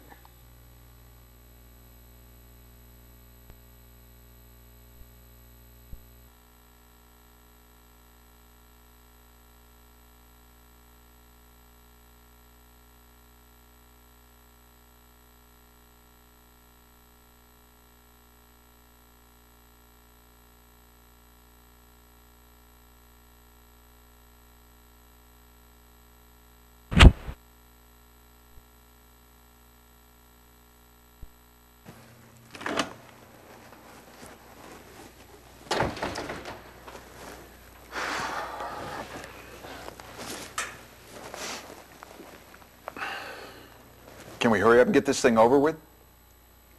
Look, I'm worried about Melanie. I'd like to get home and take care of her. Your wife was here a while ago. What are you talking about?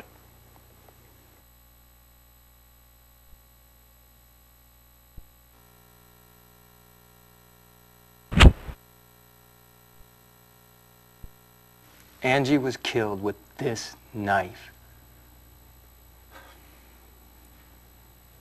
Are you sure you've never seen this knife before?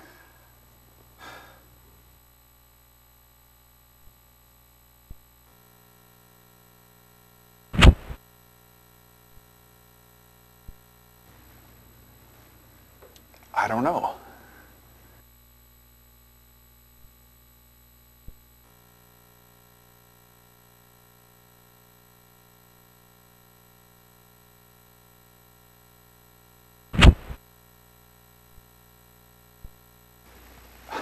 I don't know about things like this. I've got nothing to do with it.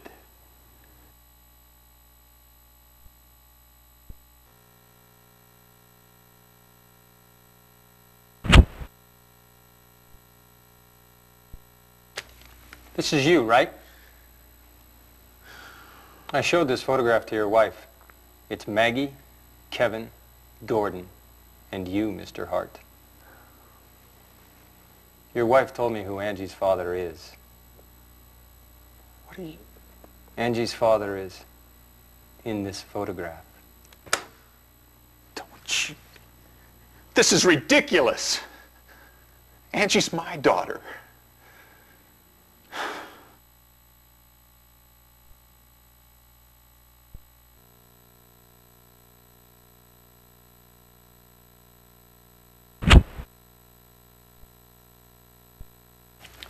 Do you have any idea why Angie was murdered? I presume she was killed because of your secret.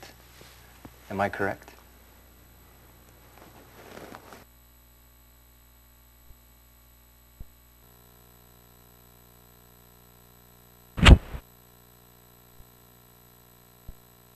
Catherine visited you at your office.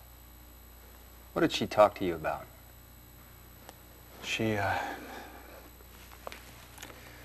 What did she see you for? Well, it was...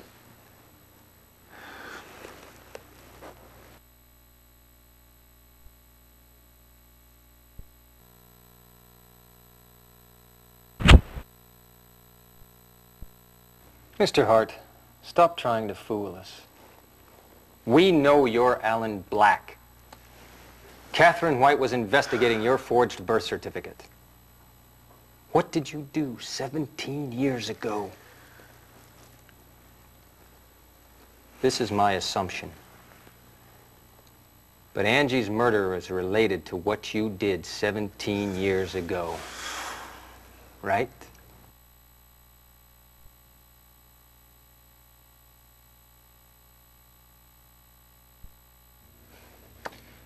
I've had enough of this crap. I'm out of here.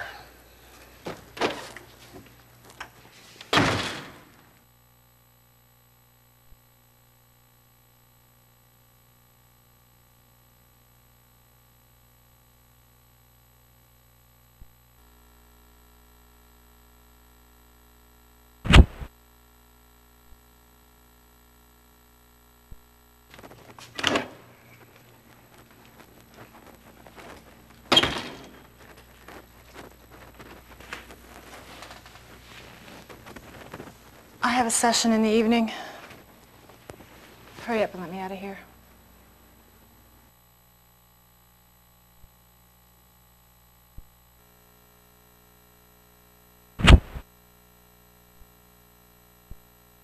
Angie was killed by this knife.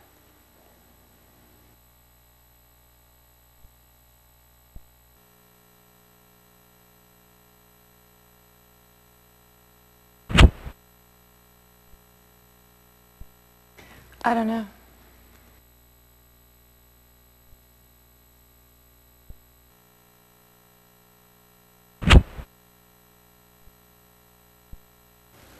I don't know.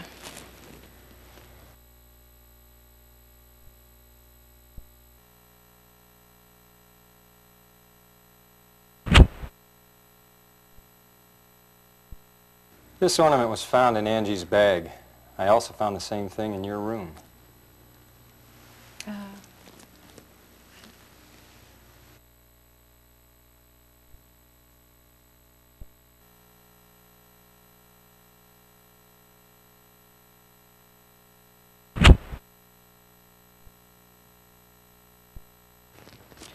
Hell, how should I know?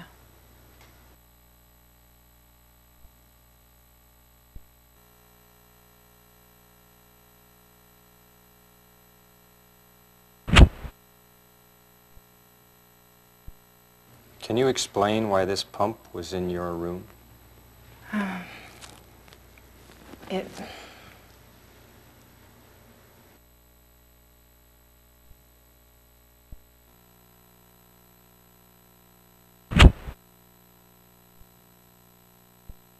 Angie was in your room on that night.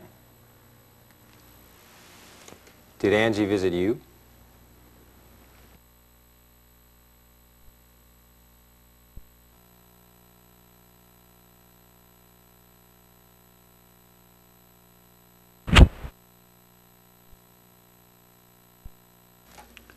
You've met Catherine before?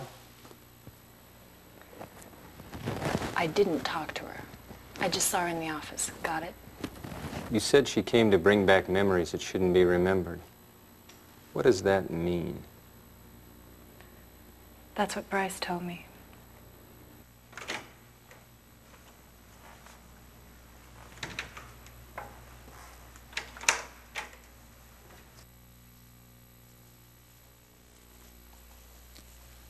Who is that? What's happened? Must be serious. That woman came back to bring memories that I'd locked away. What? Thought I'd erased everything. What do you mean, Bryce?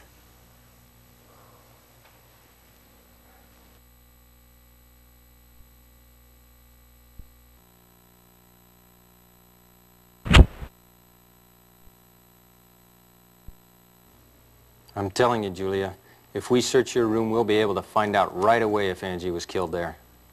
Yeah? So what? Did you do it? Maybe.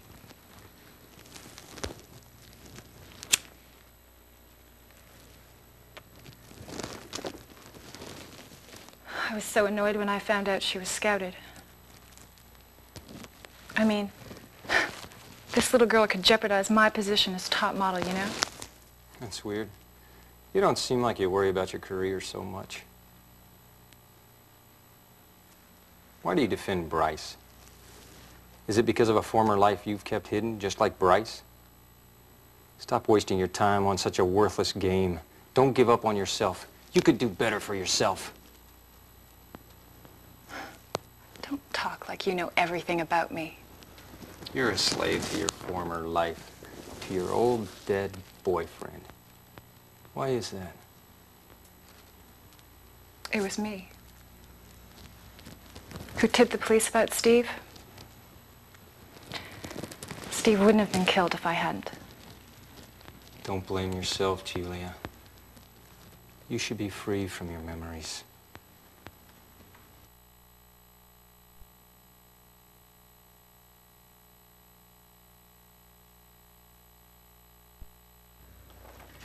I'm out of here.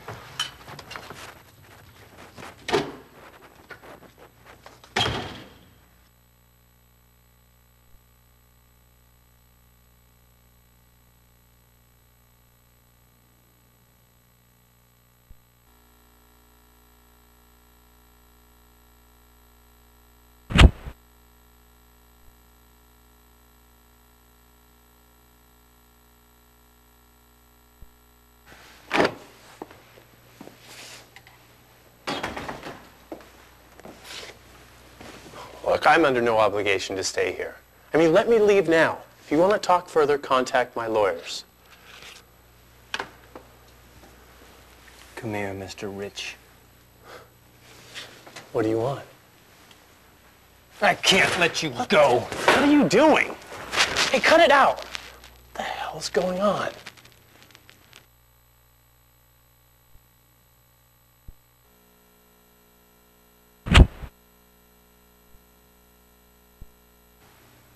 Angie was killed with this knife, the same as used in the murders of Kevin Grady and Frank White 17 years ago.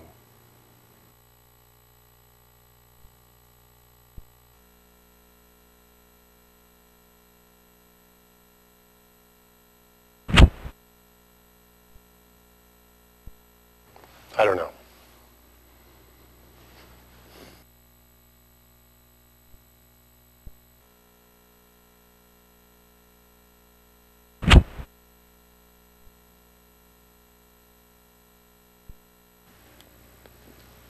What's that fucking stuff?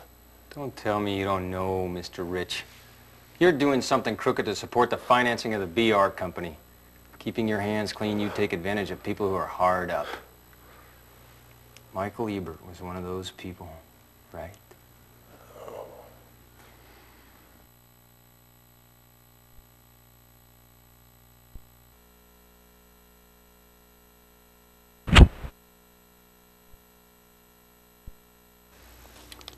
Have you seen this photograph before? What a coincidence that the man in this photograph has a birthmark the same place you do. This man's name is Gordon Lewis, Angie's father.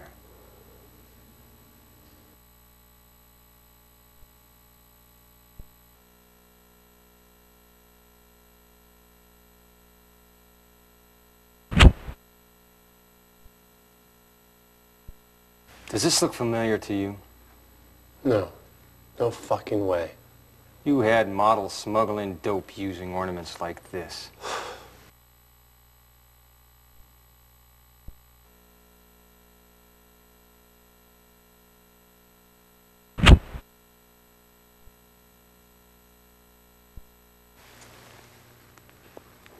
I don't know shit about that.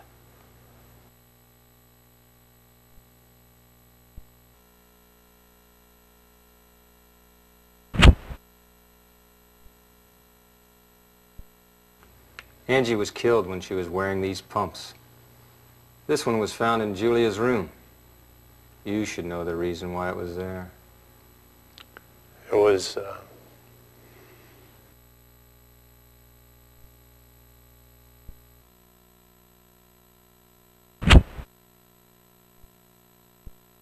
I'm informed you saw Angie on the day she was murdered. It's been proven. Paige McShannon said she set up a meeting on Friday, too.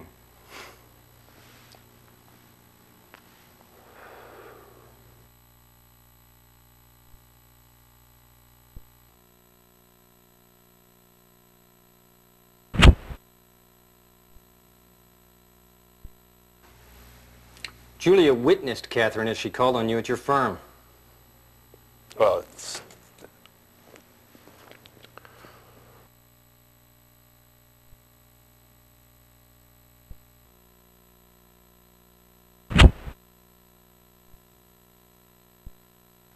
Julia Fortis confessed about the night of the 8th. It was you who took Angie's body to the planetarium, right? You killed Angie, didn't you? No! And you killed Catherine, didn't you? No fucking way I didn't do that.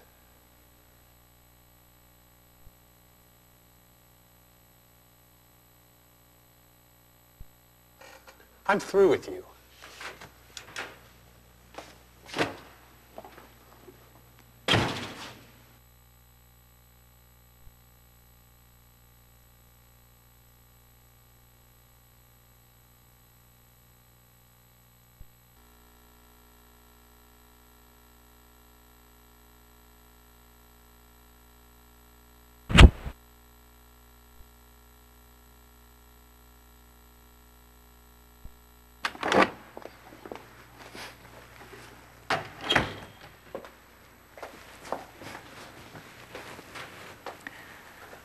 I've told you everything I know. What do you want from me? I found out what brought Catherine to Chicago. The man who presumably killed your father is listed on this paper.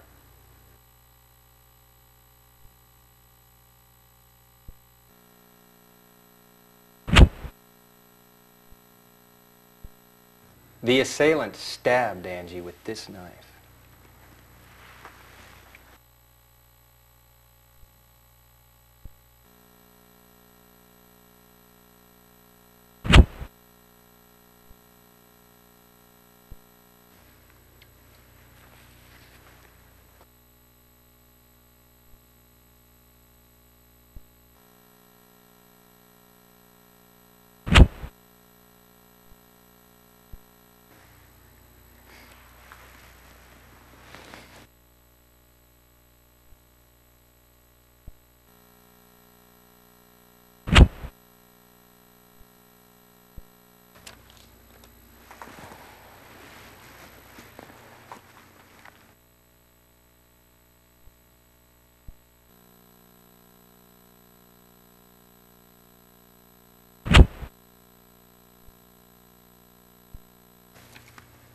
Why didn't you tell me you'd met Angie?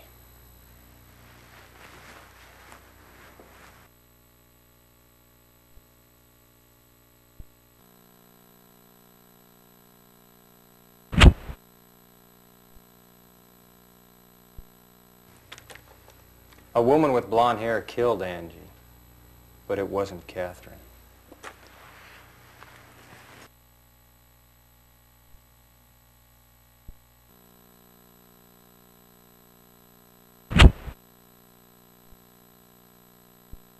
Catherine visited the people related to Angie, but it was another blonde woman wearing a coat, not Catherine.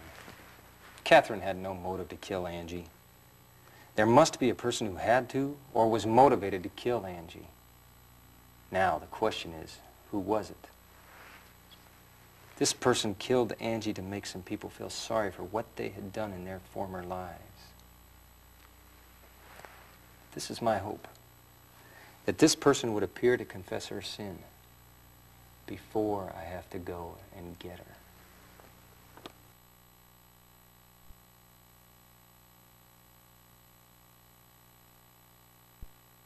I don't have to put up with this. Goodbye.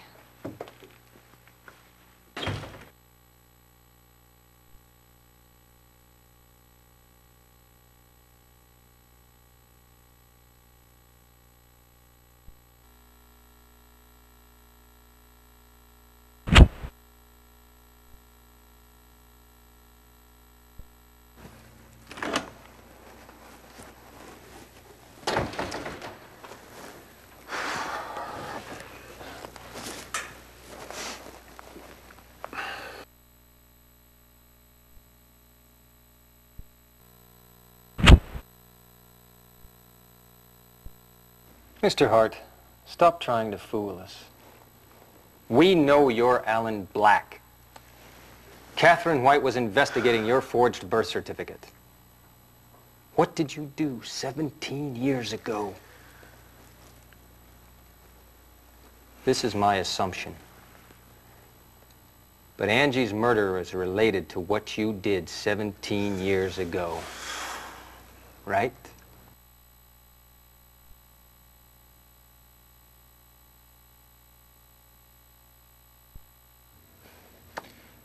I've had enough of this crap. I'm out of here.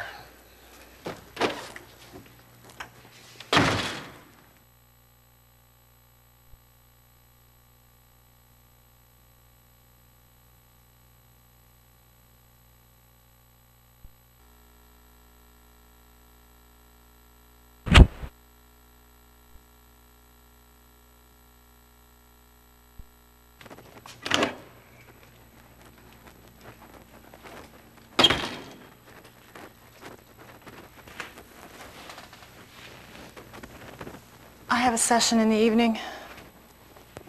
Hurry up and let me out of here.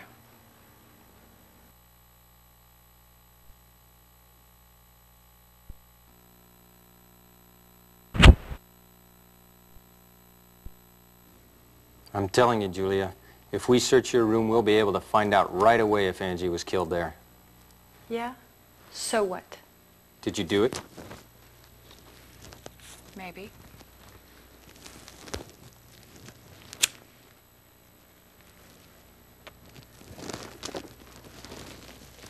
I was so annoyed when I found out she was scouted. I mean, this little girl could jeopardize my position as top model, you know? That's weird. You don't seem like you worry about your career so much. Why do you defend Bryce? Is it because of a former life you've kept hidden, just like Bryce? Stop wasting your time on such a worthless game. Don't give up on yourself. You could do better for yourself. Don't talk like you know everything about me. You're a slave to your former life, to your old dead boyfriend. Why is that? It was me who tipped the police about Steve. Steve wouldn't have been killed if I hadn't. Don't blame yourself, Julia. You should be free from your memories.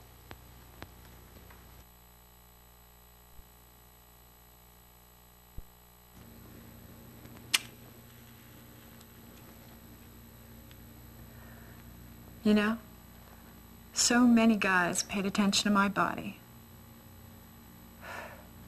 But none of them were ever serious about me or cared about me. JB, this is the first time someone's ever worried about me.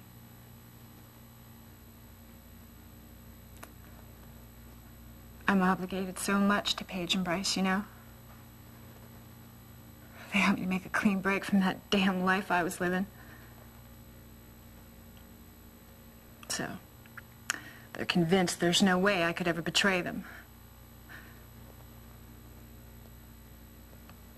But I can't take it anymore. I think I should tell you everything. Beauty Vogue isn't doing as good as it looks.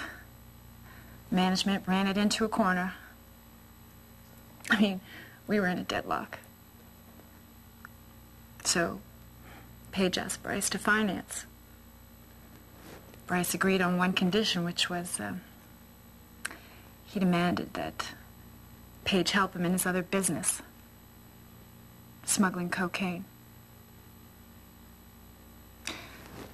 Models were sent to South America to do sessions and brought back souvenirs, given to them by the local staff.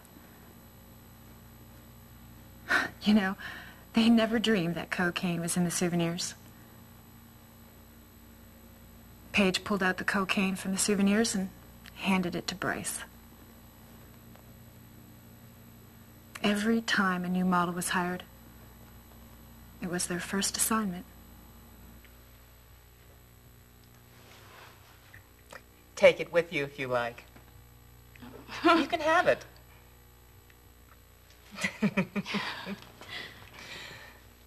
Look, Angie, you have got to realize how lucky you are.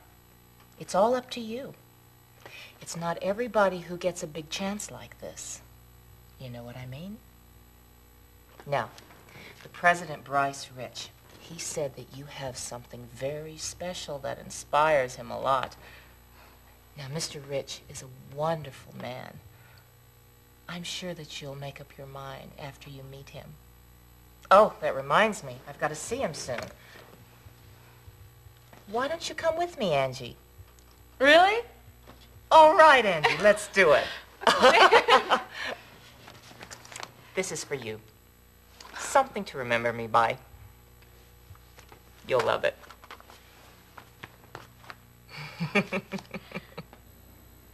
I knew Paige had her eye on Angie. I mean, I knew it was almost time for her to start hunting for a new model to replace me. It was such an irony. It was the girl that gave me the flowers, you know?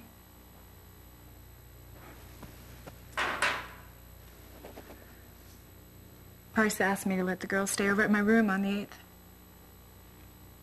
I didn't ask why. Because it wasn't unusual for him to poke model wannabes.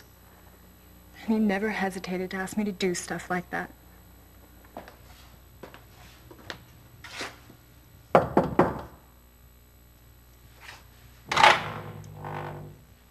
Excuse me, but Mr. Rich told me to wait here. Oh, it's you.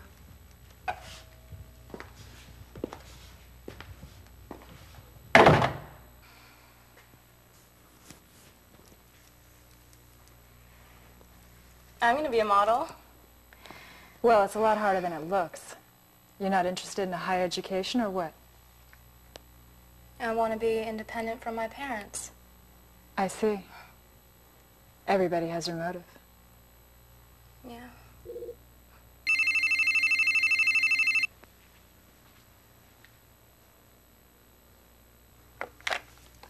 Hello? It was my father. Begging me for some money as usual. I went down to the back door to meet him, leaving Angie in the room.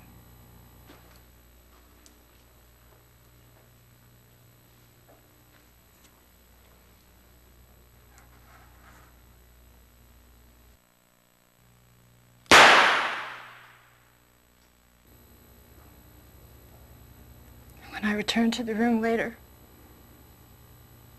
the door was open. And that girl was lying there. She was dead.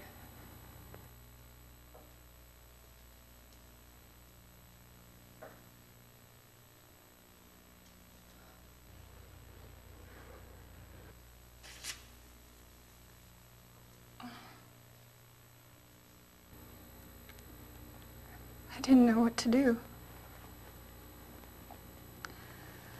I got a call from Bryce, and I told him what happened. He came by right away.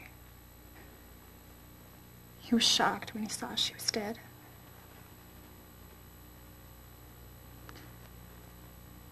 And he just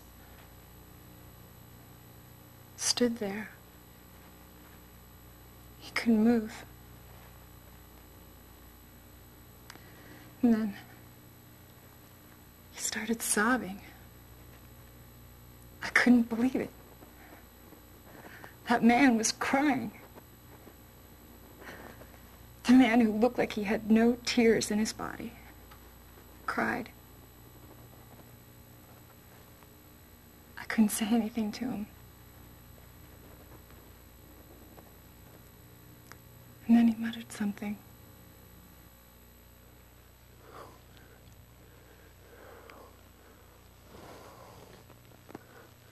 That woman, she came back to open up a box of memories.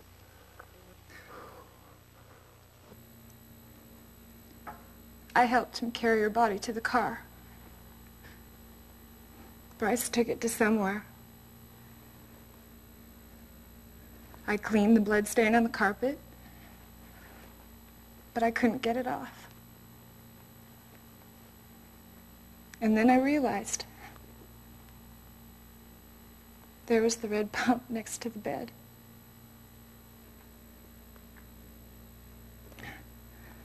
That's all I know. That's it. The next thing was that Detective Catherine was killed, which led you and Rose into the case. That's all I know.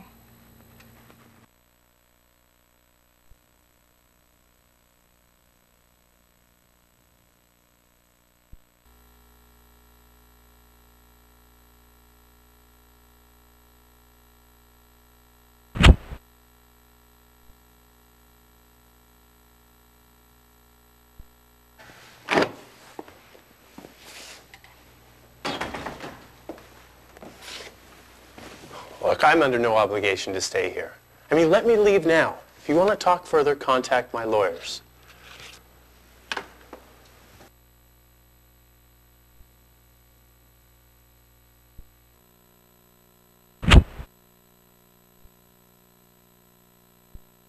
Julia Fortis confessed about the night of the 8th.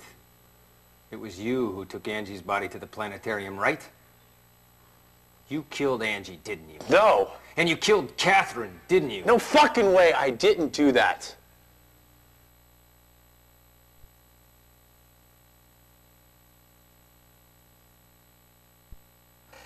I'm through with you.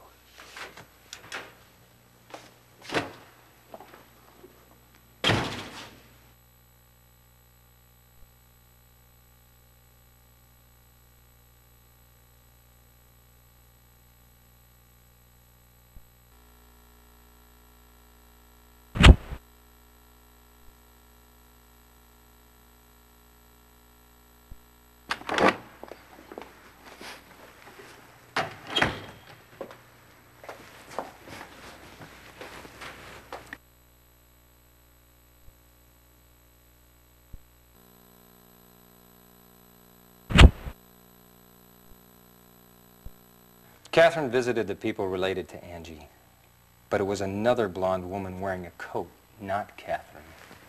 Catherine had no motive to kill Angie. There must be a person who had to or was motivated to kill Angie.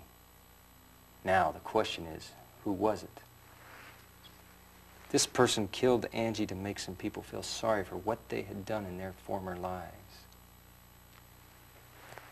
This is my hope, that this person would appear to confess her sin before I have to go and get her.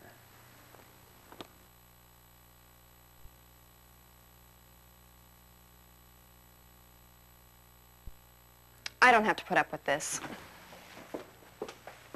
Goodbye.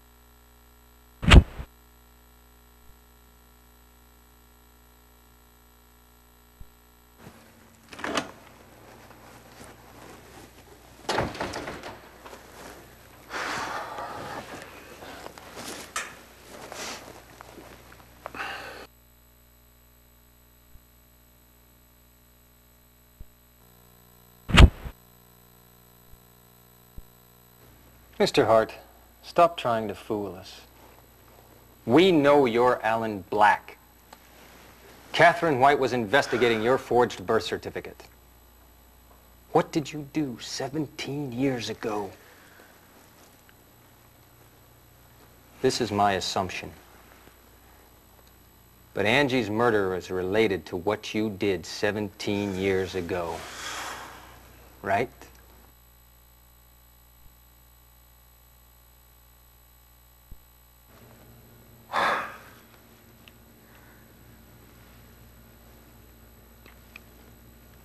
Angie was a victim of our former lives.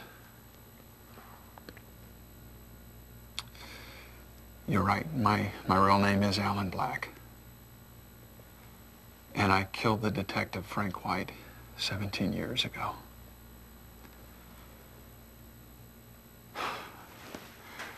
Melanie was a friend of mine, and we called her Maggie back then.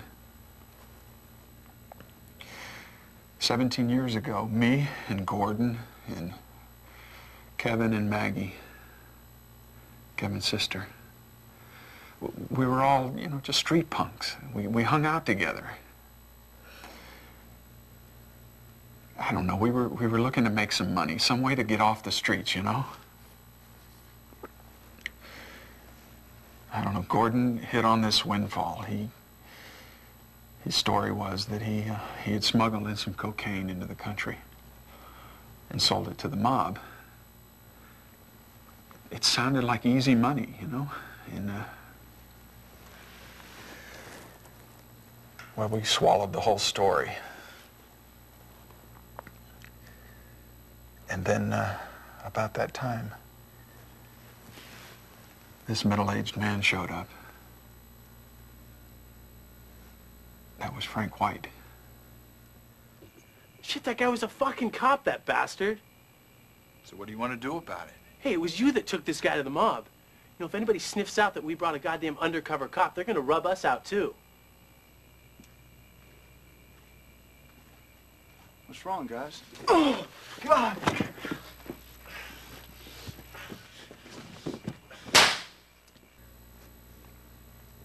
Gordon, he asked the mob people to get rid of the dead body of Frank White. But that wasn't the end of it. Maggie, what the hell happened? Gordon shot Kevin with that cop's gun. I begged him to stop it. He was trying to split with the coke. God, he was stupid, but Gordon shot him. Oh my God, he killed my brother. We gotta take this money and get the hell out of Chicago. Otherwise, we're gonna end up like Kevin. And what do we do when we leave here? Play hide and seek with the cops for the rest of our lives? No, we forget everything. We dump the past, make a new start. I'm gonna make it. Come back to Chicago someday. Gordon? I left Chicago with Maggie, and we hit New York. We got some false birth certificates, and we were reborn, you know, James and Melanie. Less than a year later, Angie was born. We lived in New York for a while, and finally we had to move back to Chicago because Maggie's mom got sick. And we had to take care of her, you know. Oh, God, we were so scared. We were afraid somebody was going to link us to the murders, you know. But Chicago just let us live our new lives. And I started believing that, you know, we could put all of this behind us and maybe start over again.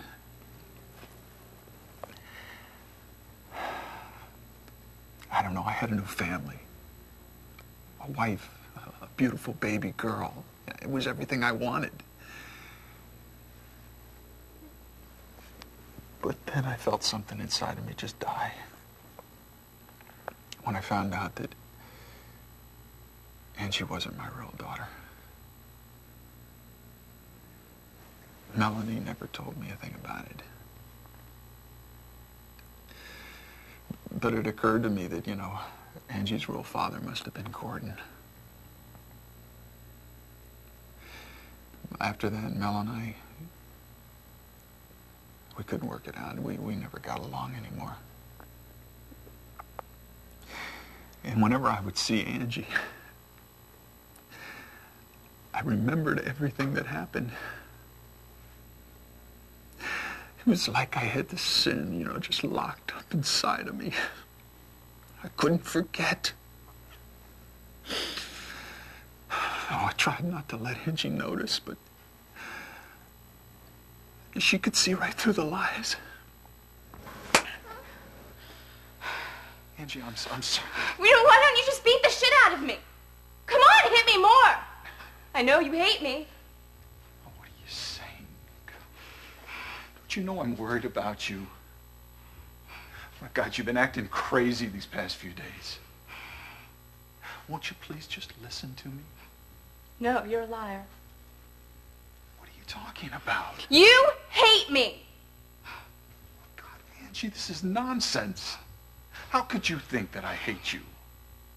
I can tell when I look in your eyes, okay? You hate me. Angie. I couldn't say a word to her.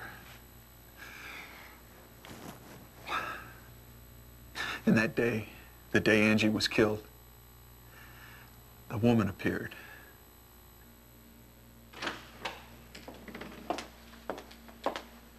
Oh, how can I help you?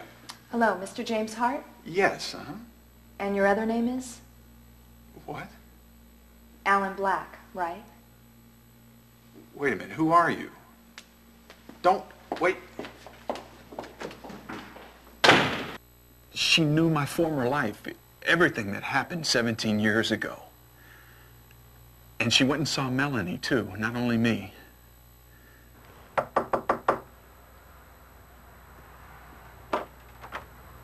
Yes. Can I help you with something? Maggie? So now you're Maggie. Finally, I've got you. It's been a long way to come. I've been looking for you.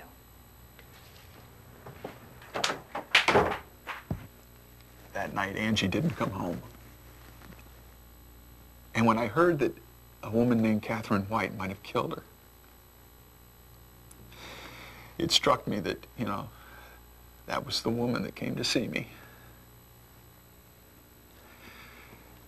And I felt like Angie's death was like a punishment for what I'd done 17 years ago. Mr. Harold, the story that Angie was writing, it was like this mirror to her mind. It was about a girl who was killed by her father. She was suffering knowing that her father had committed this crime in the past, and well, she tried to help him, but he killed her just to shut her up. There was no way Angie knew about the case. But I felt like she was reading my mind, you know? I was shocked reading it because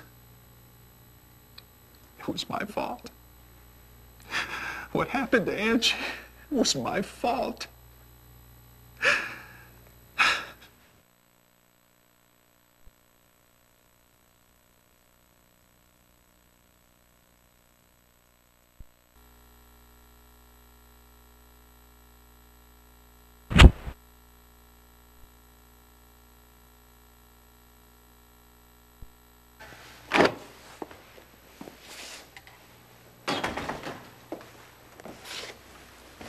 Look, I'm under no obligation to stay here. I mean, let me leave now. If you want to talk further, contact my lawyers.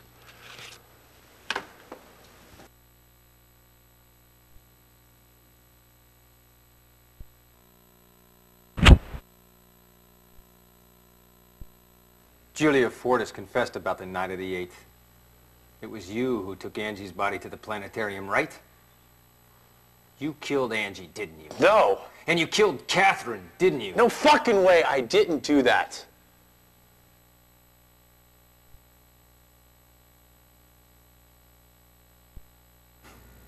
Yes. I took Angie's body to the planetarium. She said she liked the place. You know, and I've never wondered about my way. I mean, never had any doubt about it.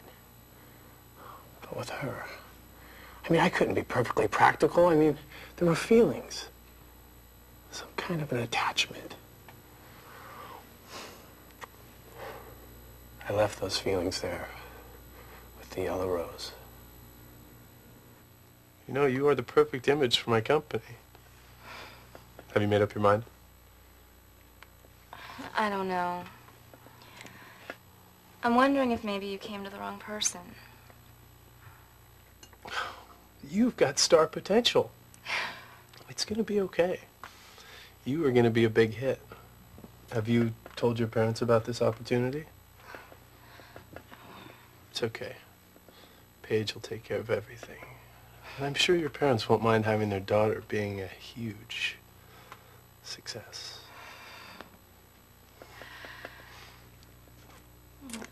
Flowers are pretty. Yellow roses. Reminds me of something. First girl I was in love with. Oh, jeez. I must be a little bit nervous. So, I don't even know your name. Angie. Angie Hart.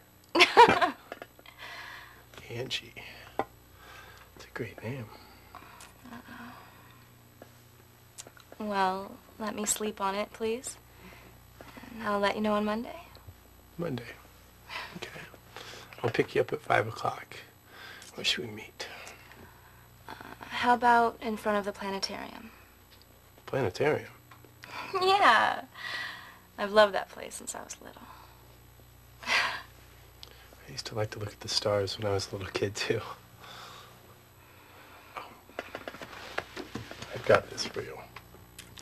I think it'll fit. I'd like to see you with this dress on the next time I see you. Okay. I mean, Angie was the perfect image for my new brand. I mean, she really inspired me a lot. I mean, and it felt like any inspiration that I had previously was lost. And I had the feeling that she could bring out my full potential. And I'd never felt that way before, you know? It was something. But I had no way of knowing that she was my daughter till that woman came to see me. Well, you don't have an appointment, but I would heartily invite a beauty like you into my office anytime. So why don't we get started? Where are you from originally? Connecticut. Hartford, correct? Look, if you already know all the answers to these questions, why don't we just skip to something more exciting? Do you remember a man named Gordon Lewis? Oh, come on. I don't know what you're talking about. You took a trip to California in the summer of '76? I don't remember. Gordon Lewis was in California about the same time as you. Obituary column. Bryce Rich, 20 years old. According to this article, you were killed in a car accident in California in '77. Who are you? Someone who knows who you really are. Your true name is Gordon Lewis. Oh, I don't know what the hell you're talking about, and I certainly don't know anything about any shit like that. You think you have completely made up your new life, don't you? But you can't just dump your former life. You know what? You've got a daughter. Her name's Angie Hart, the child of yourself and Maggie. What? I've made up my mind. Great, Angie. I love it. So, what did your parents say? This is my life. I'm the one who makes the decisions. They have no control over me. I don't want to go home. I don't want to live with them anymore. I mean, I was supposed to cut off my former life, get what I wanted. I mean, I never thought that I would regret it. But when I saw Angie, what that woman said came back to haunt me. You just can't dump your former life. Just stop! Please! Put it back, Kevin. It belongs to all of us. Stop, Kevin. I mean, please put it back. Don't worry, Maggie. He doesn't have the nerve to shoot me. He's just chicken shit. I mean, I did anything to survive. Nothing's ever bothered me as long as I got what I wanted. And I trusted nobody. I wanted to win my success at all costs. No matter who cursed me or who hated me or how badly anybody got hurt, I didn't care. Seeing Angie brought back memories that I thought I'd locked away. I mean, Angie was killed for doing nothing. She was a kid. So yeah, I brought her body to the planetarium in my car.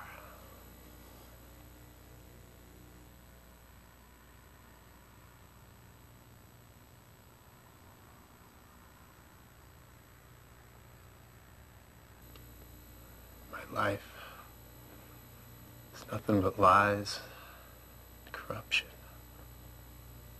I mean, my own daughter shed blood. My wrongdoing can't be amended. That woman, she came to tell me how sinful I was.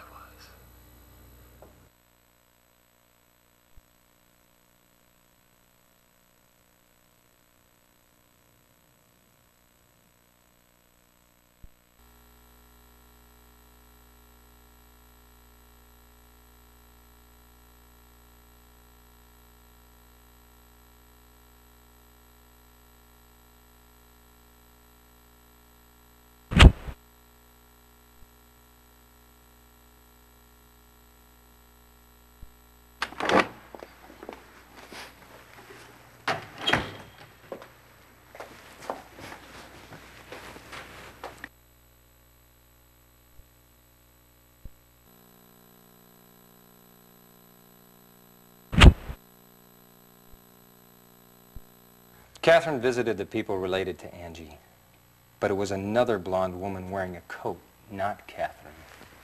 Catherine had no motive to kill Angie. There must be a person who had to or was motivated to kill Angie. Now, the question is, who was it? This person killed Angie to make some people feel sorry for what they had done in their former lives. This is my hope, that this person would appear to confess her sin before I have to go and get her.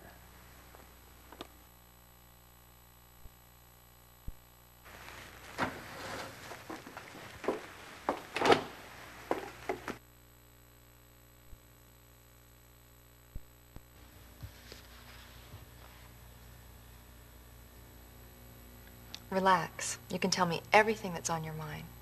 Really, don't worry. You can count on me. I'm on your side. I've known Mr. Rivers for quite some time. He's mentioned you several times to me. So tell me, why do you think you weren't supposed to be born? Because my mom and dad aren't happy because of me. Why not? Because I'm not his daughter. Who says such things? Maybe you're the only one who thinks this. Well, Mom told me that this is my real father. Who were you raised by? James Hart.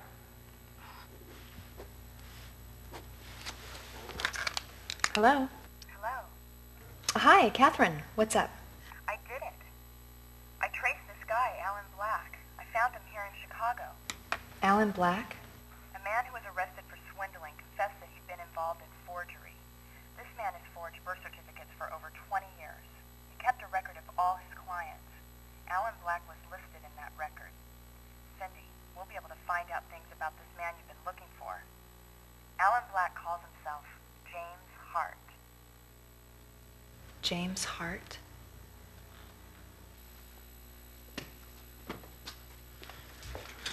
Help me, Cindy. Jesus, Michael, what's going on? Here, take this bag. Tell me what's going on. Fucked up. Someone's after me. For what? If I die, you go to the police with that bag. This man trapped me. That's not Bryce Rich. It's a fake. He's had plastic surgery. God, I'm stupid. I'm sorry if I've caused you problems. Forgive me. I'll call you.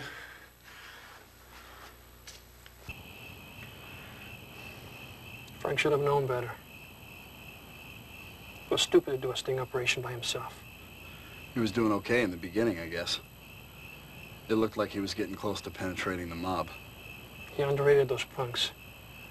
They sniffed I was a cop and they whacked him. You mean those punks in the picture did... Bingo. Daddy Jackson is nothing but a dummy.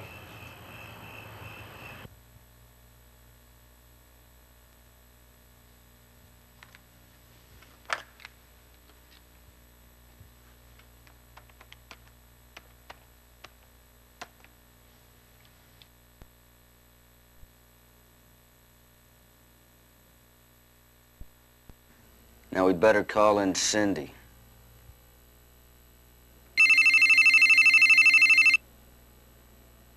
Homicide. It's for you. It's Cindy.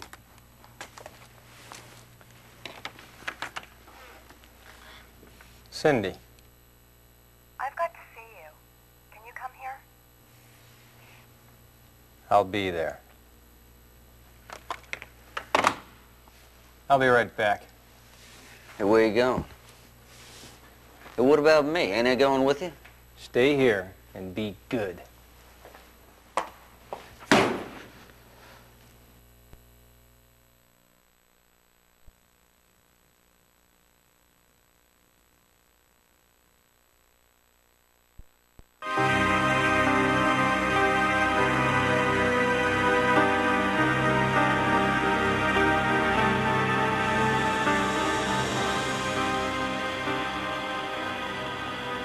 Catherine. JB, you should have known better. Revenge is the stupidest thing you can do. Please, Cindy, you must listen to me. That's what Catherine said. I was only 12 years old when my father died.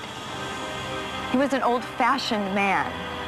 I mean, a very poor speaker and a stubborn man. You know that kind of person? He thought about nothing but his job. He wouldn't mind staying away from us day in and day out for the sake of his investigations. He came home once in a while, but he didn't spend much time with us. But I liked him anyway. I still remember his big shoulders and his strong hands. I used to sit around with my mom and wait for him to come home after settling a case. I just couldn't believe it when he died.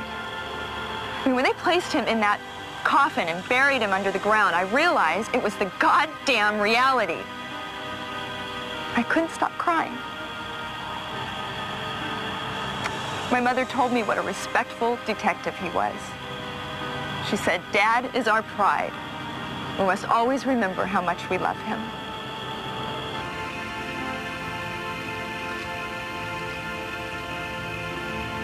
One month after his funeral, some newspaper made a comment that my father took his investigation too far. So what you're saying is that your son was killed by the detective. Is that about right? Yes, absolutely. That detective used my son for his investigation. He pressured him into smuggling drugs. My Kevin was such a good boy. He would never, ever get involved in such a nasty mess as this. And I'm telling you, he was a victim of this investigation, and this detective put him up to committing the crime. He didn't give a damn what happened to Kevin. He was a bastard. He was the last person that should have been described like that. The newspapers just jumped on it because it was somewhat scandalous. They leaned more towards Kevin's mother's point of view and criticized Frank's investigation. My father's boss was a wimp. He did nothing to clear my father's name because he was afraid he might be blamed too. At the same time, my mother was slowly losing her mind. She woke me up many times in the middle of the night saying she couldn't sleep. She also started saying odd things like, "Frank hasn't come home yet." I couldn't help but just cry, holding her there. She just couldn't take it anymore. Not just his death, but him being reproached across the nation. Several years after my father's case had been forgotten, she died. She had a severe nervous breakdown and killed herself.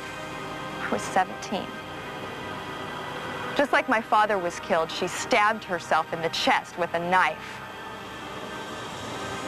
She left nothing for me but the frustration that we could never clear my father's disgrace and a blood-stained knife. After she died, I went to college, supported by Catherine's father. I wanted to help people who had problems that they couldn't handle on their own, just like my mother. There was no hope for myself. I couldn't just throw away the hate I had inside me.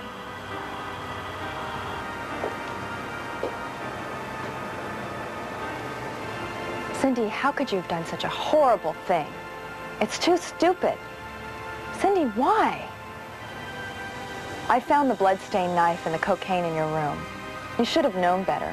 Revenge is the stupidest thing you could have done. Cindy, you've got to listen to me.